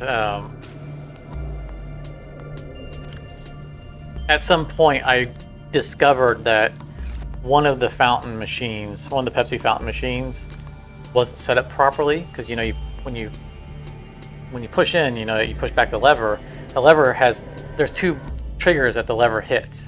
It hits a button for the syrup and it hits a button for the carbonated, and it wasn't calibrated right, and if you got it just right, it would only activate the syrup and not activate the carbonated at all. I could get pure syrup. And then I would it'd be that thick sludge at the bottom of the cup before I pushed it all the way back to put carbonate in it. I mean, it would knock you over, and it was so good. Bad for you, but it was so good.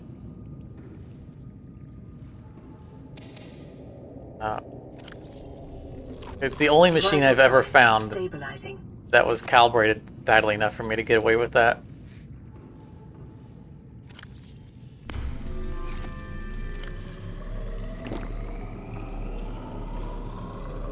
Oh, I know what I want to do.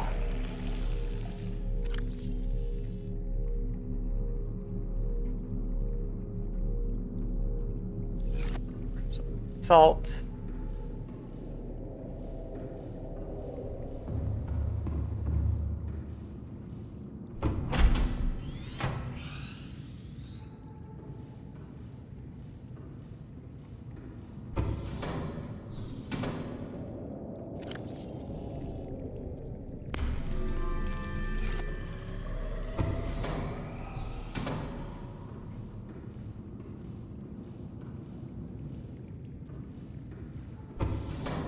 We'll come back and lock up the room when we're ready to leave.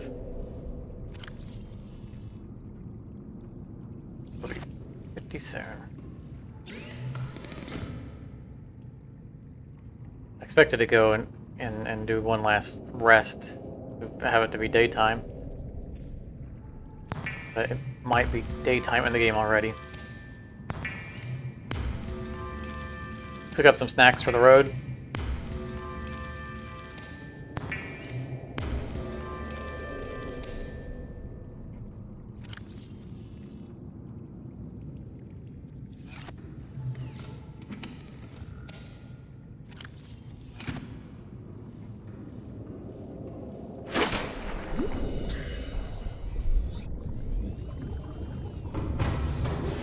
Welcome aboard, Captain.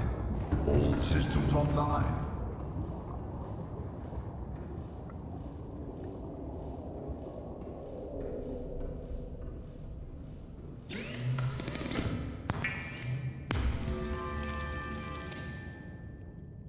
Alright, now we have a spare. Oh, and...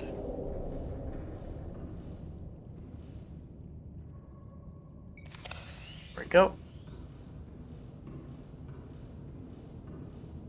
Ah, Revenge, you've been so good to us.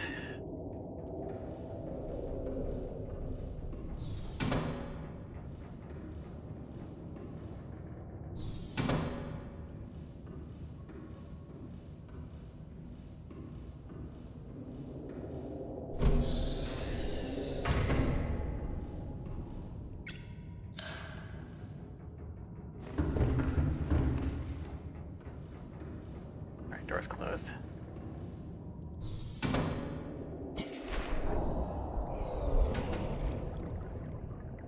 To unpin. All right.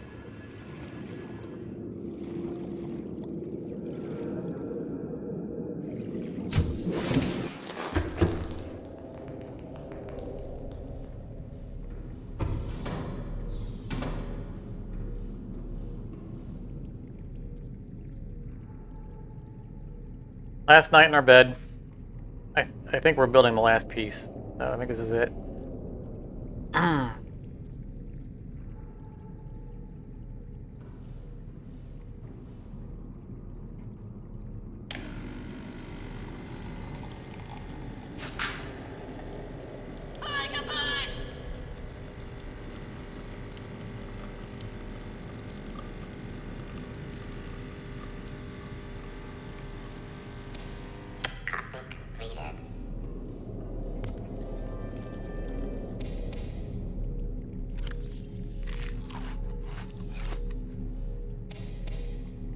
For the road.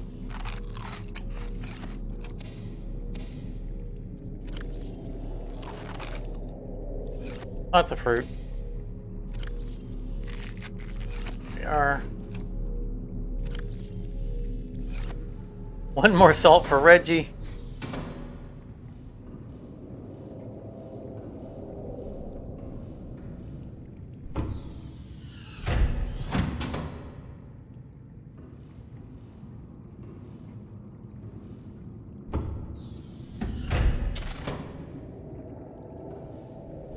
Clear the base.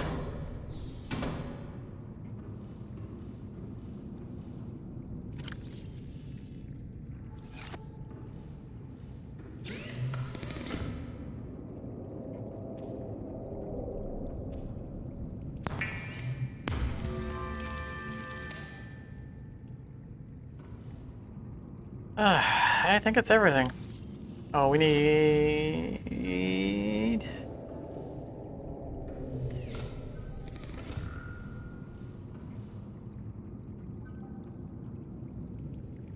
There it is. 1 diamond. The reason for the diamond is because the first time we pick up a diamond, Ada tells us that the resources that we pick up are property of Altera Corporation, and we would be docked. We will be docked for not giving it back to them. We're responsible for it. So we are.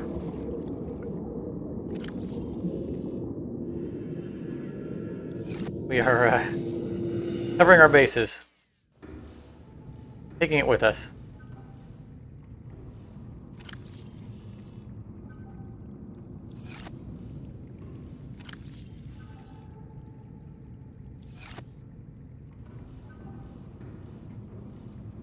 Am I going to scan the last stasis gun fragment? No, I am not.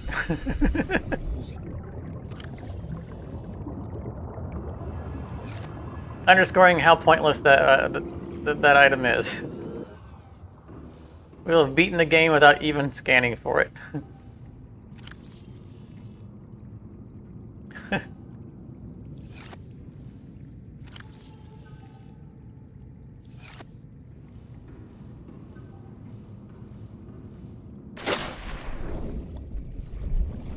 Welcome aboard, Captain. I know there's one more titanium inside it, but we'll put it in the Cyclops.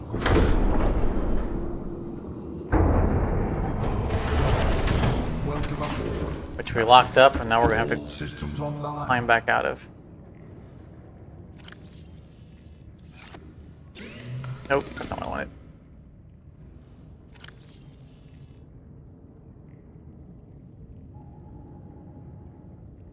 Probably should leave behind the tablets for future. Oh, I know what I want. Because when we beat the game, it's going to ask us to send that stupid capsule out. The thing that I said breaks the game.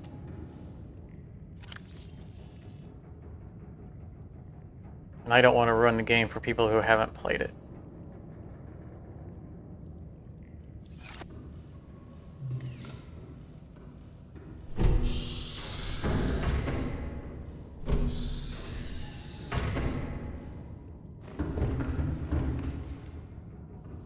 People on the forums back there were like, well, you can just choose not to use them. Like, well, the person who's never played this game doesn't know that those aren't normal to the game.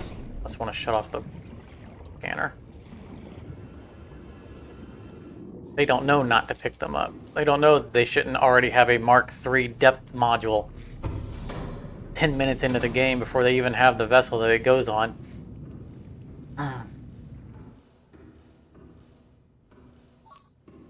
Alright, shut that off.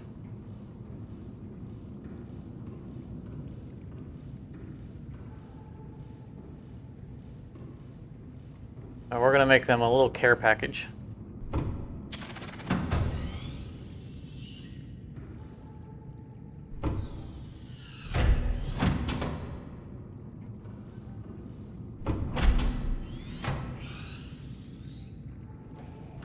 In fact, my buddy who played this about the same time I did when it first came out,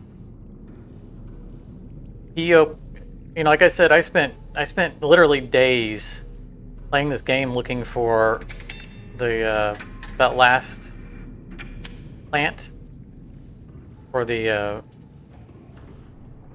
enzyme. He opened a time capsule that had that last plant in it, so he never had to find it. Oh yeah, picture my digs for that. That's a good idea.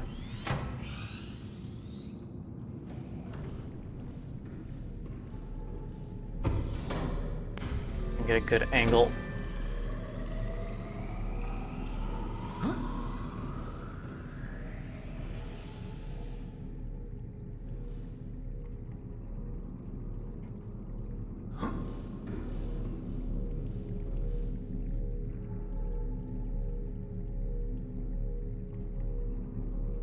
That might be a better angle.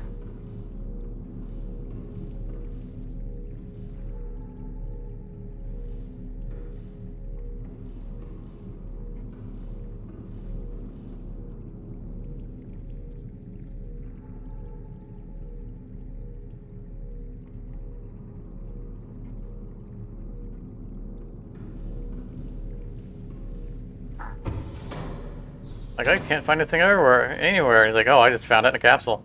I'm like, yeah. Good for you.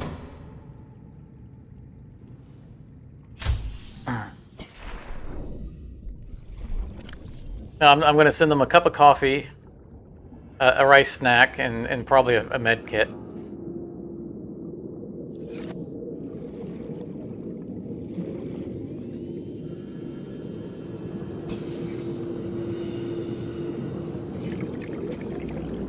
I mean, I think the first time I beat it, I sent them something like filtered water and you know, just survival stuff.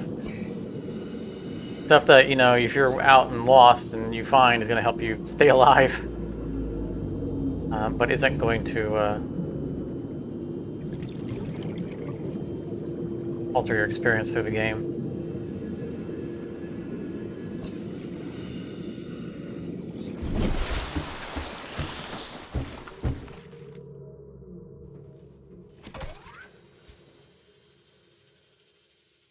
I'm going to turn off webcam for a minute here. I want to do some filming.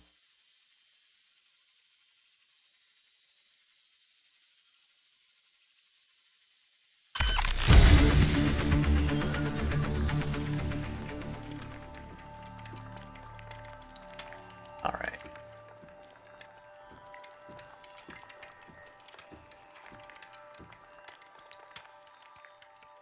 I need some gameplay footage of some games I play for project at some point.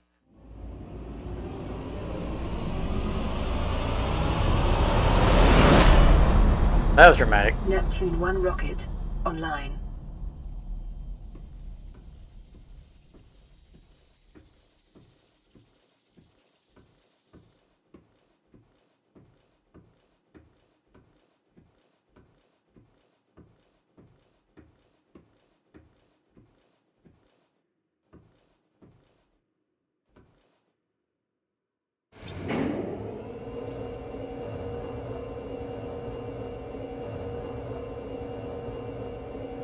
Too bad it wasn't facing the other way so we could watch the aurora as we ride up it. Oh, we're at the top already.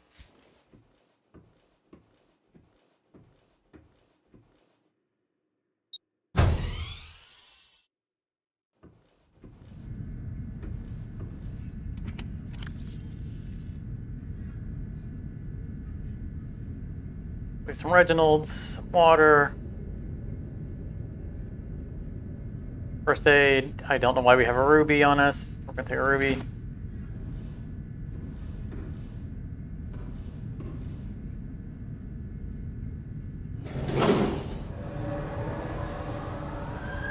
Auxiliary power unit online.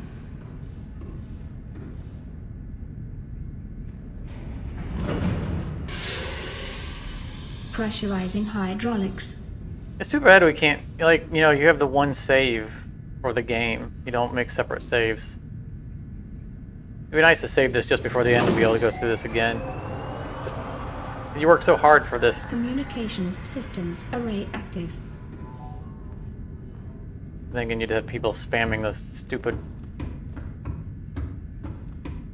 capsules. I mean, I'm sure I could save it off to the side. Rare time capsule.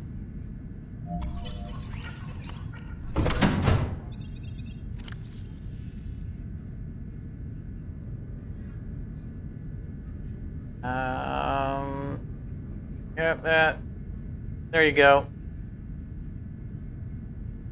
Here, have a cooked Reginald. I can have a bottle of water too. Enjoy. Not giving you my diamond because that. Oh, wait a minute. We set the picture. There we go.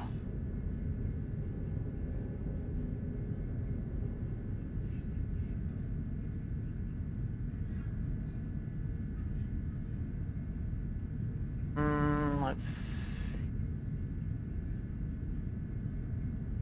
That's way too close. I think that's the best one. Gets the most of the room. in it. I wanted to get that corner with the stuff on the shelves, but I think that works.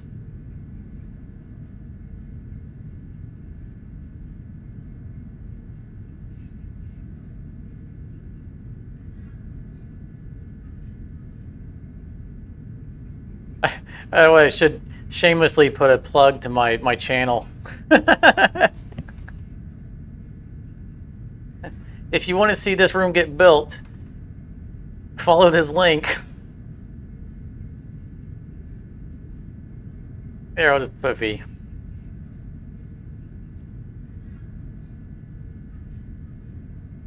How do I get out of this?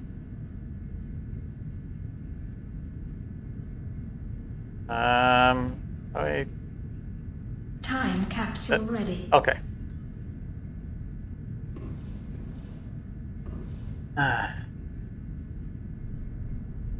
I mean, no one's gonna ever open that, right? The game's not. Life support systems online.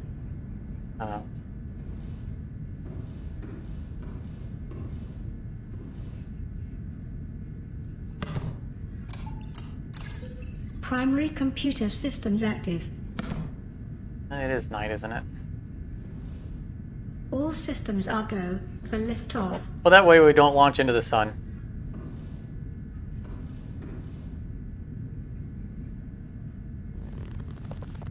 Oh, look, it's daytime now.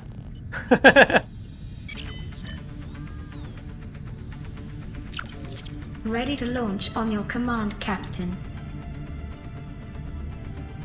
Launch in 10, 9, 8, 7.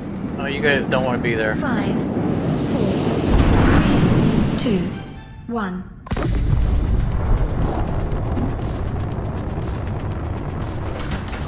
Time capsule jettisoned.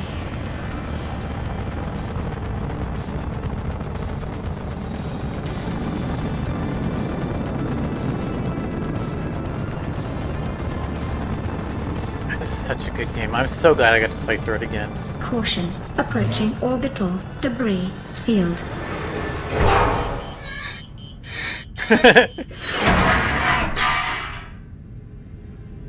Phew. Orbital debris field clear. I forgot about the plate coming off. Performing gravity turn maneuver.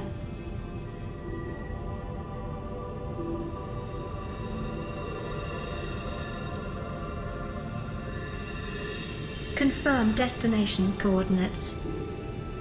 Nearest interstellar phase gate.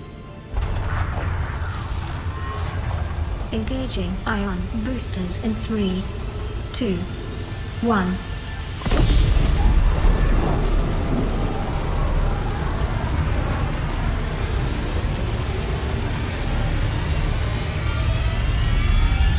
So, you know, the rocket has collision. If you build a base up out of the water. What is a wave without the ocean? A beginning without an end. They are different, but they go together. Now you go among the stars, and I fall among the sand. We are different, but we go together.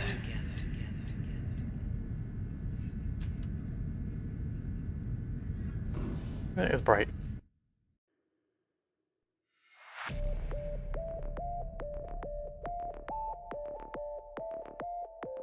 As I was saying, the rocket has collision. So if you build your base up out of water, up and like build a platform over the rocket, it will hit the platform.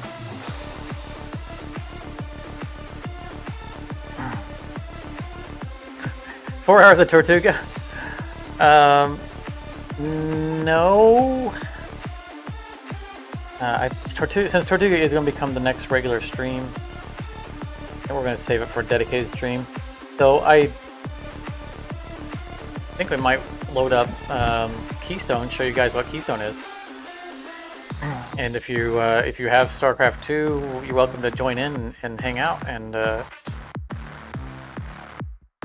show you what to expect out of, because I expect to do impromptu Keystone live streams. Like, there just won't be any forenotice. It'll be, you know, I've got you know, 3 or 4 hours to sit down and play or something like that, and I might just turn on the camera and post that I'm playing.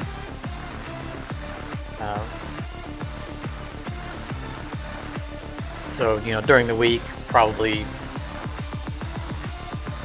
you know, starting 5 or 6 o'clock Eastern, at some points you just might see random streams from me playing something like Keystone.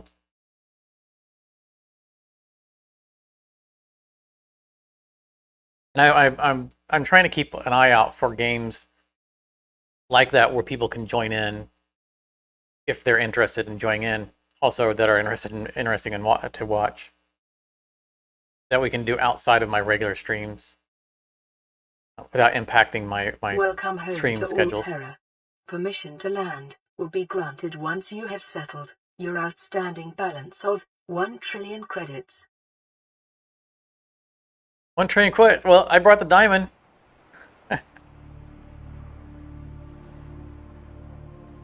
All right, everybody. We're not ending the stream, but that was Subnautica. And the Living Large update. That was so fun. Actually, you know, I said about the save, but it looks like it's, you know, it can be revived at some point, I guess. I don't know if the save was all the way back at that point where that picture is, then that's further back than I want to go. But as you can see, I've played it many times. It's been wiped a number of times throughout early access, so all my, you know, I think a bunch of my early access saves are no longer there. The screen's going to go blank for a minute because I don't have a setup for StarCraft. I mean, I'll still be here on camera. But I'll need to load StarCraft, and only taking a moment. Why did I minimize that? That is not where the thing is.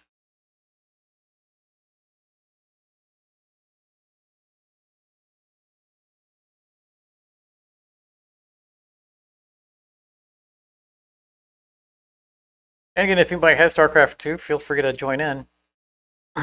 It's a collecting card game, and there are not only are there starter decks, which, you know, have whatever good they are for being starter decks. The first number of games you play, you get a set amount of credits. I think 100 credits every time you play, regardless of win or lose, to help you be able to you know, start unlocking packs. And there's also a Nemesis mode, which is a cooperative mode where we go against AI challenges and actually unlock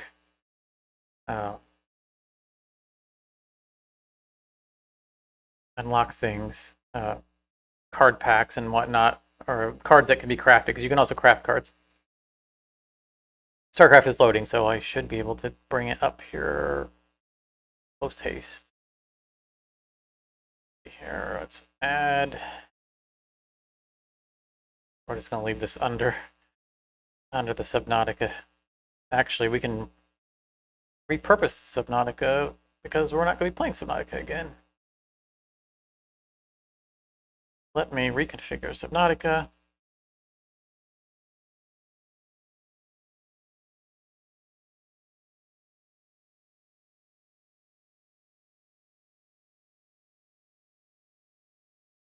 Here we go. Rename this.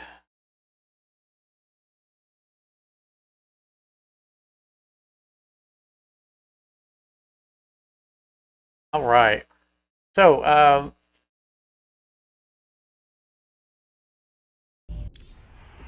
again, I'm not interested in playing like regular PvP. I mean, this is PvP, but either, you know, one of the big draws to StarCraft is all the custom modes that they have created for it. And right here is Keystone. Apparently that is already, someone's already got a full one, so we'll probably start our own. But before we do, we can go into, so we can pick the mode that we want to play. Eternal's the main mode that people play, which is the one that basically all cards are valid. Nemesis is cooperative, and we can also do a deck editor. So we're gonna do a deck editor just to give you guys a little bit of an idea of what's in this game.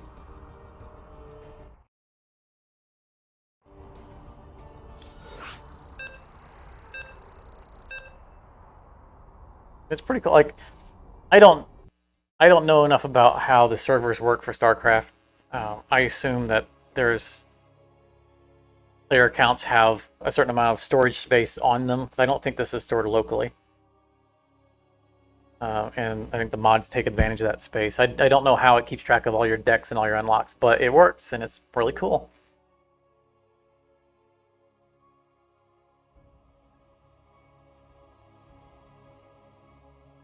If any of you have played Hearthstone, you'll be familiar with the general format of, you know, getting X number of resources every turn to spend on cards, which is the basic way this runs. And then all cards have a cost associated with them, and then, you know, there are synergistic combos and whatnot. But you'll pick one of the StarCraft races, Terran, Protoss, or Zerg, and then your deck will be built around that. You have exactly 40 cards in your deck. You can't have more, you can't have less, or fewer. The most you can have is 2 of a given card. So your decks have to be somewhat varied. I think overall works out pretty well. Forces people to have, you know, have to put filler in their decks that actually works with the deck, or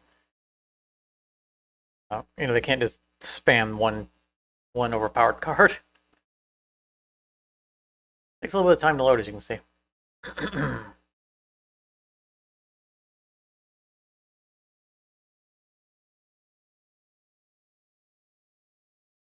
Come on. So, Katana City expansion just came out a few days ago. This is what I think has kind of revitalized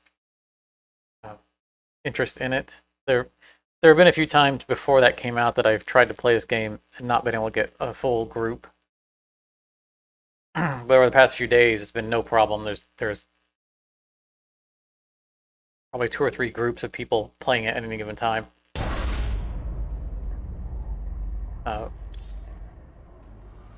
So if we go to our collection, we can select a deck. So you start with your starter decks. This was my first custom deck, and it's frankly garbage. Terran deck has never even been played. I was just goofing around with it. I haven't invested in Terran. Right now I'm mostly playing Protoss. But it's like any other collecting card game. You know, you have all the cards that you can pick and you build your deck. But some of the basic mechanics, action cards. So what will happen is there is a phase where you expand your resource income. So like this card requires 1 mineral and 1 gas, and your overall income expands every turn until you have 8 mineral and 3 gas per turn. That's the final income you have. It can be modified through cards, but that's not important right now. But you'll choose that, and then you'll choose what cards you want to play that you can afford. And then the game plays out without your input. And so everybody's choosing their cards all at the same time. and then they rush across the battlefield to fight each other, and you're trying to get to their side of the board to destroy their keystone, which is their base. And so if you select an action, the action goes off as soon as the round starts. The action goes off as like a spell. If you pick a unit, the unit goes into into an area just behind your base. That is the summoning area. So like if I tried to summon these 3 zealots, they would be in the summoning area for that turn. And then they would come into play the following turn. So they don't come out immediately. Unless they have rush. If they have rush, they pop into play and are on their way. There are cards of delay, which say it takes 2 turns for them to come out. But that's the general premise. You don't control them once they're out. They just go do their thing. But there are a ton of cards in here. You can build buildings, which will often auto-generate new units. How are you supposed to play me without screen sniping? I mean, you either watch or don't. Honestly, I don't think I don't think stream sniping is too big of a deal. You know, there's a flow to the game anyway. You know, you see a turn ahead most of the time what creatures are coming out, because like I said, they go into the summon area, and you can look over there and you can see them. You can know what the opponent mostly is going to come out next turn, because you can see the outlines of them. You just can't see what the rush ones are. And you know, if people stream snipe, I'm not concerned about it. You know, there's enough variable. The teams are also random. Yeah, I understand, like, what you can't play right now. That's fine. Like I said, we're not going to be on it too terribly long, and we're almost at 5 hours in the stream, but we'll play a little bit. I kind of want to give people an idea what to expect if they want to come and hang out and during this. I see that our viewer count has jumped since we beat Subnautica. So if anybody has joined expecting a Subnautica stream and you're seeing a StarCraft screen, we literally just beat Subnautica. So we're just killing some extra time showing what we're going to be streaming during the weeks. So I apologize if you were deceived into thinking that we were going to see some Subnautica. You'll need to watch the VOD. Catch the remainder of Subnautica. But I'm going to quit out of here and try to get into a lobby. I'm going to auto join this way rather than looking for a lobby. This way, if there is one, it'll automatically join it. If not, it'll automatically create a new one. And then just wait for people to join.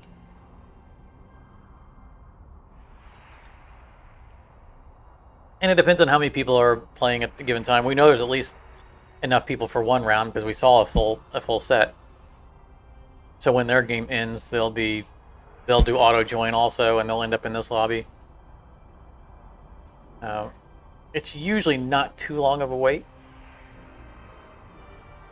my experience, especially if there are multiple games going, because we'll sit here with no one in it, and then one of those games will end, and then suddenly I go because everybody is queuing up to jump back into it.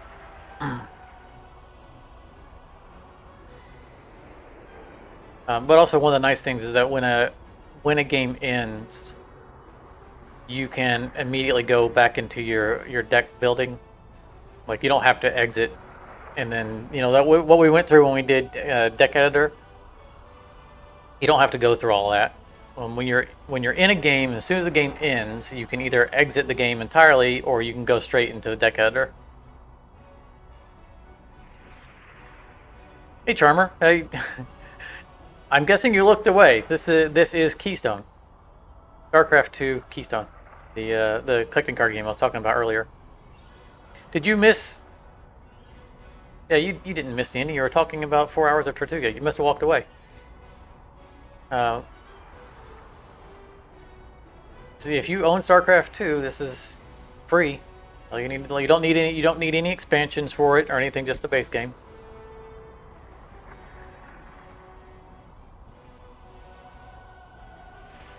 One more person in the game will auto start on its own. Like we have somebody with the ever creative name player.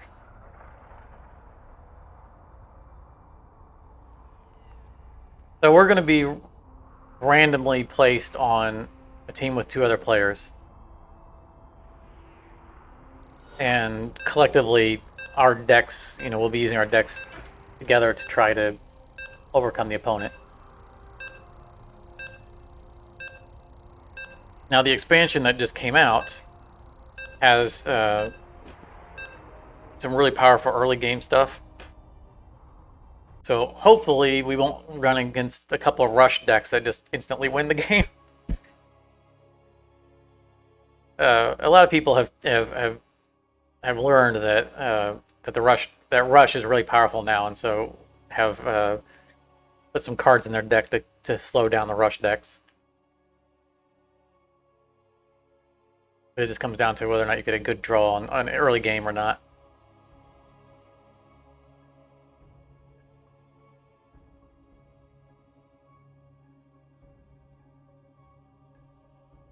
But I only have 2 main decks right now that I'm actively playing. I've spent. So not only do you get credits, like if you lose a game you get 40 credits. If you win a game you get 60 credits. It costs 100 credits to open a card pack, and there's multiple expansions.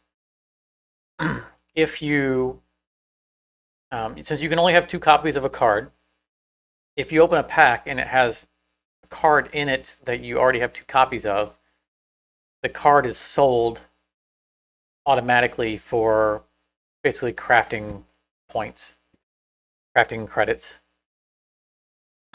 And so you have another screen that you can go to where you can craft cards that you want. And I've burnt through a lot of my crafting credits getting these 2 decks up and running. So I need to unlock more packs. And I haven't been making a lot of crafting credits because we have a new expansion out, and of course I don't have, or at least when it came out, I didn't have 2 of everything in it. So I was getting lots of new cards where I was keeping the entire pack because none of them were auto selling. But I'm getting back to the point to where more and more of them are selling, and so my crafting credits are going to go back to the roof pretty fast. And most cards are not that expensive to craft. But like, super rare unique cards are up to like 600 credits or DNA points or whatever they call them. So I'm gonna show off my carrier deck. This is my best deck. It's, as the name would imply, built around carriers. And if you're familiar with regular StarCraft, it's the carrier. Protoss carrier. But it's a really strong air deck. So at the beginning you can pitch, this is my opening hand, I can pitch cards. Like these 9 cost, no, that's way too much. 10 cost, way too much. Revelation allows us to detect cloaked units, so I'm going to hang on to that. It'll discard these, I'll draw 2 new cards to replace them, and then a card for the start of the turn. Now I select a resource. Up here in the top right, you see I have 1 mineral per turn, no gas. I'm going to take a gas. And now I could cast something if I could afford it. That was the play phase. Now we're going to the battle phase. Zoom out. So one of my teammates is building a... Not sure what that is. Oh, it's an infested something, so he's probably Zerg. I'm going to take, so you can see I have the 1-in-1 now. I'm going to take Crystal, because I can cast the Blinking Stalkers. So we have aggressive units, tactical units, and we have defensive units. Basically, a tactical unit is an aggressive unit that becomes a defensive unit. So that's my guys. They had rush, so they came out immediately. They're going to run straight across to the enemy's base. They're going to shoot things. when they get hurt enough, they're going to become a defensive unit, and they're going to run back, and they're just going to hang out and defend our base rather than staying and dying. I can't afford anything. I mean, I can afford Revelation, but I don't want to cast it because they don't have anything that's cloaked.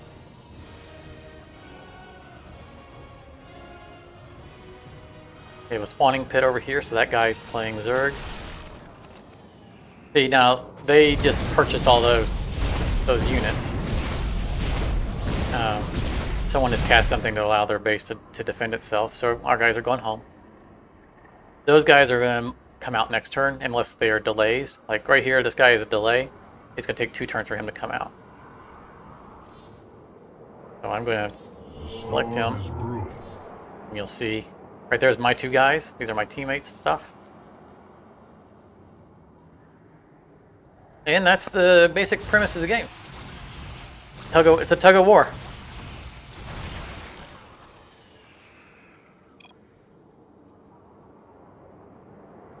And player isn't happy about losing his overlords. Although he should stop putting them out there. And you may or may not notice this was 3 costs and 3. Here's where some of the synergy comes in. Let me actually, I want to hold everybody else up, so I'm going to build a Stargate here. Here's an example of the synergy. Each turn, the cost is reduced by 1 for the amount of discarded cards I have that summon Tempests. So the card right here that created these 2 Tempests is a card in my discard now that creates Tempests. So this one's getting cheaper every turn until I cast it or until it goes to 0.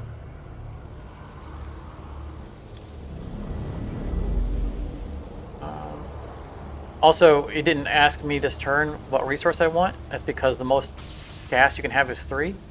Since I've already picked all 3, it's just going to auto increase my minerals.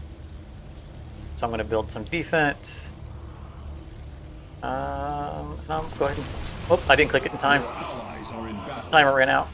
That's alright. Oh, guys got a couple of Colossi out already.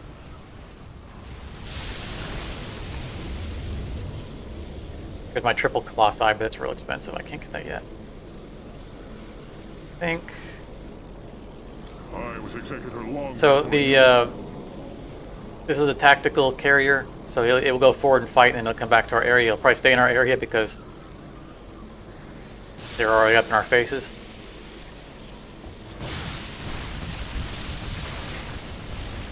That beam, someone... Okay, so that thing right there shot down that guy's building. There's all kinds of ways to destroy buildings. Okay, get some carriers on the table. Get this on the table. And so this is so cheap now. It's easier for me to cast 2 things at once. The drawback to carriers is that when they're in play, they reduce. They have a 1 upkeep of minerals, so it gets harder for me to cast stuff if I get a bunch of carriers in play at the same time. All those red things, that's someone's casting a psionic storm. On their guys, okay, so that was probably one of our guys because those are this guy's stuff, and they're all over our base. 6 and 3.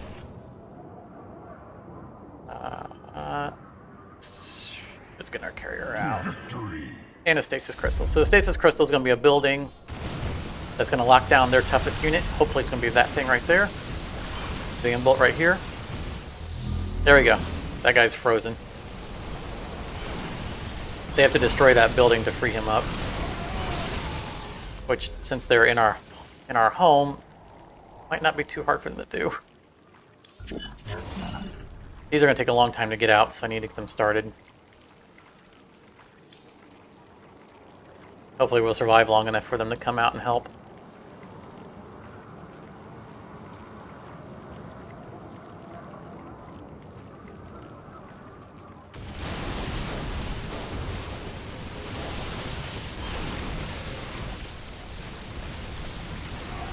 Come on, carriers, do your work.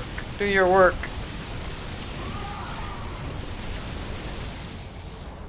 Boy, I drew it again. The second copy of it. See, I was going to cast this void. Oh, I can't. I had a carrier come out and now it's reduced my cap, and I have 2 carriers.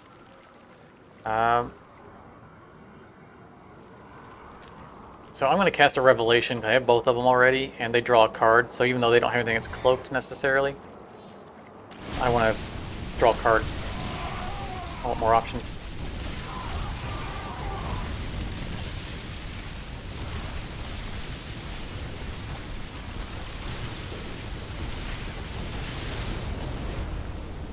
They still didn't kill one of my carriers, so my cap is still a little bit lower. But this Golden Armada gives me a carrier and 5 Phoenixes. So let's stress our cap even more. Can't really complain that my ships are holding the line. I'm gonna start dying off here. All those are my Tempests, so those are doing good work. Yep, there my Colossi came out. You would think I'd have teammates. I think my teammates are over here. Yeah, my teammates have bypassed and they're intercepting the stuff coming in. So if I can clear these guys, it looks like our teammate is keeping more reinforcements from coming down here. That's good. Oh, they got my building, so he's up and running again.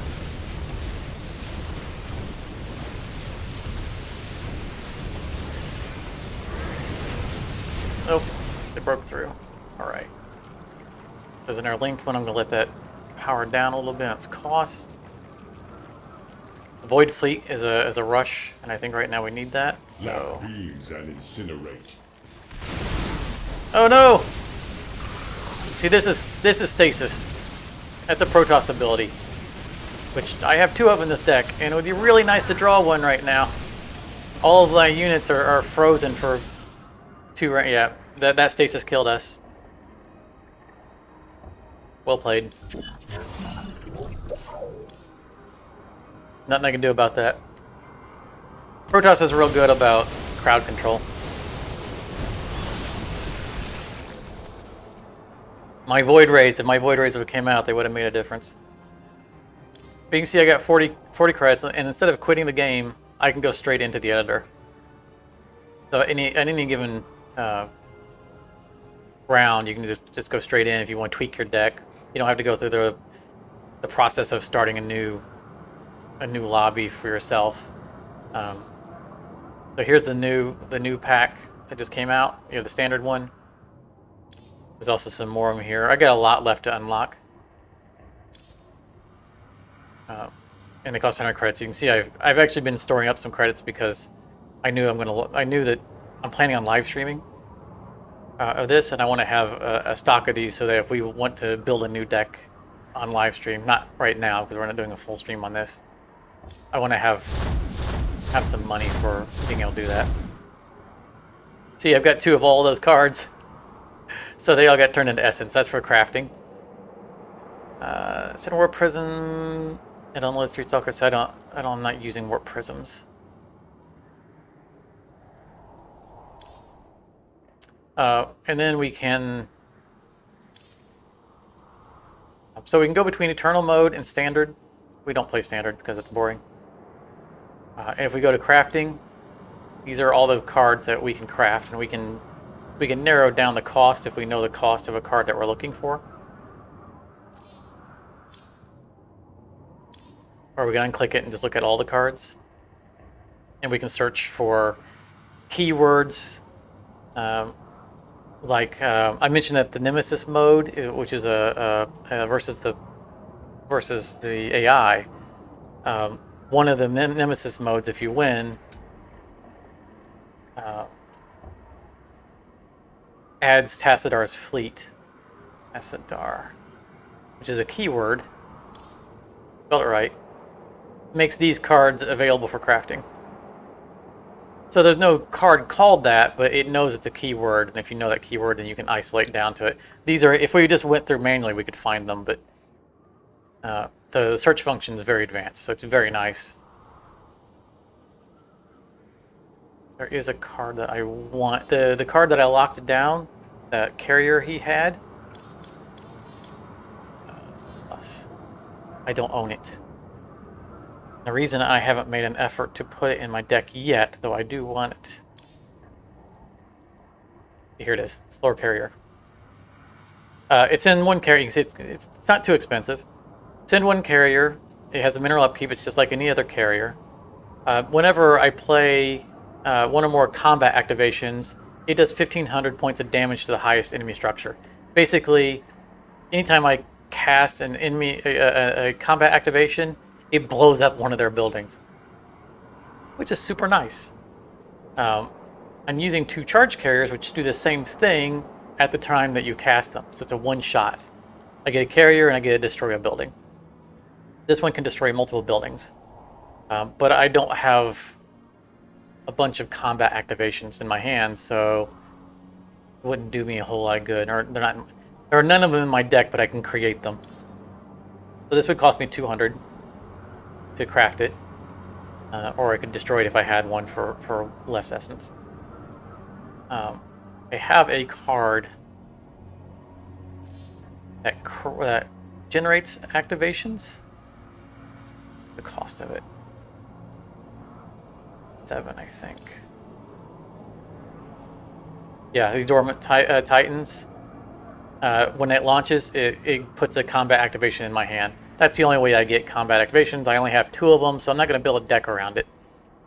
But if I were to add more cards to my hand that creates these, then I'd go on my way to get that carrier. But I do want the carrier.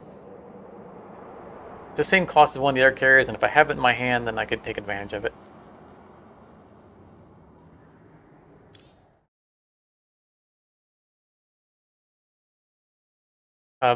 Most, if not all, buildings will get destroyed from 1,500 damage. So that pretty much means you're going to blow up one of their buildings. And there are some really powerful buildings in the game that you don't want your opponents to keep having. Like we built a space gate.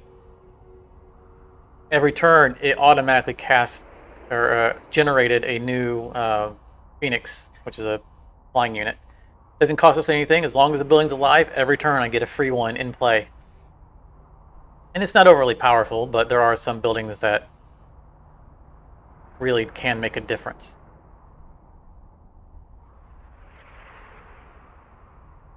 And if I can get one of those charged carriers in my hand, I'll show you how that works.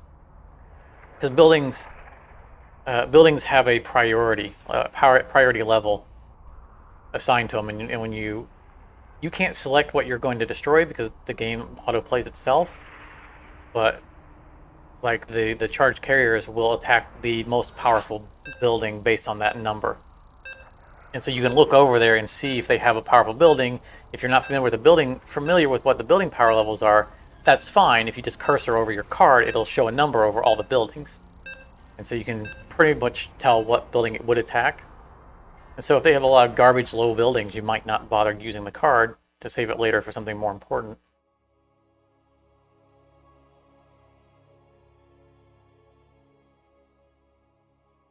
The strategy is surprisingly deep in the game. It seems to be pretty well balanced. There are some brutal combos that we've run into, but mostly, since they're not pre-made teams, like if we had a pre-made team that all went in, say with Rush Zerg, they'd win every time. But since you're getting put with random teammates, it's hard to coordinate that, which I think helps the game.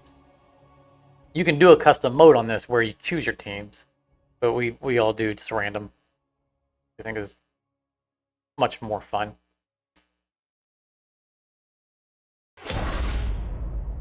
Well, I'll show you the gas purifier deck in a minute. It's less reliable, more gimmicky, but it's a fun deck.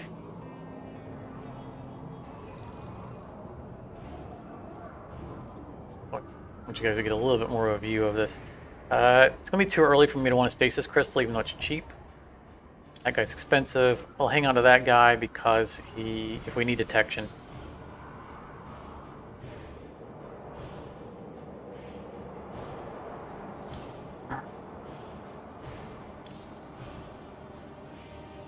I don't want to cast this early because you'll see this is a there's an observer card and this is a better version of it. So it says it adds 1 to our gas income. So if I'd cast it this turn, I'd already be at 1-2. So my income would be higher than everyone else. I'd be ramping up faster. However, if my gas income's already at its limit, so if I already am producing 3 of them, it'll create a card in my hand that is a temporary, a one-time use that will give me +1 gas and +1 crystal. So it'll let me late game get over my max, which is what I prefer to do rather than try to rush right at the beginning and use it. So, for example, a use of, if I had that in hand, we have this Archon card. To send 1 Archon, the number of Archons on this card is equal to the amount of gas that I have unspent this round. So once we get up to 3 gas, casting that card gives me 3 Archons instead of 1. Well, if I've used one of these guys and I have temporary material in hand, I could spring that material and go up to 4 gas and get 4 Archons instead. So there's times where there's advantage to doing so. To storing up the extra resources.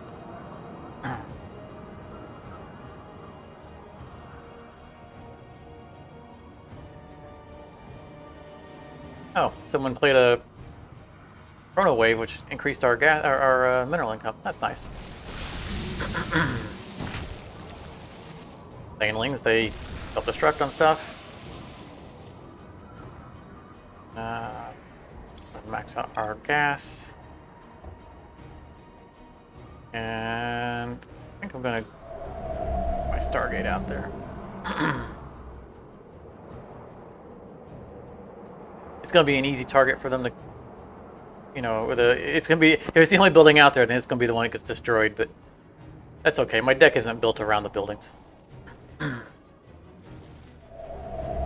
That's an early Ultralisk. A little concerning. I'm gonna start getting flyers queued up to come out. The storm is brewing. I could probably lock him down with the Stasis Crystal because he's probably the biggest creature on the board. But since there's nobody else supporting him, I'm not too worried about him. So that our teammate cast, that was the building destruction that we have. And it destroyed their most powerful building. Plus, he gets the ship. No, that's the solar one. That's the one that we want to buy. It's got that fancy little ring behind it. Here's my charge carrier. So, actually, let me pick something to get into play, and then I'll show you. The storm is brewing. I never want to cast the verdant Archons on the same turn that I'm using gas, so that's why I'm not casting them at the same time, even though I could afford them. Well, he's wiping out all kinds of buildings. That's nice. As I was saying, if I cursor over the carrier when it's on the card choosing turn, you'll see numbers over these buildings. So you can see the top one's worth is a 3 power, and the one below is 2. So if I cast this turn, it would destroy that top building. 3 is low. I usually reserve for like 6 or above.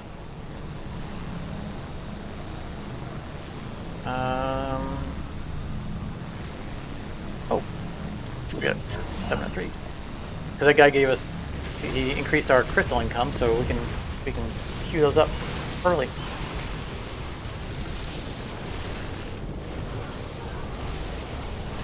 It's nice. I've got a Protoss flying buddy. Help out. Didn't put any. Oh, that's an 8. That is worth destroying. I'm gonna. So I'm doing click. I'm telling them that I'm going to destroy that building so that a teammate doesn't bother wasting building destruction. Oh, it looks like he did anyway.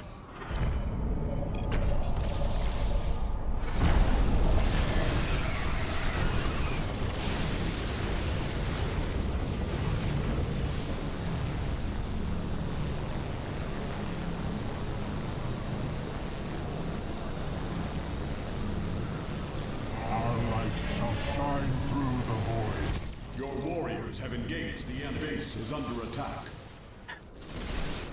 So our teammate just locked down a bunch of their units. Wow, he got a good shot too. Look how big old units.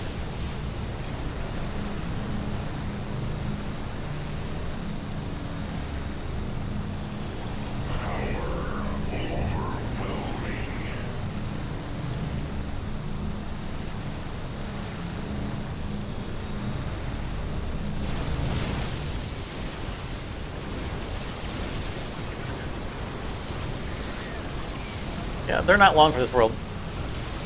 That was a quick win. And again, it's another nice thing about this game is that it doesn't last too terribly long. So if you're having a bad round, it doesn't take long to get into a new one.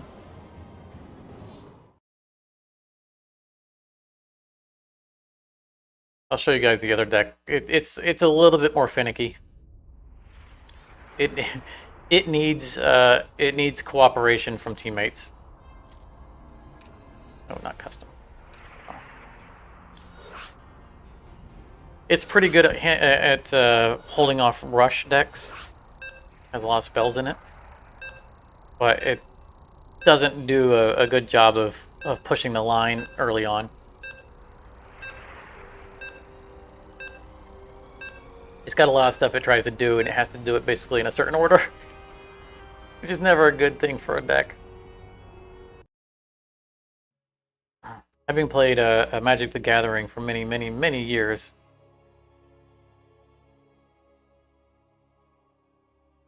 I've learned that the more gimmicky your deck is, the less likely it is to succeed. So that's never stopped me.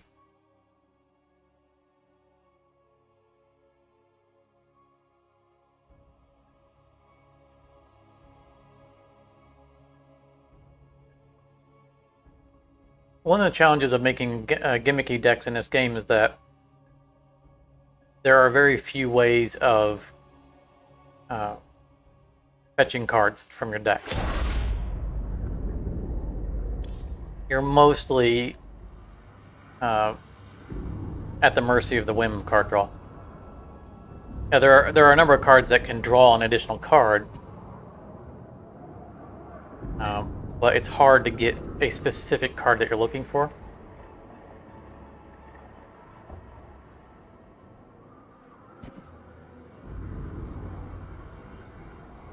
Which is okay, but if you're really relying on a combo, you need to have good support cards because you're probably going to have to wait for it.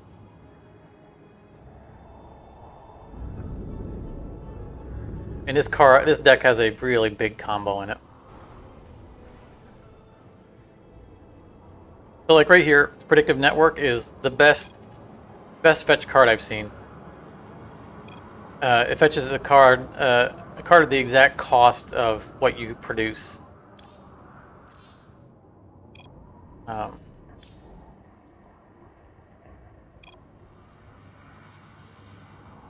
So if there's a card I know that I want, I can kind of gear towards it. Like this 9/9 card. I don't want this at the beginning. That's not good.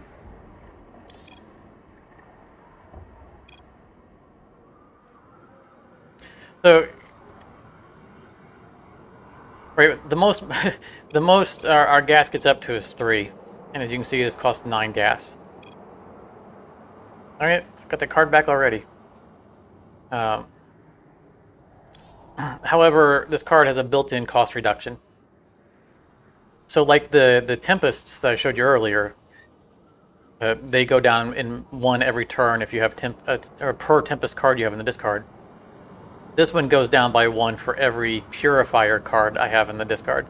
So you can see Tactical Unit Purifier, Tactical Unit Purifier. There's another Purifier. So I have a lot of Purifier cards in this deck. So as I can start to get them into play, the cost will start to come down on it. And this card summons 1 carrier and 9 stalkers. So it's an army into itself, which is nice. So I'm going to cast this Gateway. I don't care if this gateway survives. It's a purifier card. It's a card that distracts their building destruction. It's a complete decoy for me. The buildings I care about are these. These and another one like it, which increases my gas limit by 1. So if I get this in play, my gas could go up to 4. And you'll see why that's important later.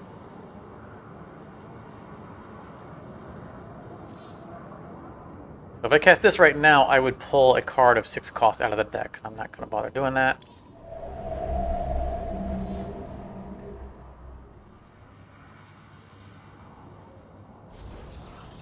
I am here in the shadows.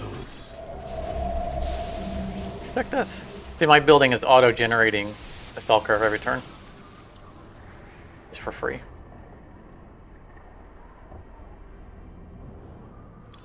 The cost has come down 2 on this one already. If it would be nice and go to the gas, I would appreciate it. So, you know, we talked earlier about these Archons. We get X number of Archons based on how much gas we have and that we can produce. If I had that assembler in play, my gas limit would be at 4 and I'd get 4 Archons. But I'm going to reserve it because it's a nice combo, and it's a combo I take advantage of when I can. But I don't want the building to be out there right now because I don't want it to be vulnerable. All right, so these cards just changed color. Wait a second here. 3. These cards are infested. So one of the other players has infested cards in my hand. And you can see at the bottom it says, it might be hard to read there. Each turn, the player who casts that on me will auto-generate 4 Zerglings and a Hydralisk every single turn as cards in my hand. So I gotta get these cards out of my hand.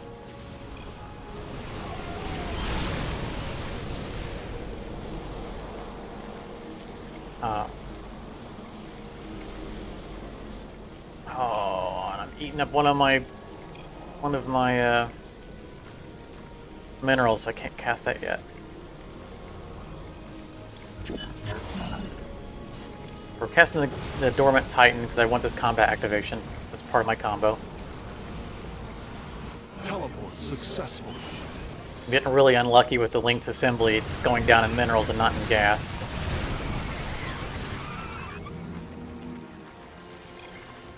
This is going to do 1500 damage to their biggest creature, which right now I think is going to be that guy right there. Normally I would reserve this for a big baddie, but I got to get these infested cards out of my hand.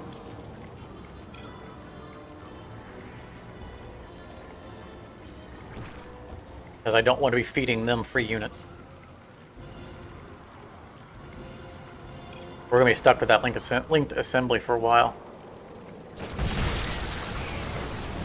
Yep, see, I blew up that big guy. And I get the unit, so he gets to go out and do his thing.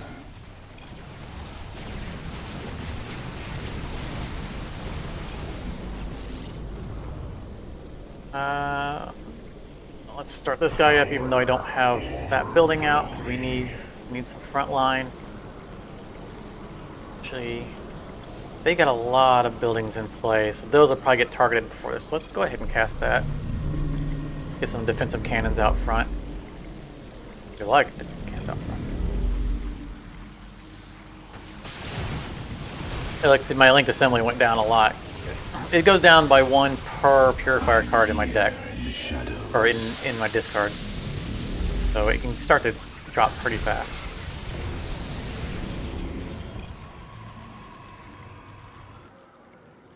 I don't know. I gotta get it out of hand. Normally I will chain this with the combat activation and have an instant army.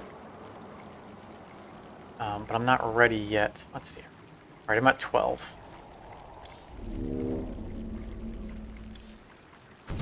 Let's see if this works. I have 1 card in my deck that's worth 12, but I'm not sure that it Teleport successful. I'm not sure that card acknowledges that I'm over the default amount.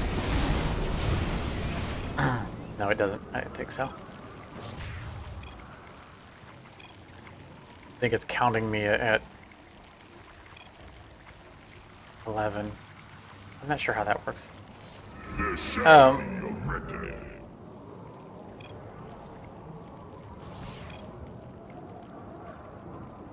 So he's going to cast Vortex, which is going to eat everything in the middle. This AI containment is going to build 2 buildings in their area. Basically, they have prisoners of Protoss units, and so if these buildings get destroyed, it'll release units of mine to attack their base. And here I can destroy a building, which would be one of those because they have the highest value. But I want to get this Archon out while my gas building still exists. Power overwhelming. I thought he said he was going to vortex. I didn't see it. I've been busy talking and haven't been paying attention to it. So a vortex is a Protoss thing that will destroy everything in the middle of the map.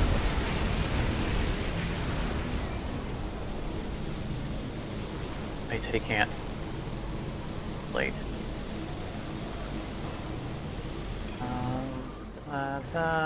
Still don't have a building I want to destroy.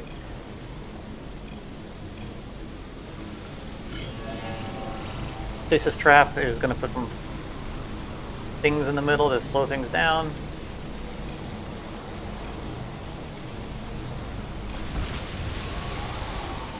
So these are traps in the middle that will freeze units. Like all those guys that were trying to attack our base and they're stuck there for now. Looks like they stasis our units.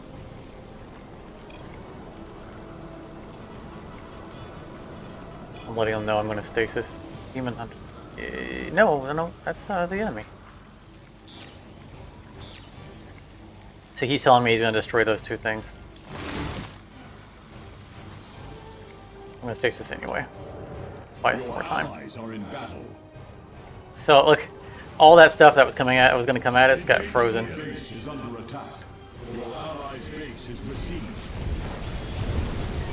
Where's my card? So this is another card fetched, but it's something that's random. Is there anything worth destroying? No. I think he got everything.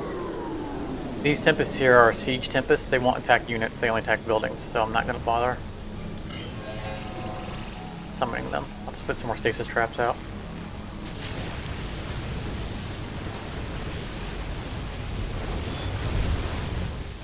Not looking good on the home front. Our teammate's got a bunch of stuff coming out, though. But it looks like a bunch of little stuff.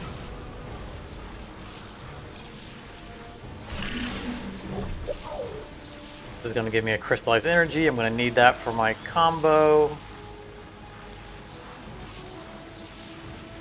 It looks like they've destroyed my building. I'm back down to 3. Vespene Geyser, that compressor, this is something I need. I'm here in the shadows. But I need them to not be on our base for me to cast it, because they'll just destroy it immediately. We're not going to win this one. I'm not getting any of my feature destruction.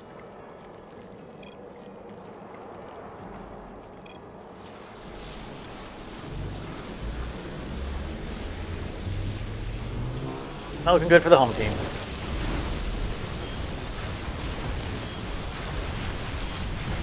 I'm here. Yep, and we're dead.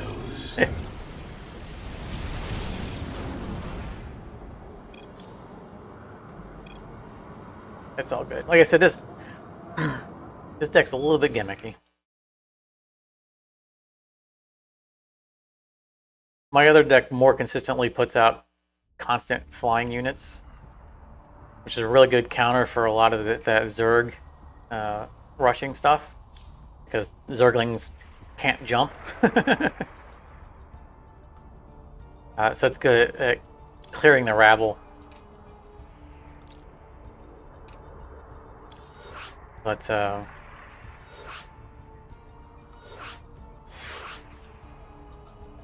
we'll try that again. We'll see if we can get the combo off. You guys didn't even see the card that the deck's built around.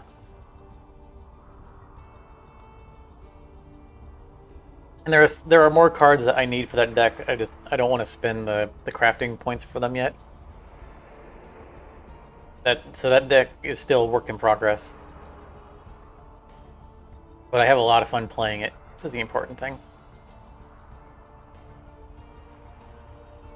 And if if any of you decide to play Keystone and hang out like on the live stream, we'll be able to do, like we can coordinate doing Nemesis mode together, and we can make some pretty good credits for unlocking packs doing that, and unlock me, like for you guys, like I've beaten the first pass of all but one of the Nemesis modes just kind of solo or with randos.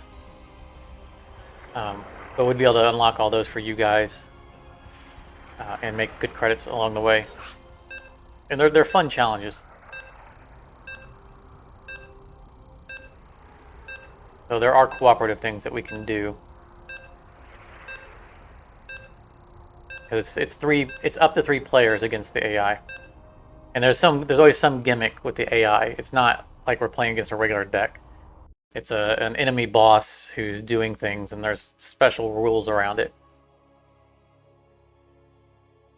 depending on which boss you decide to go against. And it's the last boss is the only one I haven't beaten yet. And I've only tried it once, so I could possibly beat it. I got pretty far into it. The one time I tried it. Now that I know what to expect out of it, I might be able to beat it. I don't know. It would help if I hadn't gone to it alone.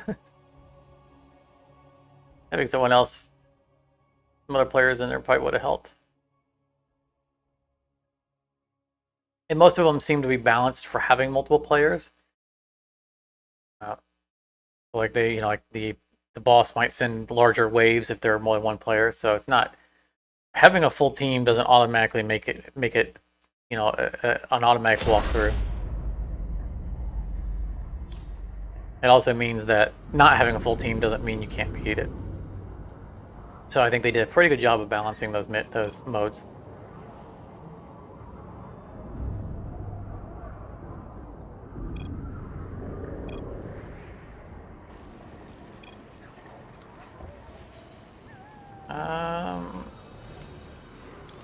Definitely don't want those.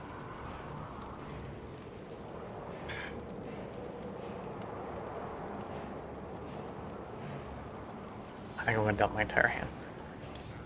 Too early for the assimilator. It would be nice to have the Link Tempests, but a little bit premature.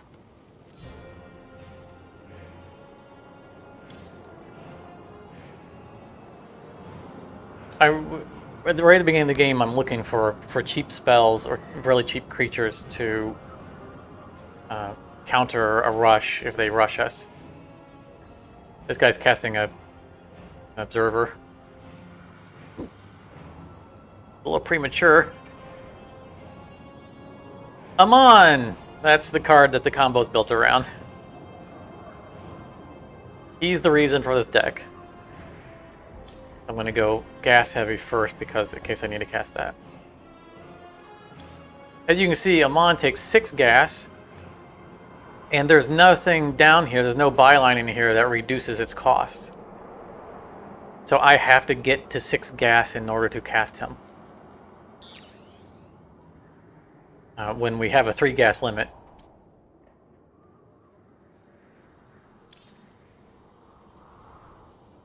So for example, the energy locator, like I said, if I cast it right now, it would increase my gas limit. If my gas limit's already maxed, it'll give me a card in hand that I can use as a temporary gas. So I don't want to cast this if I'm not at the limit, because that means for 1 turn I can be at 4. It's really important to do that in the right order.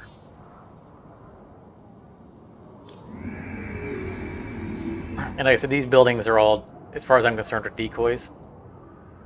Because the gas generating buildings are the only ones I care about staying alive. So if we're playing against a deck that is heavy on building destruction, I want them hitting these things instead of the buildings they actually need. Sonic Storm, that would have helped me out a lot last game.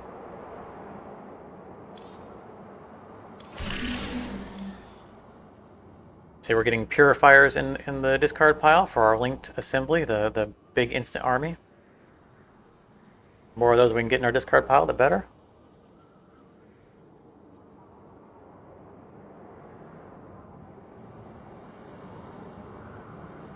So Amon is part of a special type of card. You can see how the color is different.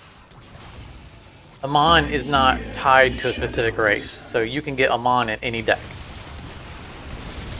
This means he's available in any deck. So I could play Terran and have Amon if I can get a Terran deck that can produce enough gas, for example. 4/3. I need to cast.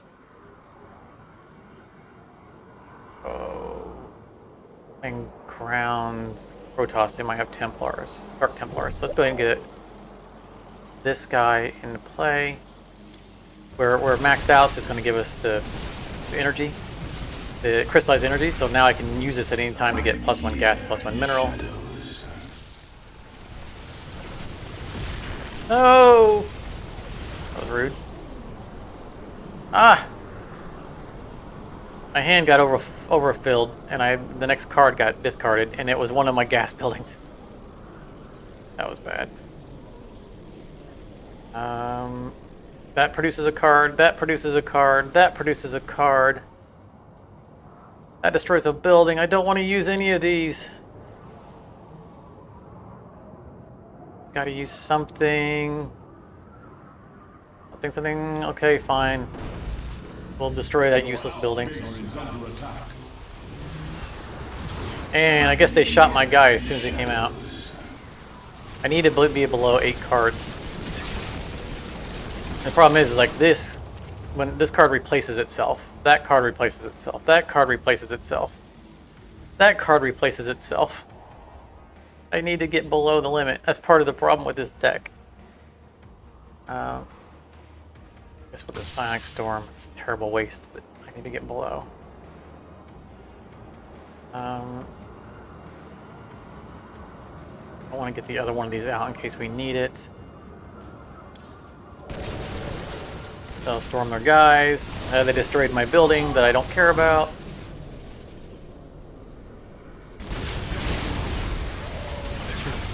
Someone on our team stasis, that's nice.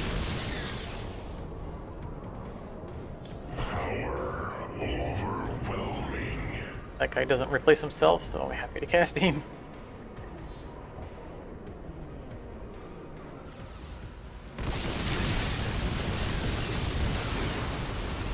On another building.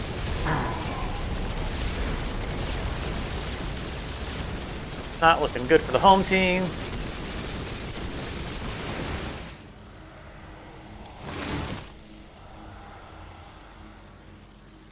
Asus.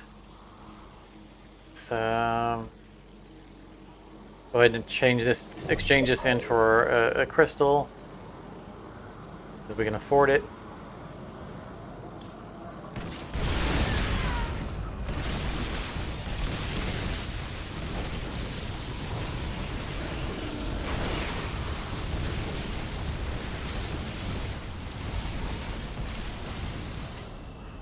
Darn it, my other assembler got blocked. That's 2 of my 4 gas buildings down. For some reason, when I cast the stasis, it replaced itself, and it shouldn't. I gotta dump cards. Revelation would reveal stuff, but it also replaces itself.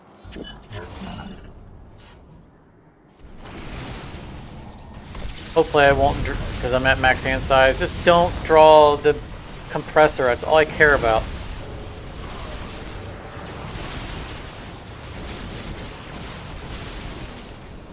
Gateway. Okay, I don't care about losing that.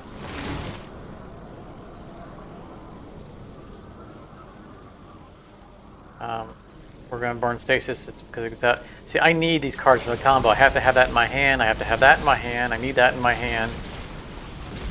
I need Amon in my hand because he's what the combo's around. That's the problem with gimmicky decks. As you can see, I'm not throwing as much heat, but I want you guys to see Amon. I want you to see why it's worth making an effort to cast that card.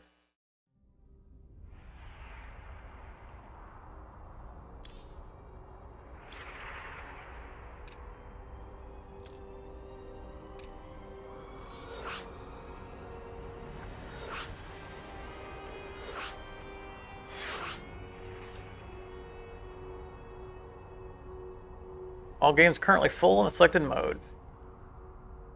I am hosting. You can see it's not taking too long to fill up new rounds of it.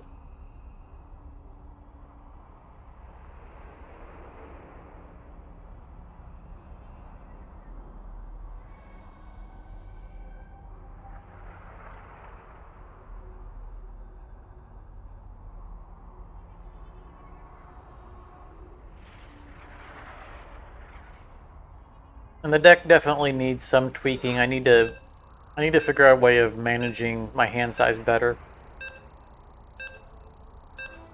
Because I have so many temporary cards I need to hold in my hand at once that I'm running into too many cards. I'm running into a problem of not being able to reduce my hand size because I'm ending up with so many cards that replace themselves. I can't just stop drawing.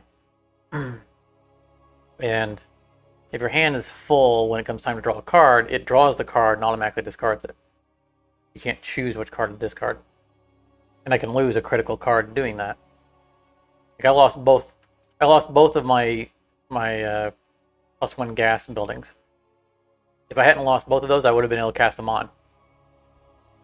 Because I had 2 crystal energies in my hand, which would have put me up to 5, and then that building would have put me at 6, and that's all I needed to cast him. Both of them got blocked. Also, both times that I was over hand size, I shouldn't have been over hand size. So I don't know if it's a bug in the game, but I cast a card that doesn't replace itself and a card that does replace itself at the same time.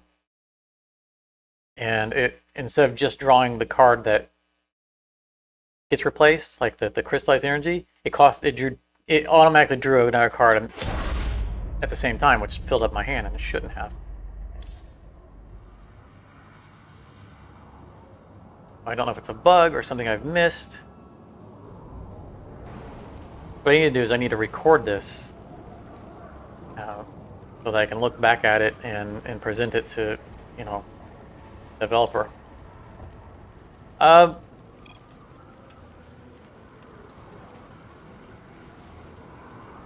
We hang on to this. The earlier it's in my hand, the earlier it's in my hand, the earlier it can start getting cheaper. A little bit of a gamble to take it so early.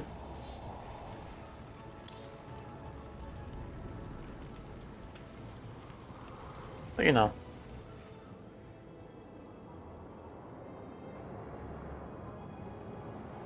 just need to get something that's a purifier that can get my discard pile.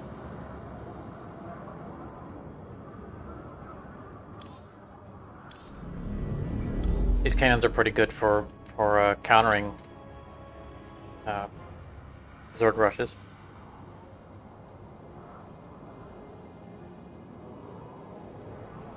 Even if it's an overwhelming Zerg rush, they'll spend a couple of turns dealing with the cannons and losing troops. Even if they overwhelm the cannons, those couple of turns will give us time to get other stuff in play to actually deal with them.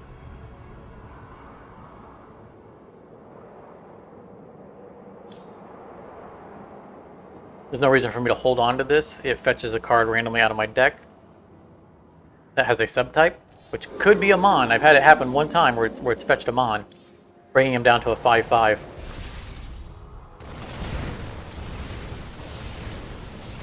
It looks like our opponents airdropped in some fire bats, which landed right on top of the turrets and got murdered.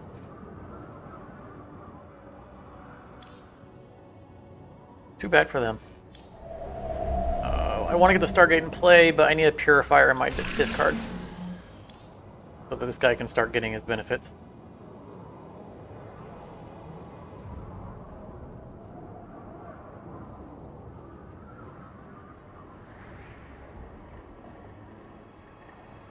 So we're waiting on everybody to select the card. That's what the pause is.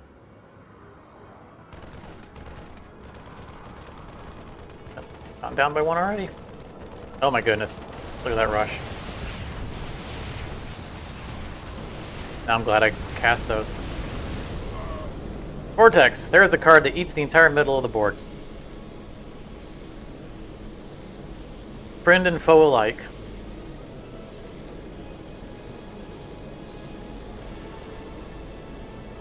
Well, I want to put a building out there. Put them all in our face like that, but if anything, it'll distract them. Oh, they are really rushing us.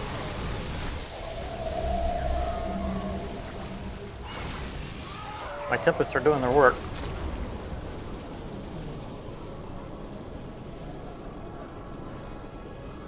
Four, three.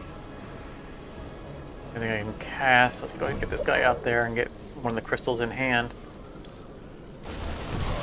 See, that drew 2 cards. That's not the next card. It shouldn't have drawn me 2 cards. Successful. This is what it should have given me.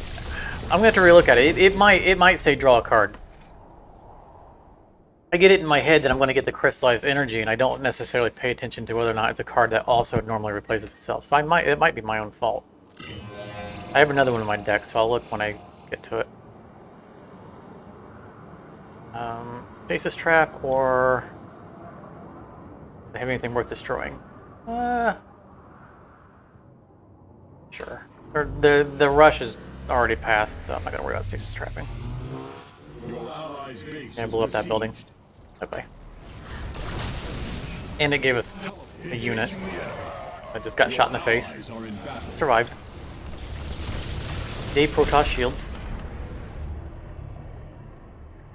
I need one more gas income because this will give me a +1. I've got that one.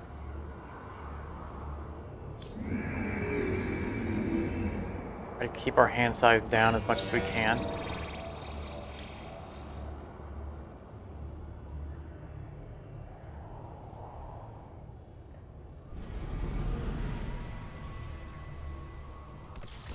Ooh, other stuff.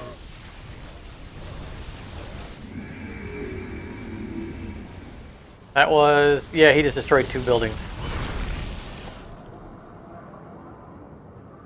Which is why I don't put this out early, because I need it to survive. But this does draw a card. Our carrier is keeping us below the limit. We can't cast that yet. We'll go ahead and do this. Get an extra card in hand so we can get to what we're looking for. I'm here in the shadows. A couple of cards that we're looking for.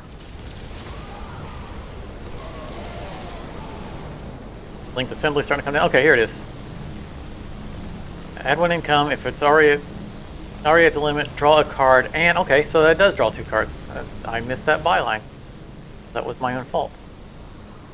I don't want to cast it right now because it's going to run me over cap. Oh, 7/3. I can cast this now.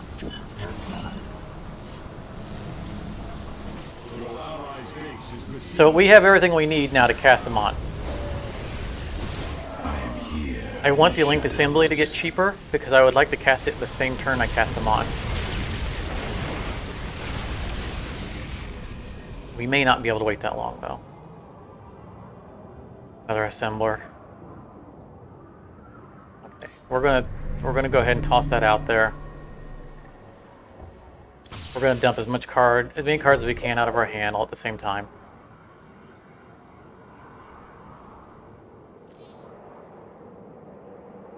We're gonna burn our psionic storm, which is gonna damage enemy units.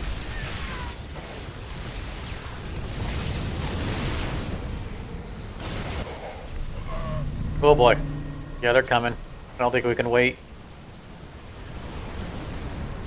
Oh, there's a Dormant Titan. That's the last card I need for the combo. This gives me the activation card so I can cast Amon and rush him on the same turn. Do I risk it? Do I risk it?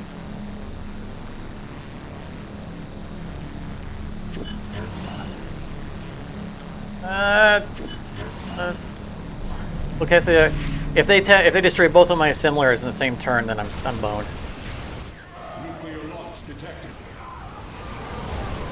Okay, so they're nuking our area, which is actually going to work in our favor because it's going to be mostly their units in that area. Oh, this is not going to go well for them.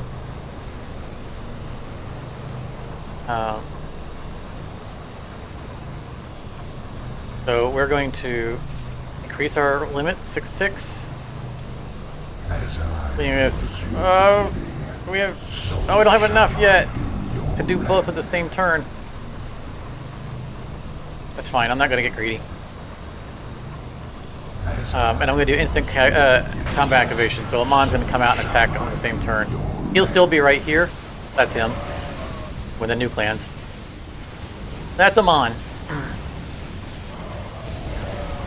Oh, that's right. It discards my hand. Darn it. Yeah, that's why we want the Lynx to come out on the same turn as him. Normally I cast the Lynx and him on the same turn. And I just have this ridiculous wave come across. That's okay. So he replaces my entire hand with a bunch of random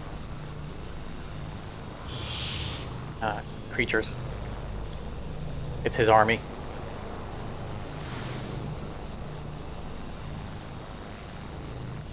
Hopefully they're not prepared to deal with him. So they just shot him for 1,500 and he just laughed at it. It didn't even get through his shields. Now I could further this deck by putting in a card that replenishes his shields, but I don't have them right now. I'm not really sure what I would replace with them anyway. As much out there as I can. That's going to be all I can do. Not getting enough support from my team. He took another direct hit. Oh, poor Amon.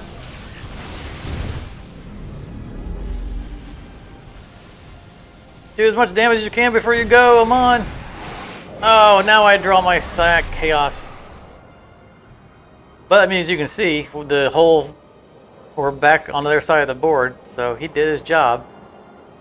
Can't be mad at it.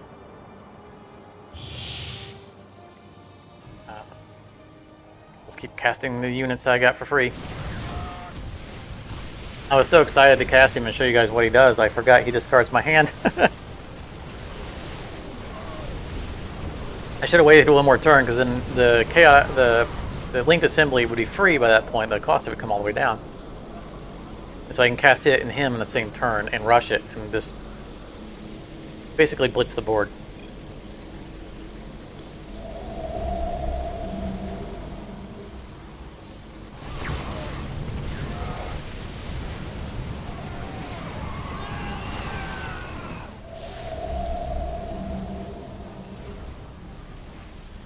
My teammate cast a gate the same time I did.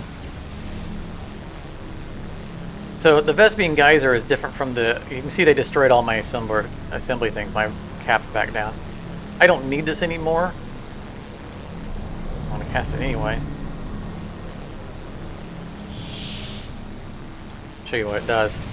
So if I have any unspent Teleport successful. gas at the end of the play phase when I've selected my card, I will get a temporary card in my hand that's just a gas card, and I can have as many of them as I can hold in hand.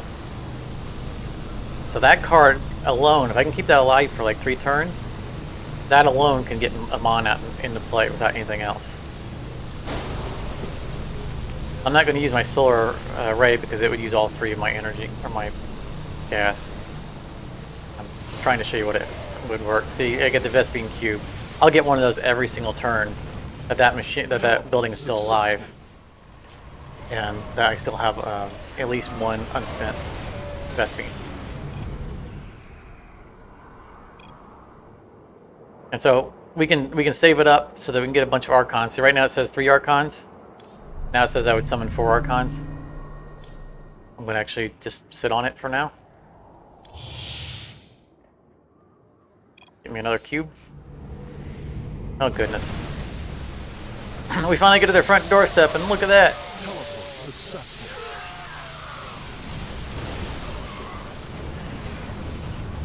That's my Phoenix. That's picking guys up.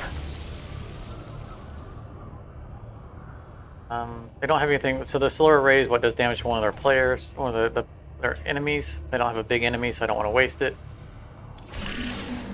It's going to use all of my Vespine, so I won't get a cube for this turn. That's okay. Teleport successful. Like, even if they destroy the gas building at this point, these cubes stay in my hand.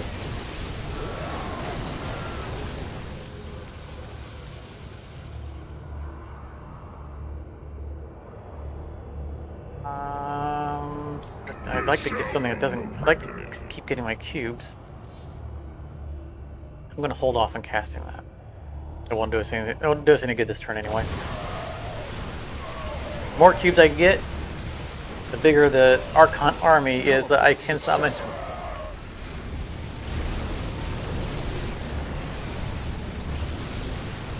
And I have no idea what this guy's saying.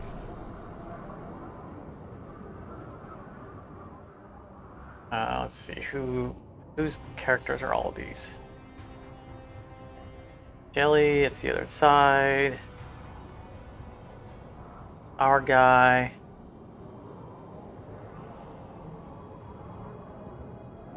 I think I'm going to stick. Just to give us a little bit of breathing room. I normally would wait until they have a bigger army, but like I stopped all those guys. In fact, it looks like that's where it all landed. The size of the army that was about to come out. And this can be extra brutal against the Zerg because many of the Zerg units only live for a certain amount of time and they auto-destruct. And so stasis can hold them for most of their life period. And they just never get an attack. Pretty funny. Oh, someone's got a Psi Disruptor. A Psi Disruptor reduces your total cap. So... I don't see it. It might be cloaked. He can cloak it too. There shall be a reckoning. Doesn't play.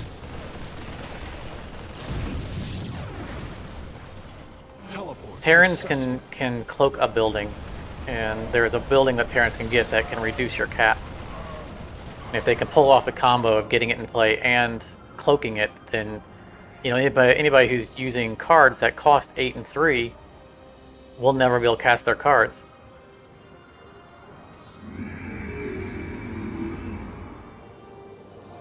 That's a lot of stuff.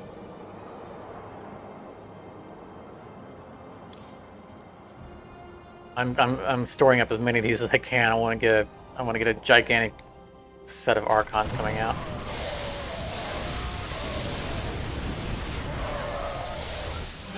And it looks like we're going to need it.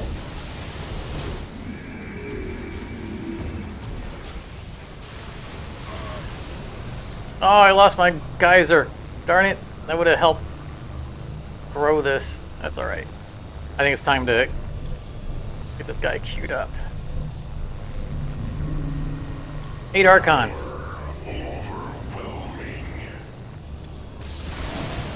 Look at all those. And then next turn we can solar array, which will probably take out one of the... Oh, we'll probably take out this battle cruiser.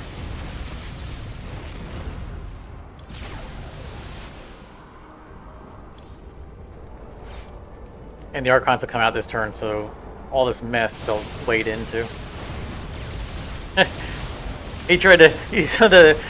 The battle cruiser turned around and tried to phase warp away to run to safety, and he didn't make it. Go, Archons, go!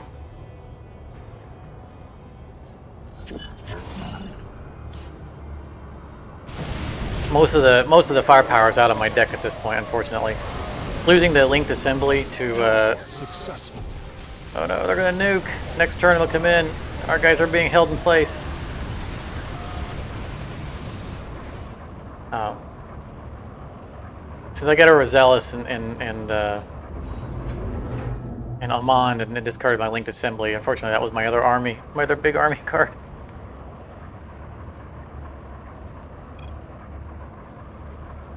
Although I'm not convinced that we would have survived if I had not Amand that turn. Because they were all in our face. I don't know that we would have survived another round.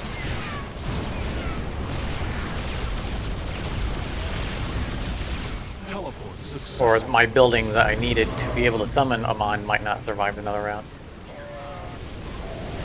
It would have been a close call. Storm them up. We're running out of cards in our deck, and that's not good. When you run out of cards in your deck, all your buildings and units take damage every turn. I don't want to run out of cards. So what I want to do at this point is I want to pack my hand full of Vespine cubes. I'm not sure if we take damage or not. We have a full hand. Oh, it doesn't matter. They destroyed the building. Successful. I don't want to cast this because it's going to draw me a card. But I do want to draw it because... Oh, we got a good army coming out. I do want to draw it because... Cast it because it actually has units in it. Let's combat activate this Archon army. So it should come out with that mess. We need to win this fight because I don't have anything else to contribute.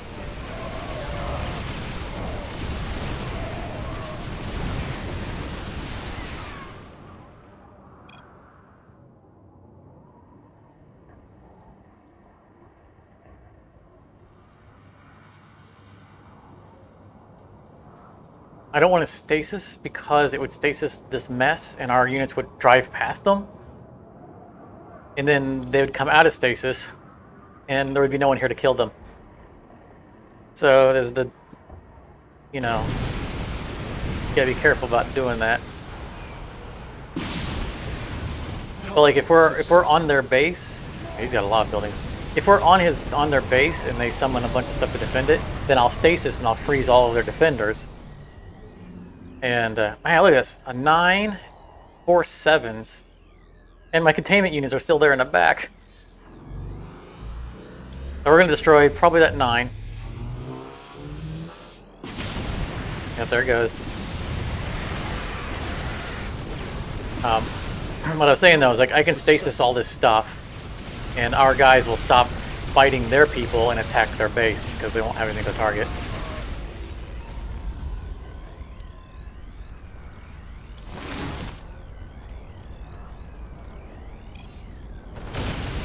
There we go. Teleport successful. Woo! We win. That was a little hairy there.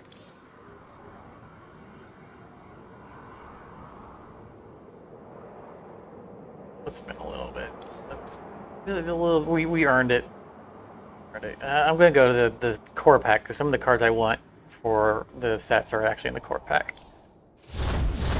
We get lucky. See, there's a regular observer. Same cost and everything as the other one. Ooh, Solar Ray. That's one of the cards I want. I didn't want to have to spend. I didn't want to have to. I didn't want to have to craft it. Excellent. Let's change to our carrier deck. What did I get rid of? So. One of my only complaints in this is that we can't see what the card is by cursoring over it. If I click on it, it just takes it out of my deck. So we basically would have to go through and see which ones that we've already used. I know what these cards are, so for the most part I don't need to do that. But it can make it challenging when you're building a deck and you're not familiar with all the cards in it. But the Solar Ray is the card that allows me to do direct damage to one of their big baddies. And I wanted the second one, even though this isn't a, it's a carrier Tempest deck. It's a flyer deck, first and foremost. So, what do I get rid of? I like the Dormant Titans because they give us the combat activation. I don't know if it's completely necessary. Dormant Titan is one Colossus and he's tactical, so he goes and fights and then comes back home instead of pushing through. He's critical for the other deck, the Amon deck, because I need the combat activations. Zeratul is a hero, the heroic unit. He's a cloaked unit, but he's just standalone. I don't really typically use him for anything. Just anti-rush. Can maybe give him up. Yeah, I'm sorry, Zeratul. I think you gotta go. I hate getting rid of a cheap unit to pick up an expensive one. But he doesn't tend to make much of an impact. Because my deck isn't built around stealth. If my deck was heavier in stealth, then he would be more useful.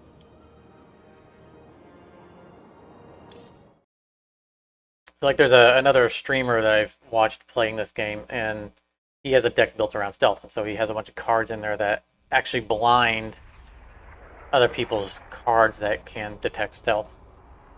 And so he can actually protect the Zeratul and other ones like it.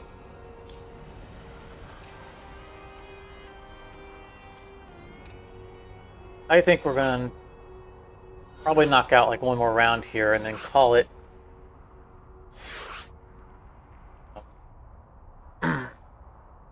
As it is. This is supposed to be a Subnautica stream. But we will be playing this, like I said, just randomly throughout off-stream times during week time. And so don't be surprised if you look at the channel and you just see me streaming unannounced.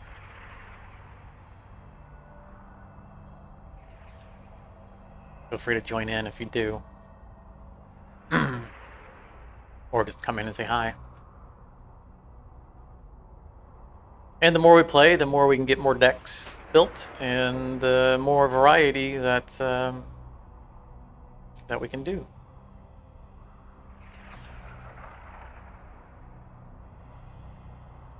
Which is why I also, well, when I have a little bit of time, we're doing this off camera, because building up credits so that I can actually have more decks to work on.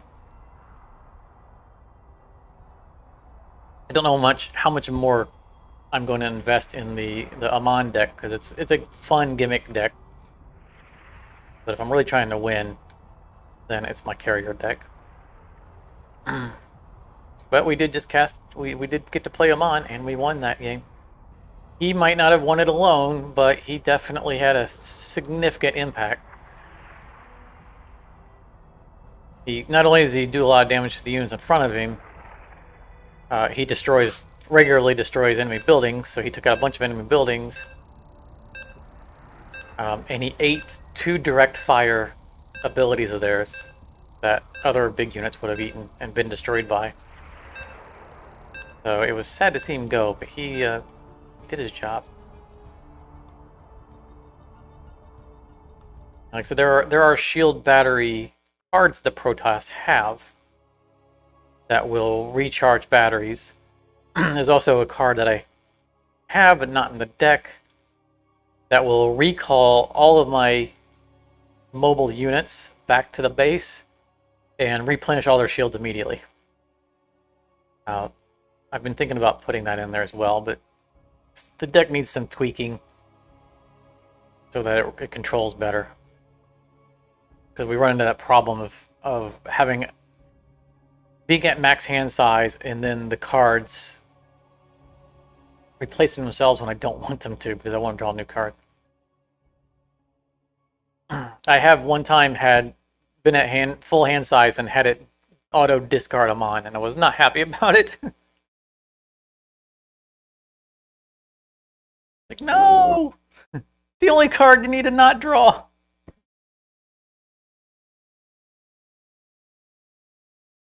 I tend, like, if I get the gas production cards early on, I tend not to play them because it just fights with my hand size. I try to wait until I have them on, or pretty late into the game when I have less chance of not drawing them on. Or if we're just, you know, if they've been aggressive and we have a breathing room, then I think that I can get them out. You know, like that's gonna be one chance to get the buildings out there to generate the gas in hand safely. Then I might take that window to do it.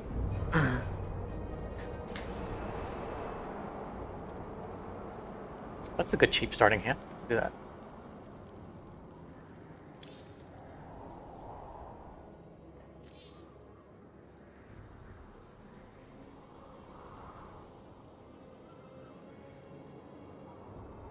Cheapness continues.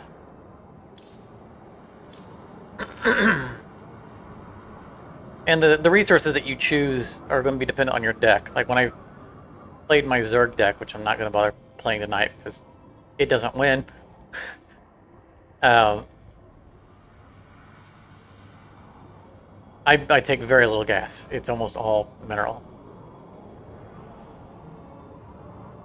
But like with these decks, they're very heavy in minerals, so I end up picking up minerals. Or they're very heavy in gas, so I end up picking gas pretty early. We don't need to cast anything.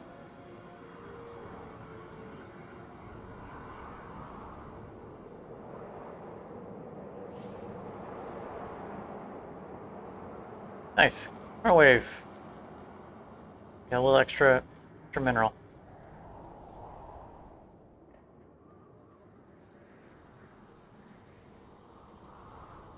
From the Marines.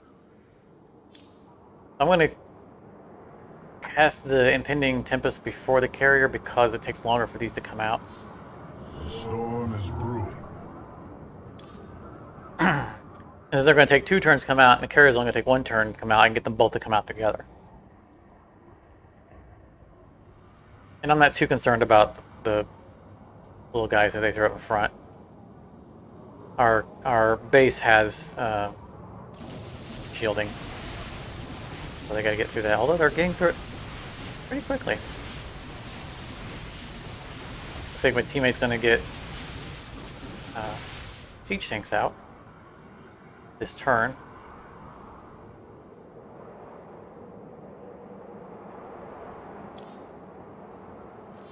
To victory. It could stasis, but that would be a waste.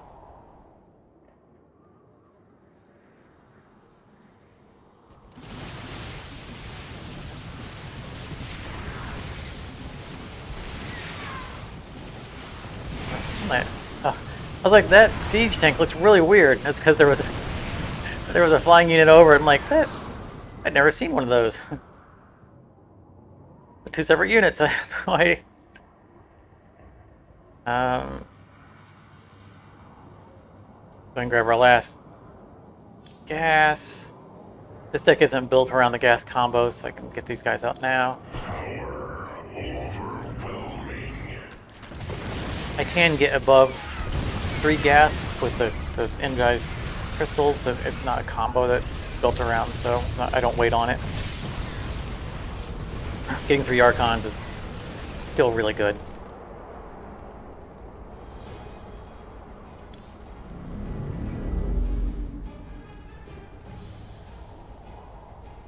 Oh,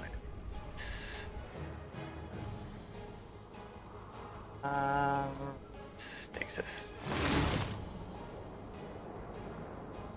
Feels a little early to do it, but our base is still rebuilding its shields. They have enough garbage out there for our guys to be engaging.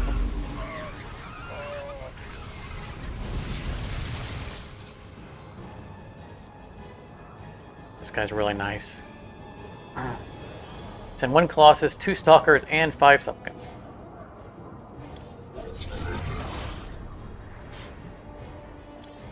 A low price of 1 card. Nuclear launch detected. Oh, they're nuking our base. Come on, guys, get past, get past. Keep going, get past. Oh, this is not going to be good. That nuke will land at the beginning of the turn. I was executor long before you. God, that's gonna hurt.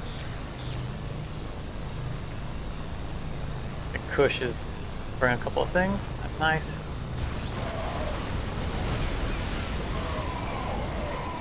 At least his Thors are very resilient. Man, look at that stack of stuff. I need one of my storms. Where are my storms? Heard a medic scream there at the end. Do you see anything big coming out that I want to lock down? No. Or a Stargate out.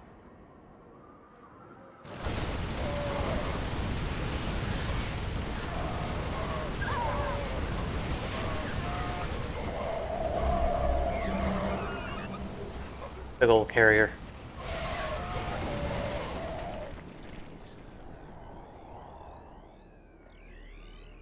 We have 2 solar arrays now. I don't have to hold back anymore, but I still don't see anything I want them to shoot. You require my skills. These blinking stalkers, I think, are gonna... They're on the fence on whether or not I retire them. They're... Oh, that was rude. Teleport successful. They're pretty good early, just really early for harass, but they don't make real impact.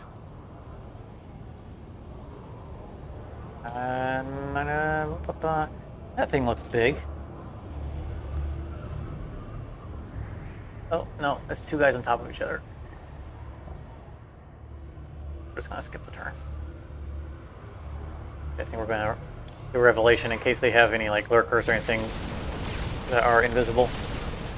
And the card replaces itself. It also tells us what the strongest card is on their opponent's deck. That we might have to prepare for in the future. I don't recognize all the card names yet, so that didn't mean anything to me. The light shall shine through the void. Like they got a side disruptor up. That'd be that building right there.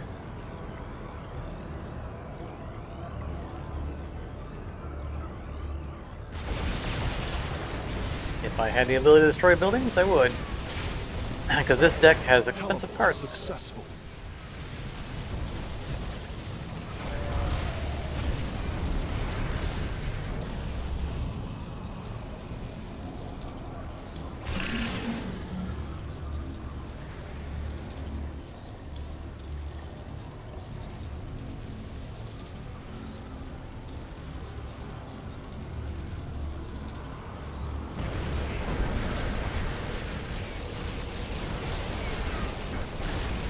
Teleport successful.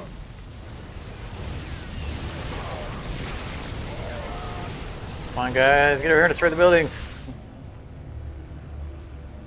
Power overwhelming.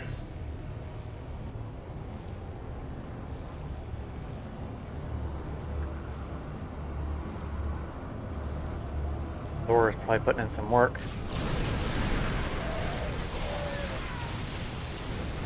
Oh goodness, look at that. See, this is why I like to have flyers. Those Zerg can't jump. I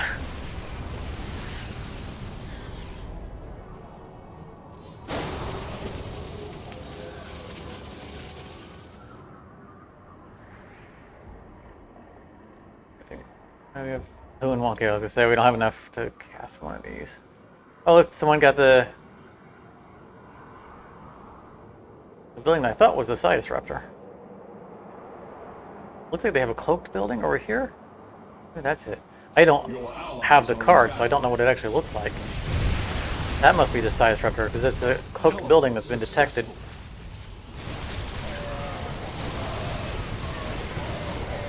Yeah, that's gotta be it. So next time we get units over there, I can reveal it and hopefully destroy it. The storm is brewing. That guy's about to come into play. I'm not going to solar array yet in case he's on a delay.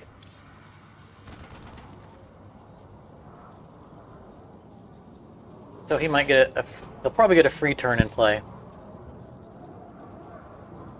But I want to get these Tempests in the queue anyway. Oh, I'm glad I didn't use it. That thing right there, it's a superhero thing. Looks like someone got the side disruptor. I don't need to. So someone has left the game. I don't know if they quit out or if that was accidental. You know, like maybe it disconnected. It looks like they're going to attack the Leviathan, so I'm not going to use my solar array yet. The game will play...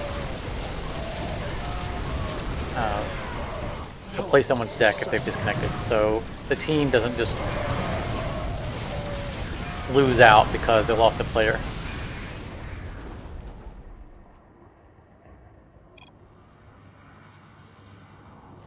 Calibrating attack pattern.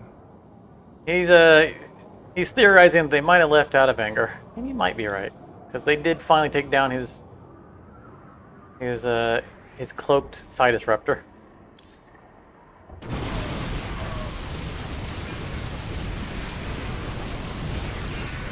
Teleport successful.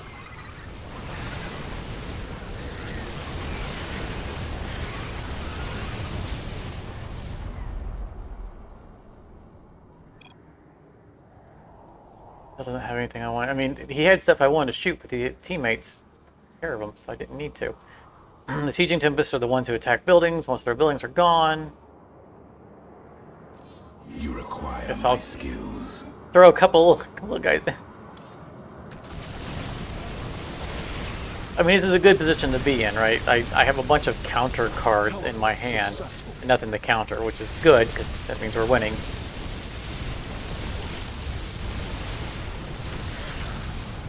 There's the linked assembly. Calibrating attack pattern. Another reason I needed another solar array in my deck is because it's a purifier to help with the linked assembly. The other deck is built around purifiers. It has a ton of purifiers in it. This deck only has a few. So it's hard for me to reduce the cost of it in this deck. It's arguable whether or not it's a card I should have in this deck. But it's an awesome card. And it's a carrier deck, so... Void Fleet, I love the Void Fleet. Or Void Rays Rush. Lock beams and incinerate. Pop right out, just go on the run. Allies are in battle. We face the enemy. We win! Victory! Alright, that's what we're going to call the stream. Because, again, it's a Subnautica stream, not a Keystone stream. Yeah, we've run pretty late. So for anyone who wasn't here at the beginning of the stream, I've mentioned a couple times offhand. Stream schedule is going to start changing. Hopefully, if everything works out, because I'm going to start working nights real soon, and I'll be working a rotating schedule. So. I'll know what days I'm going to have on and off, but it's going to keep changing. Right now, I don't know what they are. So I will have to work nights on weekends, probably every other week, see how the schedule pans out. I should have this next coming weekend off. After that point, I don't know when I'm going to get the nighttime schedule.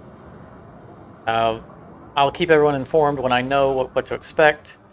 When if all that works out and I end up working every other weekend, I'll try to establish a somewhat reliable weekday stream so that we still have a once per week at least stream of whatever our main game is that we're streaming, and which will be starting next week, Tortuga. And we'll just kind of play it by ear from there. But this is a good thing. I mean, it's a little rough for the schedule on the channel, but for me, it's a good thing because I need this change to get me out of some financial difficulties. So this is a good thing. it's a 12-hour schedule that I'll be working, so it's going to be rough. So we'll just see how things play out. But hopefully, hopefully most of the time I'll have a day to rest before I stream, so that I'm more energetic. But we'll just see how things go.